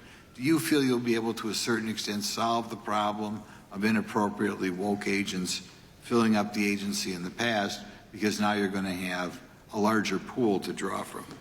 Everybody that comes to work at the FBI is allowed to have their own belief system, but they're not allowed to bring that belief system into the workplace. And anyone that does won't work at the FBI. Okay, very good. Now, recently, there's another potential scandal, I guess, a politically motivated thing, Arctic frost. Do you want to comment on that? And it appears one more time as perhaps the FBI was getting involved in what would normally be considered political events. We are not getting involved in political events, except this one. Okay. And final thing, with regard to prejudice against Catholics, what happened in the big Hindu temple there in New Jersey, do you think, has anybody ever apologized to the Catholic Church or apologized to that temple? I don't know, sir. Okay. Is that something you think would be perhaps a good idea to do in the future? I think leadership should address it. Thank you. Gentlemen, time has expired. Gentleman yields back the. So we got the gentleman from North Carolina, Mr. Harris. All right. Thank you, Mr. Chairman, and thank you, Director Patel, for your endurance and your perseverance throughout today's hearing, and for all you've shared. First of all, let me start by saying that I was very grateful and glad to see that the FBI has joined the investigation of the tragic and brutal murder of Irina Zarutska in Charlotte, which is just right by my district. This woman, as you know, fled the war in Ukraine only to be killed in cold blood by a man who had no business being on the streets whatsoever. This man, who had been seen stabbing Irina to death on video, had been arrested 14 previous times, served prison time, and was diagnosed with a severe mental illness. In response to the previous offense, the magistrate over his case released him to roam the streets with a $0 bond and a simple written promise to appear in court. Mr. Patel, let me just ask, should judges apply the most lenient bail standards to people with extensive criminal history? Do they apply the most lenient? I'm sorry. Yeah, should they apply the most lenient bail standards to people with extensive criminal history? That has not been my experience. That should not happen. Is America a place where young women should fear to ride public transit? No. And was Irina Zarutska's death, would you say, possibly the result of Democrats' pro-crime policies? That investigation and matter is in open trial, so I don't want to stylize the evidence. I understand. Well, Mr. Patel, let me just say, taking over the FBI after the Biden administration's blatant weaponization of the agency is no easy feat, as we've recognized throughout this hearing today. For 4 years, we witnessed the Biden administration targeting regular Americans rather than violent criminals. For example, the Biden administration's FBI spent its time and resources going after churches and Christians. We know that the FBI used an undercover agent to collect information about a parishioner. We know that the FBI investigated and surveilled a Catholic priest. And all of this was in response to First Amendment protected activity. Mr. Patel, I want to ask you, should the FBI use its resources to spy on Catholics? Never. So what does it say about the culture of the Biden FBI that law enforcement resources were used to go after Catholics, and some FBI employees were comfortable with taking such actions? Well, pursuant to my transparency initiative and working with Congress on oversight, those documents, that's it. Those documents are available for the American public to see and read and hold people accountable, and that's what I'm committed to. And so have you been able to hold accountable those at the FBI who went after law-abiding Catholic church members? If they did so improperly, yes. Well, I've been a pastor for 36 years, and I've constantly stood up for life and stood up for family amidst a culture that's increasingly hostile to both of those things. And if the Biden administration targeted Catholics, could I have been targeted by the Ray FBI as well? Well, I don't know, but I'm not going to target you. Well, I know that President Trump respects religious liberty and that his administration is seeking to right the wrongs of the Biden administration. Securing our freedoms and protecting faith leaders and communities requires a multi-pronged approach. What would you say in just the last few moments, what is the FBI under your leadership doing to make sure that our religious liberty and religious leaders can rest comfortable this evening? Zealously protecting our First Amendment rights, but zealously going after those that abuse that right that leads to criminal conduct. You will be investigated, you will be looked at, and referred to prosecution every single time the evidence warrants. Thank you, sir. One final area. I do want to draw attention, Mr. Patel, to Waxhaw, North Carolina, a town in my district that just fell victim to a cyber attack on September 12th that interrupted emergency services. Waxhaw is working with state partners, and the FBI has been notified on this attack, and I certainly pray they're able to help out with the ongoing investigation. Could you just speak to what the FBI is doing to bolster our community's cybersecurity to defend against any future cyber attacks? Well, in North Carolina, you're slated to get a plus-up of 22 FBI employees, and they're already on the way. And that encompasses cyber, counter-intel, counterterrorism, field agents, intel operatives. And what we're doing on a macro level on the counterintelligence and cyber front is going after the people that fund these operations on these online platforms and breaking their banks. Because once we do that successfully across the board, they won't have the ability to attack us. Well, thank you, Director Patel, and let me just add my comments to those of my colleagues that are very grateful for your leadership, grateful for your courage, your consistency, and for being willing to stand in the gap for us. And with that, Mr. Chairman, I yield back. Gentleman yields back. Gentleman from Missouri is recognized. Thank you, Mr. Chairman. And Director Patel, thank you for being here with us today. Over the past few years, we have seen a disturbing increase of attacks on Christians and conservatives. Since the leak of the Dobbs decision, there have been 354 attacks on Catholic churches. In the first year following the leak, there were more than 100 attacks against pro-life pregnancy care centers, and the shadowy pro-abortion group Jane's Revenge claimed responsibility for 24 of these attacks. Meanwhile, the Biden FBI focused resources on attacking Catholics and peaceful pro-life protesters like Mark Houck and Paul Vaughn.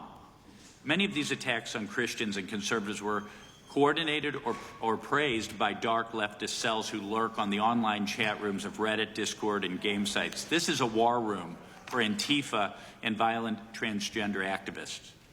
There have been essentially no incidents of violence by Catholics, pro-lifers, or parents at school board meetings, but there have unfortunately been multiple shootings motivated by leftist and transgender ideology, including recent attacks in Nashville, Colorado Springs, Denver, and Aberdeen. Worse, the targeted violence reached a boiling point this past month. A few weeks ago, an anti-Christian transgender terrorist murdered 2 children and injured 17 in a shooting at a Catholic mass.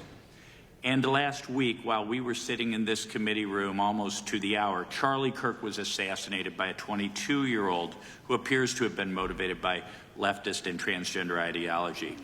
As you confirmed yesterday to my Senate colleagues, he may not have acted alone, and you testified that in his online chat room of more than 20 trans ideologues that you were aware, I believe you said many more, many were aware of and possibly complicit in the assassination. Director Patel, in light of the increased violence emanating from the far left, is your FBI investigating this violent trend of anti-religious, Antifa, and transgender-driven violence?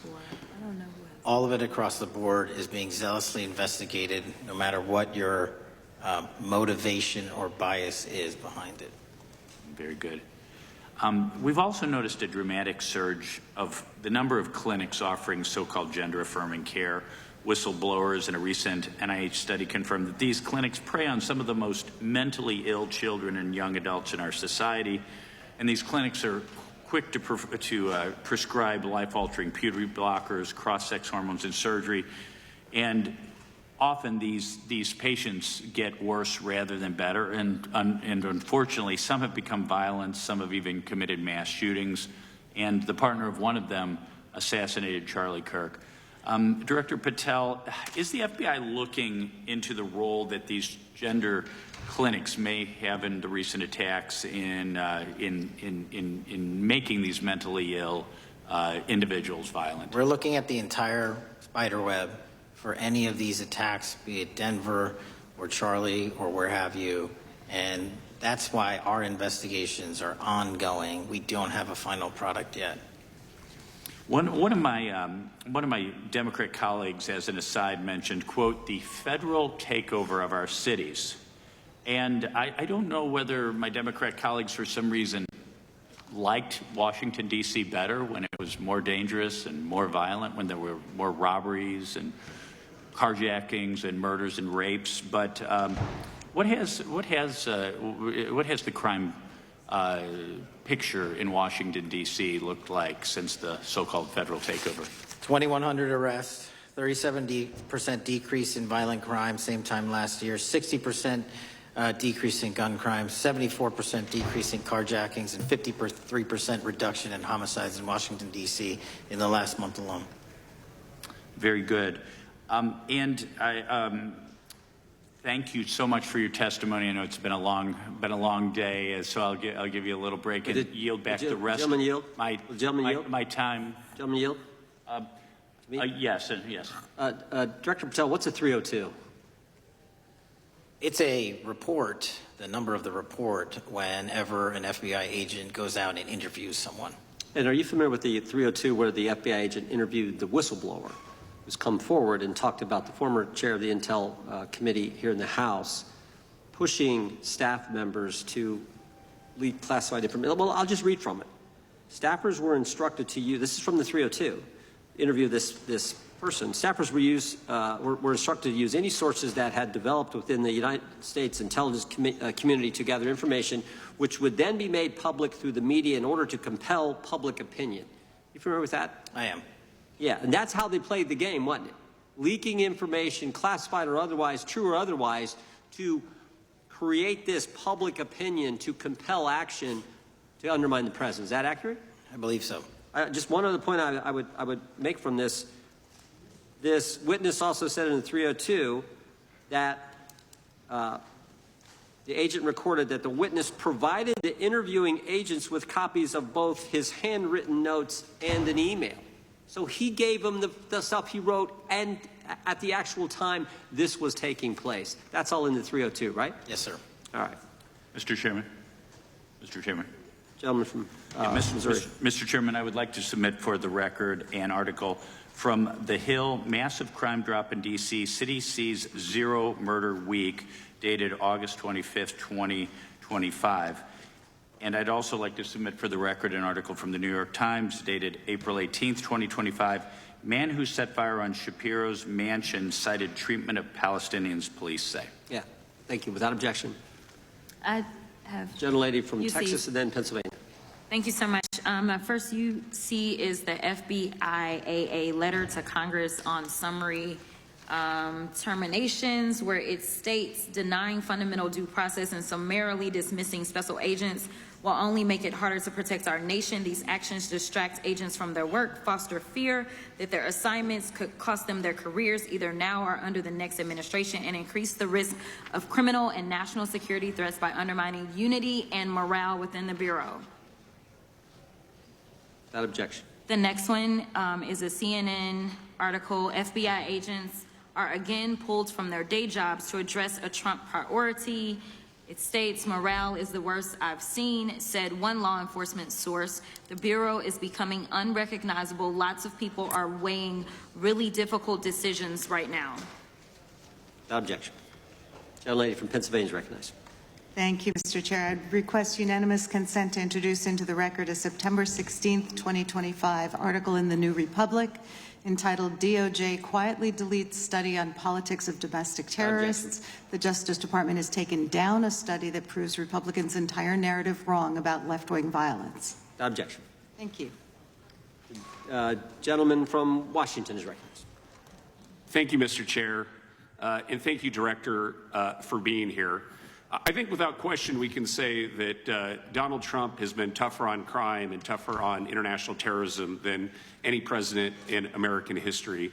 I imagine that brings you a lot of satisfaction and pride as director of America's foremost law enforcement agency.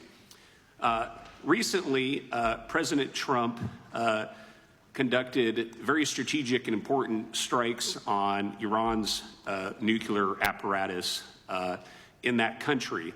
We also know that there are concerns of significant Iranian sleeper terrorist cells here in the U.S., perhaps exacerbated by the open border during the Biden administration.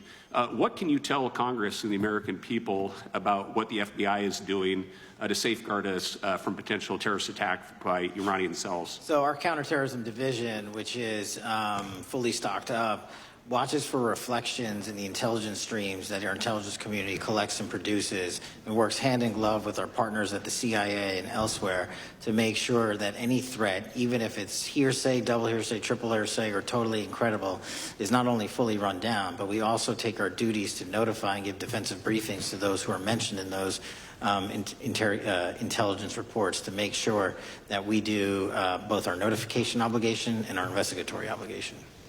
Thank you. The FBI is also the foremost counterintelligence apparatus here in the U.S. We know the U.S. faces a more complex threat of global, more complex array of global threats than any time perhaps World War II or even superseding that time. As America continues to be under attack from various intelligence agencies globally, what can you tell us about the counterintelligence operations of the FBI as a core function? This is why the CIA mission is so important to the FBI, because as you said, no one else can do it. No one else has the authorities to do it. And even if they did, they don't have the capabilities to do it. And the CIA mission has to be headquartered in Washington, but have far-reaching capabilities because we have to face against our adversaries in the DPRK, in Russia, China, Iran, and elsewhere. And in order to do that, we have to have dedicated intelligence professionals on those target sets. And since I become director, I've demanded not only a dismantling and disruption of networks, but a public display of how we're doing it so the world knows that our adversary is A, attacking us, and B, we're stopping them. And that's why you've seen these dramatic increases in counterintelligence arrests in the PRC by 33%, in Russia 83%, in Iran 60%. We are showing the world that they are trying to engage in espionage activities against us, and we are holding them accountable publicly. And there's been increasing concern about the Maduro regime of Venezuela, both their potential support of terrorist activity, criminal drug networks, and potential espionage entities here within the U.S. What can you tell us about your activities regarding the Maduro regime of Venezuela? Generally speaking, one of the largest transshipment points and shipment points for narcotics out of South America, Colombia, obviously, and also Venezuela, is being utilized heavily by the narco traffickers to send up cocaine, meth, and fentanyl, and excuse me, all the other illegal narcotics through the island chains in the Caribbean Ocean and ultimately for America. So there has to be more work done in the region to stop those navigable waterways from being traversed with drugs bound for America. And finally, Mr. Director, what is the one thing that Congress could most do in terms of passing a law to best support the FBI in making America safer and more secure? Get us more authorities to get online, to get onto social media companies, gaming platforms, have legal access, and also have private partnerships with the FBI of those companies and allow them to report into us on a daily basis. There is no human being or AI system on Earth that can go out there and cover down on the threat in those theaters. And so we need the assistance, and we need more authorities, and we need the private sector to double down. Well, thank you very much for all you're doing, all the men and women of the FBI are doing to keep us safe. And I yield back. Gentleman yields back. Got a UC request from the gentleman from Arizona. Thank you, Mr. Chairman. I have an article titled, FBI Flooded with Record Number of New Agent Applications, Kash Patel's First Month. The FBI saw 5,577 new agent applications in March and more than 10,000 since January. Without objection. The gentleman from Kansas is recognized. Thank you, Mr. Chairman. And Director, thank you for being here. I have listened carefully to all the discussion in this hearing. I've reached two top-line conclusions. First, I am glad I don't have your job. And second, I am glad you do. Thank you for being willing to step up and serve in this role. I'd like to plow a little bit of ground that we've not spent a lot of time on so far and explore. You mentioned, and I'm well aware of your strong commitment to partnering with state and local law enforcement authorities. Obviously, one of the missions is in the counter-drug space. Another is in the forensic laboratory space, where both you and a lot of local and state agencies cooperate in terms of evidence analysis. From the state side, programs such as the HIDA programs, very, very important in counter-drug, such as the Coverdell grants, very, very important in maintaining state laboratory capacities. Would I be correct in concluding that if we are able to maintain robust funding for those types of programs, including both Coverdell and HIDA, that would contribute to the safety of the United States and to your mission? Absolutely. Director, you have talked a little bit about some of the counter-drug work that you've been doing. One thing we haven't talked about yet, the President, in one of his first actions upon taking office back in January, designated a number of the cartels as foreign terrorist organizations. That's not just a paper transaction. I believe the list has been expanded since those first actions. In terms of America's military engagement with the cartels abroad, in terms of our intelligence engagement with them abroad, that designation has had real meaning and has affected some of the thinking and approaches of our military and our intelligence community. Can you talk a bit about how that designation might be affecting or should be affecting the FBI's approach to dealing with the domestic activities of the cartels? The simple way to analogize it is after 9/11 and the manhunt for the foreign terrorist organizations overseas in places like Afghanistan and Iraq, the FBI received certain authorities to go out there and dedicate a mission to go after them both lawfully and investigatorially and collect evidence and provide it to our agency partners. Once the foreign terrorist organization designation was labeled over to the Mexican drug cartels, we can now do that here. and in Mexico, and in Colombia, and in Venezuela, and anywhere else they are. And so that's the best analogy I have. What we're able to do is take our counterterrorism platform, traditionally used for global terrorist manhunting, and bring it into this hemisphere against a very real threat, which is the drug traffickers, and they are foreign terrorist organizations. So we just have so many more resources and authorities now directed at them. So, for example, Director, in the regions, from the vantage point of local law enforcement, there are structures that have historically handled those partnerships separately. HIDTA, for example, is an example on the drug trafficking side. The JTTFs are an example on the terrorism side. How is the thinking evolving in terms of on a regional basis, either merging or not merging those structures now that the targets in many ways are merged? So the JTTFs are kind of our forward operating base across every single state in this country to take on that mission. And anytime you're labeled a foreign terrorist organization, you come right under the authorities of the JTTF, the task force officers, and the state and local level police work that gets done in those JTTFs. And the Homeland Security Task Force layer on top of that, I think 25 or 30 across the country, specifically working with DHS and Secretary No to go after the drug trafficking foreign terrorist organizations, because they have unique capabilities and authorities dedicated to that mission. And so that's the beauty of the HSTFs. Let me ask you an adjacent question, Director. I noticed in your written testimony, I don't think we've talked about it yet, you brought to our attention an expiring authority. It's in 6 U.S.C. 124N with respect to counter-UAS drones. You point out that that authority expires in statute at the end of this month, yes, and you impressed upon us your interest in seeing it extended in some manner. Can you talk a little bit about the FBI's role in counter-UAS work over American airspace? I represent a district that's going to host some of the FIFA World Cup activities coming up. We're obviously very interested in security, and there are limits on what our state and local authorities have the capacity to do or what our military has the capacity to do once the threat is domestic. So it's critically important. Both the FBI and DHS have those capabilities. I'll speak to the FBI, of course, only. And you raised the World Cup, and that's exactly what we need it for. The Club World Cup, which just happened, was 32 games in at least a dozen different cities across the country, the largest sporting events consecutively in American history. And we used our counter-drone capabilities to not only inspect and secure stadium locations, but where fans were hovering and we call base camps.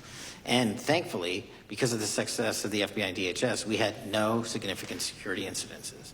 And flipping to the World Cup, which is going to be 3 times as large, and obviously the largest we've ever had, and blending into the LA Olympics in 28, our counter-UAS capabilities are going to be the ones that are able us to have literal bird's eye view of the threat dynamic around so many of these cities, which are going to see literally tens and hundreds of thousands of people flock to them. So we have to have it. And making sure the bad guys don't have the same. Exactly. Very good. I yield back and thank you. Gentleman yields back.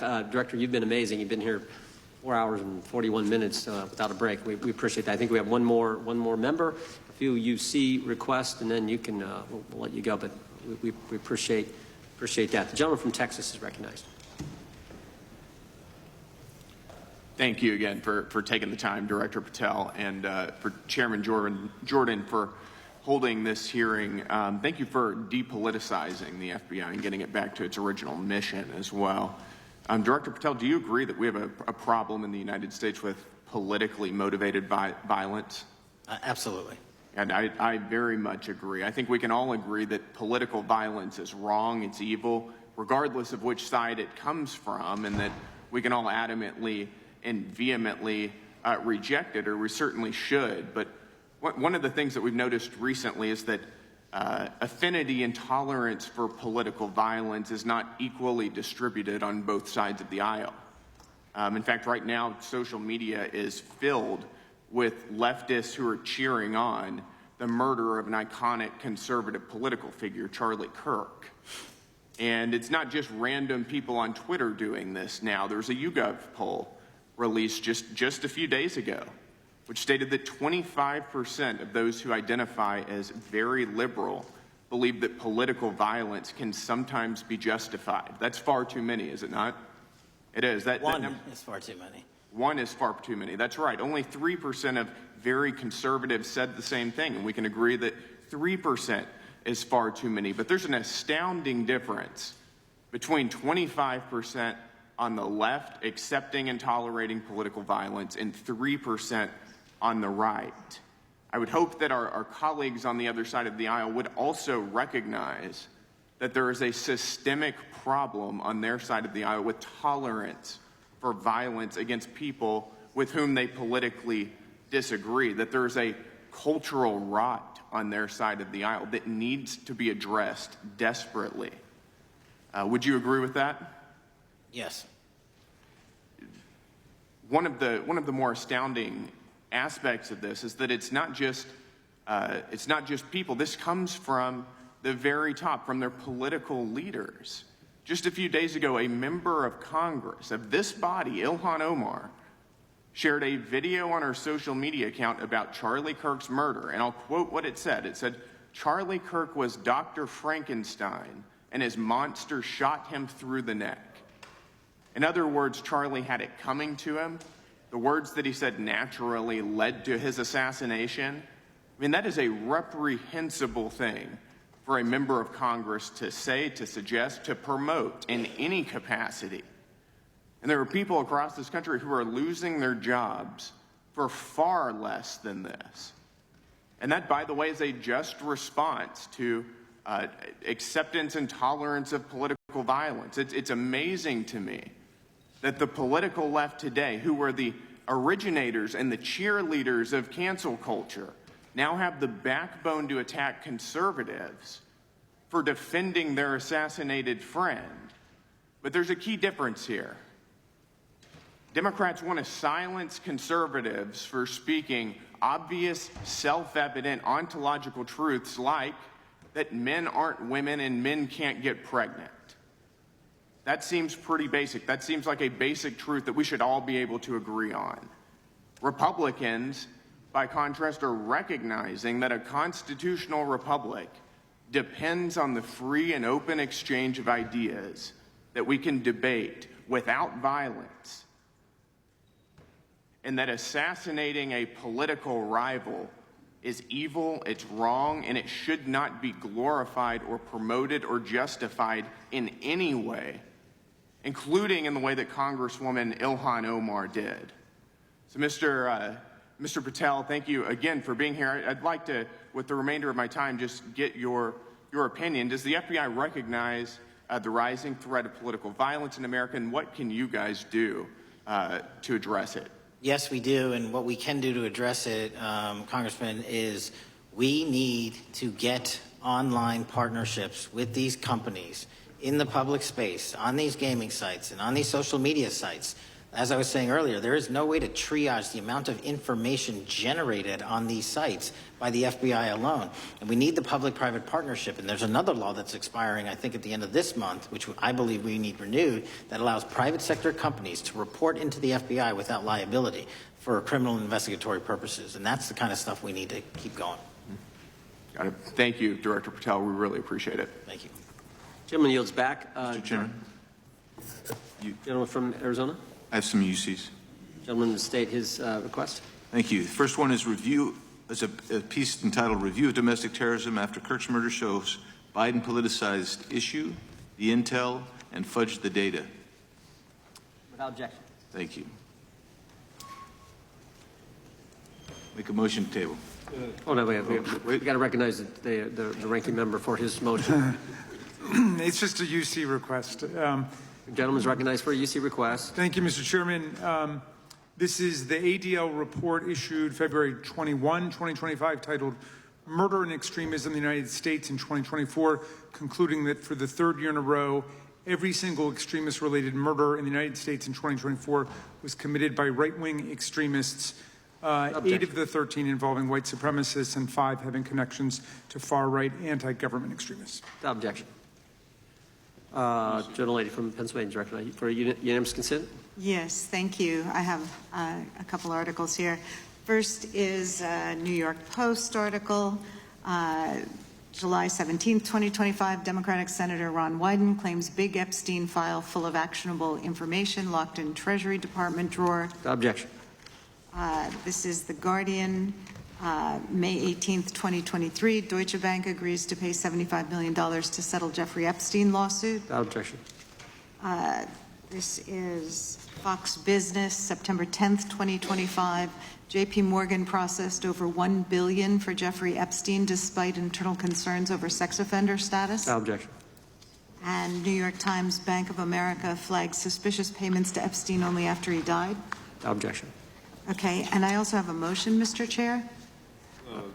Lady was recognized. We're going to come back to the motion I thought was made by Mr.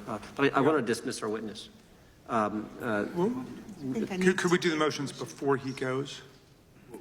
One, I just wanted to press the motion I originally had. Yeah, we're going to bring that up. Is that what this is? Four banks. Are you doing that? No, this is another motion. Okay, well, I'm going to recognize first the gentleman because we held that motion in advance. I've got I still have the UC, Mr. Chairman. Thank you, Mr. Chairman. So look, there are 4 banks, JP Morgan, Bank of New York, Bank of America, and Deutsche Bank. Yeah, but the gentleman can state his motion. Yeah, but the motion is to subpoena the CEOs of these 4 banks to bring in all records relating to their relationship to Jeffrey Epstein and to produce all records reflecting it. These 4 banks have flagged to the government $1.5 billion in suspicious transactions relating to the sex trafficking. I move the table. Mr. Diamond just released a statement saying he would be happy to comply. Mr. Chairman, you don't need The motion to table, the motion offered by the gentleman from Maryland. The motion to table is not debatable. The question occurs on the motion to table. Those in favor say aye. Aye. Those opposed, no. No. Opinion of the chair, the ayes have it. The motion is tabled. I'd like a recorded vote if we could, Mr. Recorded vote being requested. The clerk will call. Well, we got to get the clerk here. The clerk's right here. Wonderful. Clerk will call the roll. Yes. Mr. Jordan votes yes. Mr. Issa? Mr. Biggs? Mr. Biggs votes aye. Mr. McClintock? Mr. McClintock votes aye. Mr. Tiffany? Mr. Massey? Mr. Roy? Mr. Roy votes aye. Mr. Fitzgerald? Mr. Klein? Mr. Klein votes aye. Mr. Gooden? Mr. Van Drew? Mr. Nels? Mr. Nels votes yes. Mr. Moore? Mr. Moore votes yes. Mr. Kiley? Ms. Hageman? Ms. Lee? Mr. Hunt? Mr. Fry? Mr. Grothman? Mr. Grothman votes aye. Mr. Knott? Mr. Knott votes aye. Mr. Harris? Mr. Harris votes aye. Mr. Onder? Mr. Onder votes aye. Mr. Schmidt? Mr. Schmidt votes aye. Mr. Gill? Mr. Gill votes aye. Mr. Baumgartner? Mr. Raskin? No. Mr. Raskin votes no. Mr. Nadler? No. Mr. Nadler votes no. Ms. Lofgren? No. Ms. Lofgren votes no. Mr. Cohen? Mr. Johnson? No. Mr. Johnson votes no. Mr. Swallow? No. Mr. Swallow votes no. Mr. Liu? Ms. Jayapal? Mr. Correa? Ms. Scanlon? No. Ms. Scanlon votes no. Mr. Neguse? No. Mr. Neguse votes no. Ms. McBath? No. Ms. McBath votes no. Ms. Ross? No. Ms. Ross votes no. Ms. Ballant? No. Ms. Ballant votes no. Mr. Garcia? No. Mr. Garcia votes no. Ms. Kamlager-Dove? Mr. Moskowitz? No. Mr. Moskowitz votes no. Mr. Goldman? Mr. Goldman? Ms. Crockett? No. Ms. Crockett votes no. Gentleman from Texas, Mr. Gooden. Mr. Gooden? You're a no. You're a no. Lance? Mr. Gooden votes yes. Mr. Chairman, how am I recorded? Gentleman from New York. Mr. Goldman, you're not recorded. No. Mr. Goldman votes no.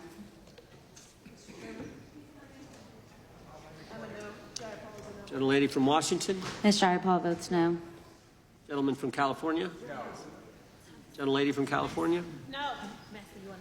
Mr. Liu votes no. Ms. Kamlager-Dove votes no. Gentleman from Kentucky. Mr. Massey votes no. Director, I want to thank you again for being here. While we're waiting for members to get back to record their vote, you don't need to stay around for these kind of motions. We appreciate the service you're providing the country, appreciate your testimony today, and appreciate the fact that you did it 5 hours straight. That's amazing. So God bless you and keep up the good work. The witness is dismissed. I know, but I'm dismissing the witness. I don't think it nothing involved. I'll just put them in the record. Mr. Chairman, We're still waiting for members to come back to record their vote on the motion offered Good. by the gentleman from... No, I just, as a point of order, I just wanted to establish that the dismissal of the witness doesn't affect the viability of any of the motions. No, the committee's still going. How many members are going to need?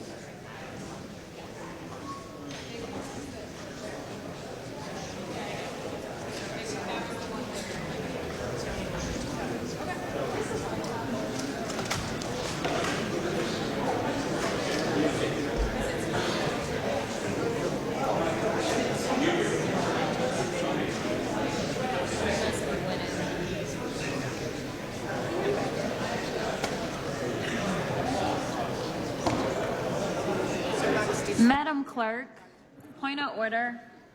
What is the current vote? Point of order. The vote is open. We will be waiting for members to get back to record their vote. Gentleman from Wisconsin is recognized. Mr. Fitzgerald votes aye. Gentleman from California is recognized. Mr. Kiley votes aye. The gentleman from California, I think, Mr. Chairman, is seeking to be recognized. Mr. Correa? Mr. Correa votes no.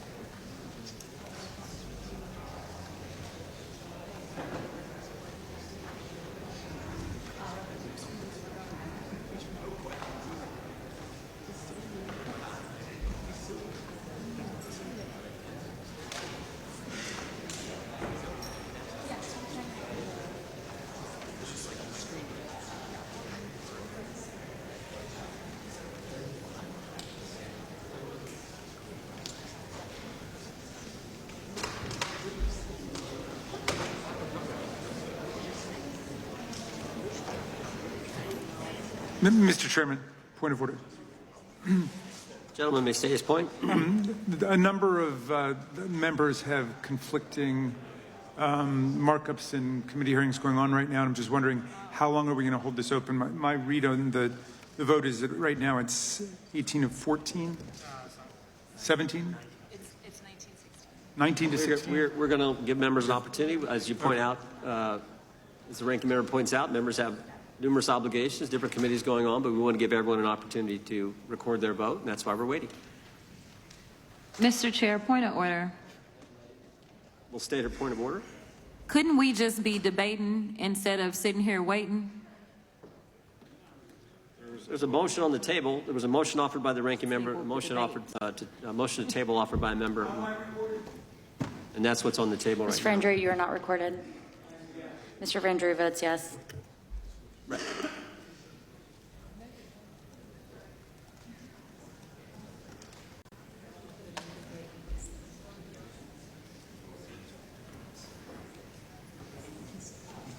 Gentlelady from Wyoming.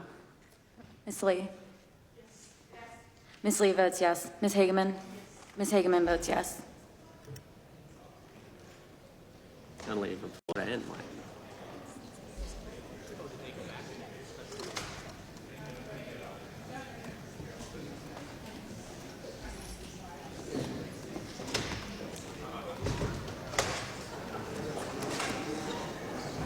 Mr. Knott, you're recorded as yes.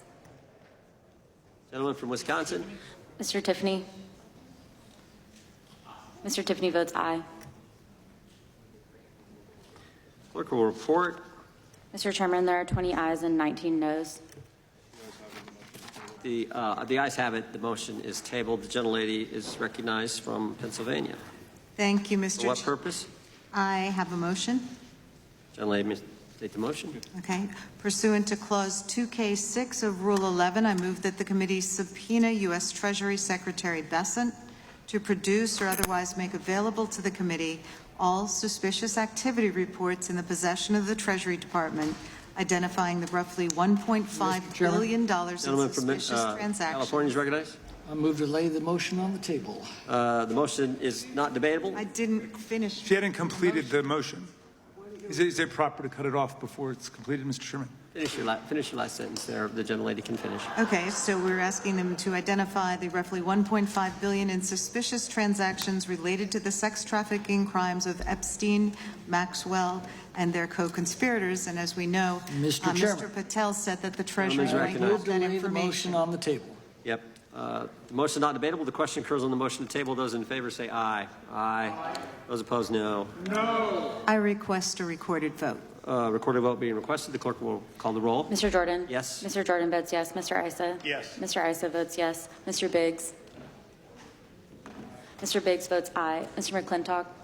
Mr. McClintock votes aye. Mr. Tiffany? Mr. Tiffany votes aye. Mr. Massey? Mr. Massey votes no. Mr. Roy? Mr. Roy votes aye. Mr. Fitzgerald? Mr. Fitzgerald votes aye. Mr. Klein? Mr. Klein votes aye. Mr. Gooden?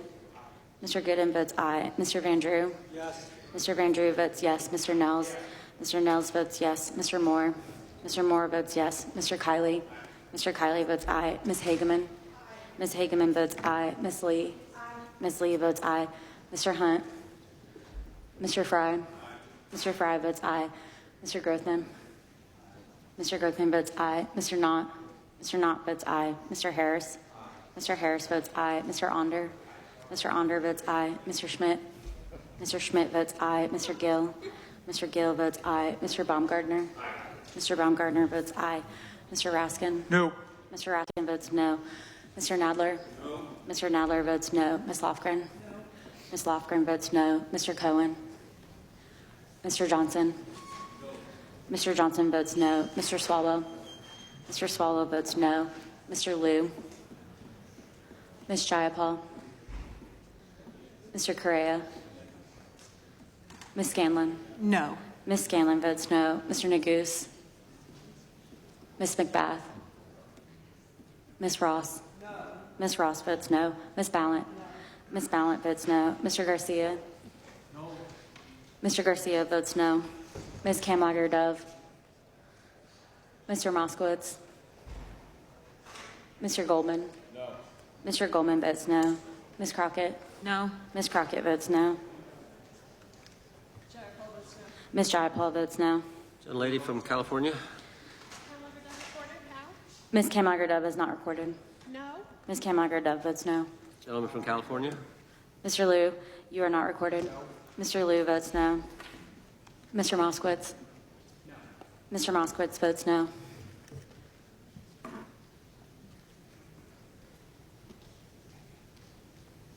Clerk will report.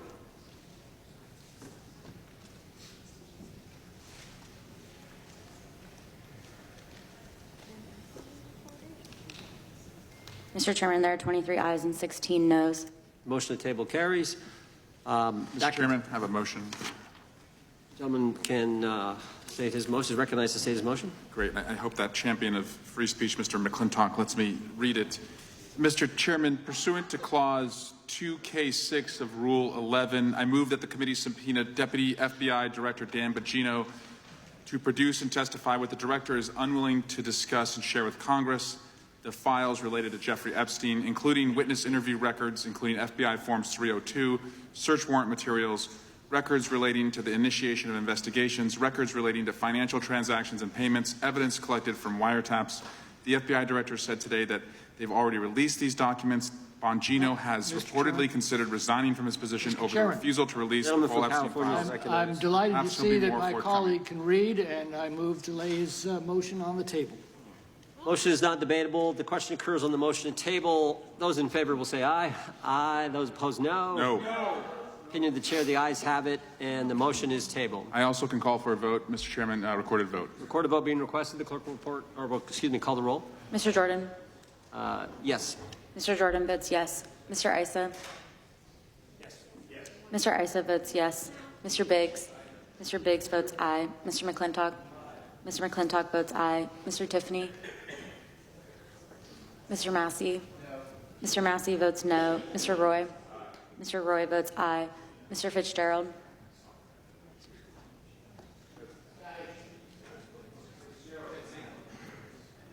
Mr. Fitzgerald votes aye. Mr. Klein votes aye. Mr. Gooden votes aye. Mr. Van Drew votes yes. Mr. Nels votes yes. Mr. Moore votes yes. Mr. Kiley? Ms. Hageman votes yes. Ms. Lee votes aye. Mr. Hunt? Mr.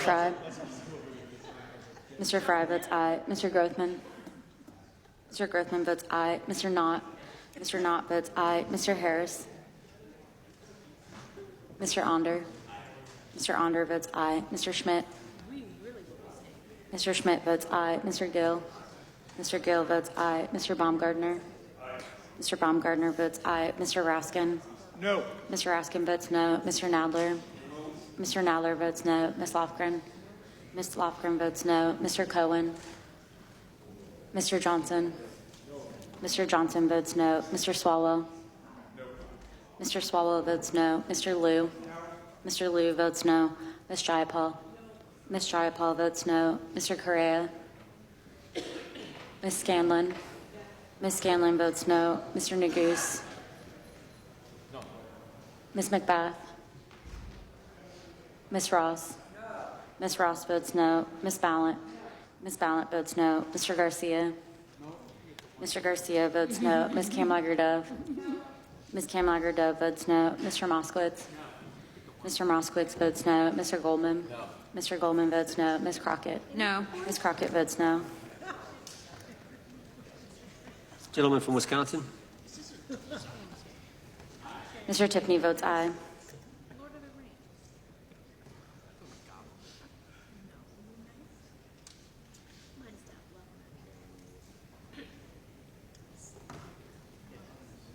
Clerk will report. Mr. Chairman, there are 21 ayes and 16 noes. Motion to table is successful. That concludes today's. Nope, I've got one. The gentlelady from Texas is recognized. Thank you, Mr. Chair. I'll tell y'all when I'm done reading. Mr. Chair, pursuant to Clause 2K6 of Rule 11, I move that the committee subpoena the head of the Bureau of Prisons, William K. Marshall, to discuss and produce all records relating to the transfer of Jeffrey Epstein, co-conspirator and child sex trafficker, Ghislaine Maxwell, in apparent violation of BOP policies regarding sex offenders, to include all BOP communications with DOJ, FBI, and the White House. BOP transferred Maxwell to a minimum security camp following her interview with President Trump's former personal attorney and now Deputy Attorney General Ty Blanche. Motion to I am table done reading is now. not debatable. This question occurs on the motion to table. Those in favor will say aye. Aye. Those opposed, no. No. Opinion of the chair, the ayes have it. I'd ask for a recorded vote. Recorded vote being requested. The clerk will call the roll. Mr. Jordan? Yes. Mr. Jordan votes yes. Mr. Issa? Mr. Issa votes yes. Mr. Biggs? Mr. Biggs votes aye. Mr. McClintock? Aye. Mr. McClintock votes aye. Mr. Tiffany? Aye. Mr. Tiffany votes aye. Mr. Massey? No. Mr. Massey votes no. Mr. Roy? Mr. Roy votes aye. Mr. Fitzgerald? Mr. Fitzgerald votes aye. Mr. Klein? Mr. Klein votes aye. Mr. Gooden? Mr. Gooden votes aye. Mr. Van Drew? Mr. Van Drew votes yes. Mr. Nels? Mr. Nels votes yes. Mr. Moore? Mr. Moore votes yes. Mr. Kiley? Ms. Hageman?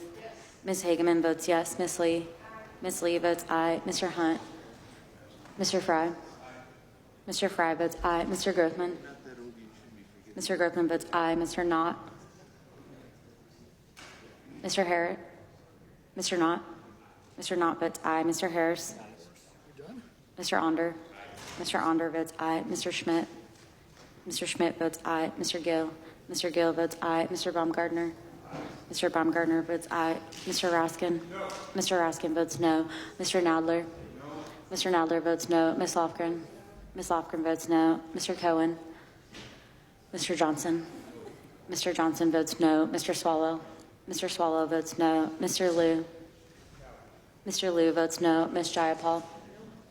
Ms. Jayapal votes no. Mr. Correa. Ms. Scanlon. Ms. Scanlon votes no. Mr. Neguse. Ms. McBath. Ms. Ross. Ms. Ross votes no. Ms. Ballant.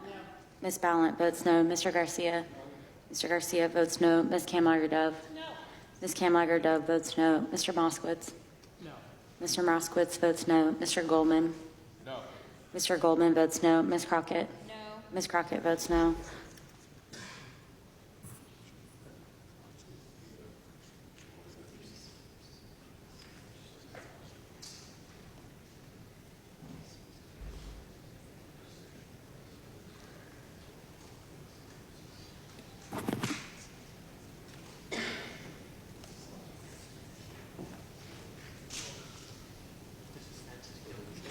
Clerk will report. Mr. Chairman, there are 21 ayes and 6 noes.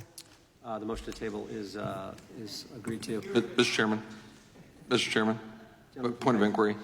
Gentleman can state his point. Am I correct that the House Oversight Committee, led by Chairman Comer, is issuing significant number of subpoenas along the lines of some of the things we've been talking about today, but in general terms, pursuing a lot of the questions that are being raised here today and others? Nope. That is accurate, and specifically the SARs. They're actually getting the SARs from the Treasury Department, which is something that we think is important. But yeah, that material is going to the Oversight Committee. Mr. Chairman, may I ask a follow-up question? Over here. The gentleman from New York is recognized. Is it your understanding that the Oversight Committee has requested the documents listed in Mr. Swalwell's subpoena, the recordings, the witness statements, the photographs, the materials seized by search warrant? I'd have to look at those carefully, but I know that there's a broad subpoena and it's a very broad all kinds subpoena. of files. Oddly enough, it excludes all those essential documents that are in the possession of the FBI. I think that would be included in the case files that have been subpoenaed. The chair recognizes the gentleman from Arizona. I have a UCs, several UCs. Gentleman can state his unanimous consent request. Yeah, first one is Democrat running for Attorney General issues profanity-laced Charlie Kirk post. Without objection. Next one, Cleveland Fire Chief removed from duty over incendiary Charlie Kirk social media post. Without objection. Next one, generic condemnations of political violence won't stop the left from escalating it. Without objection. Next one is a few weeks before Charlie Kirk was assassinated, CNN runs widely viewed interview with Destiny describing Charlie Kirk as spawn of Satan. Without objection. And let's see here. I think the next one is, gosh, I'm having trouble finding it, sir.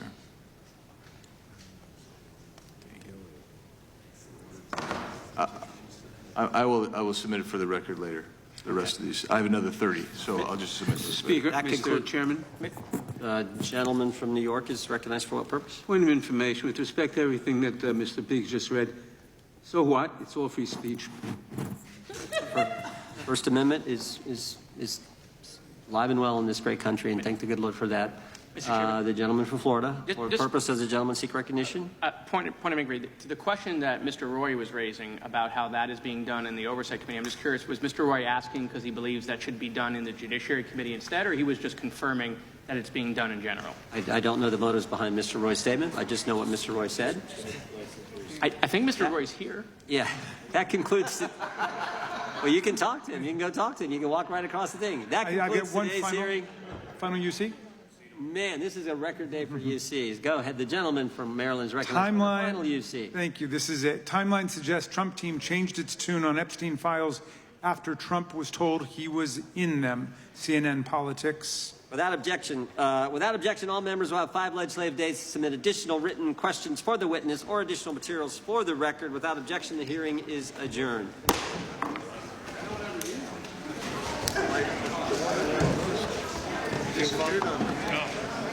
He's there. It's strong. It's strong. He's there.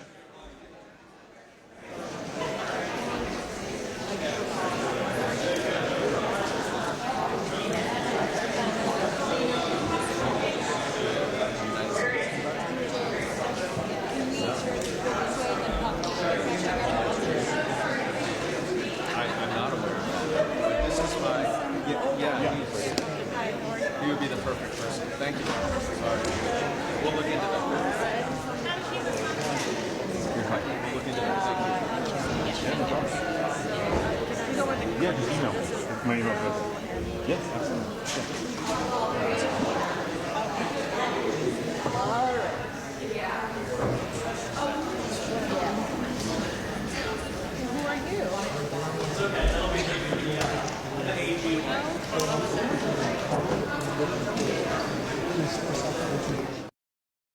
Here's a look at our live coverage coming up Thursday on the C-SPAN networks.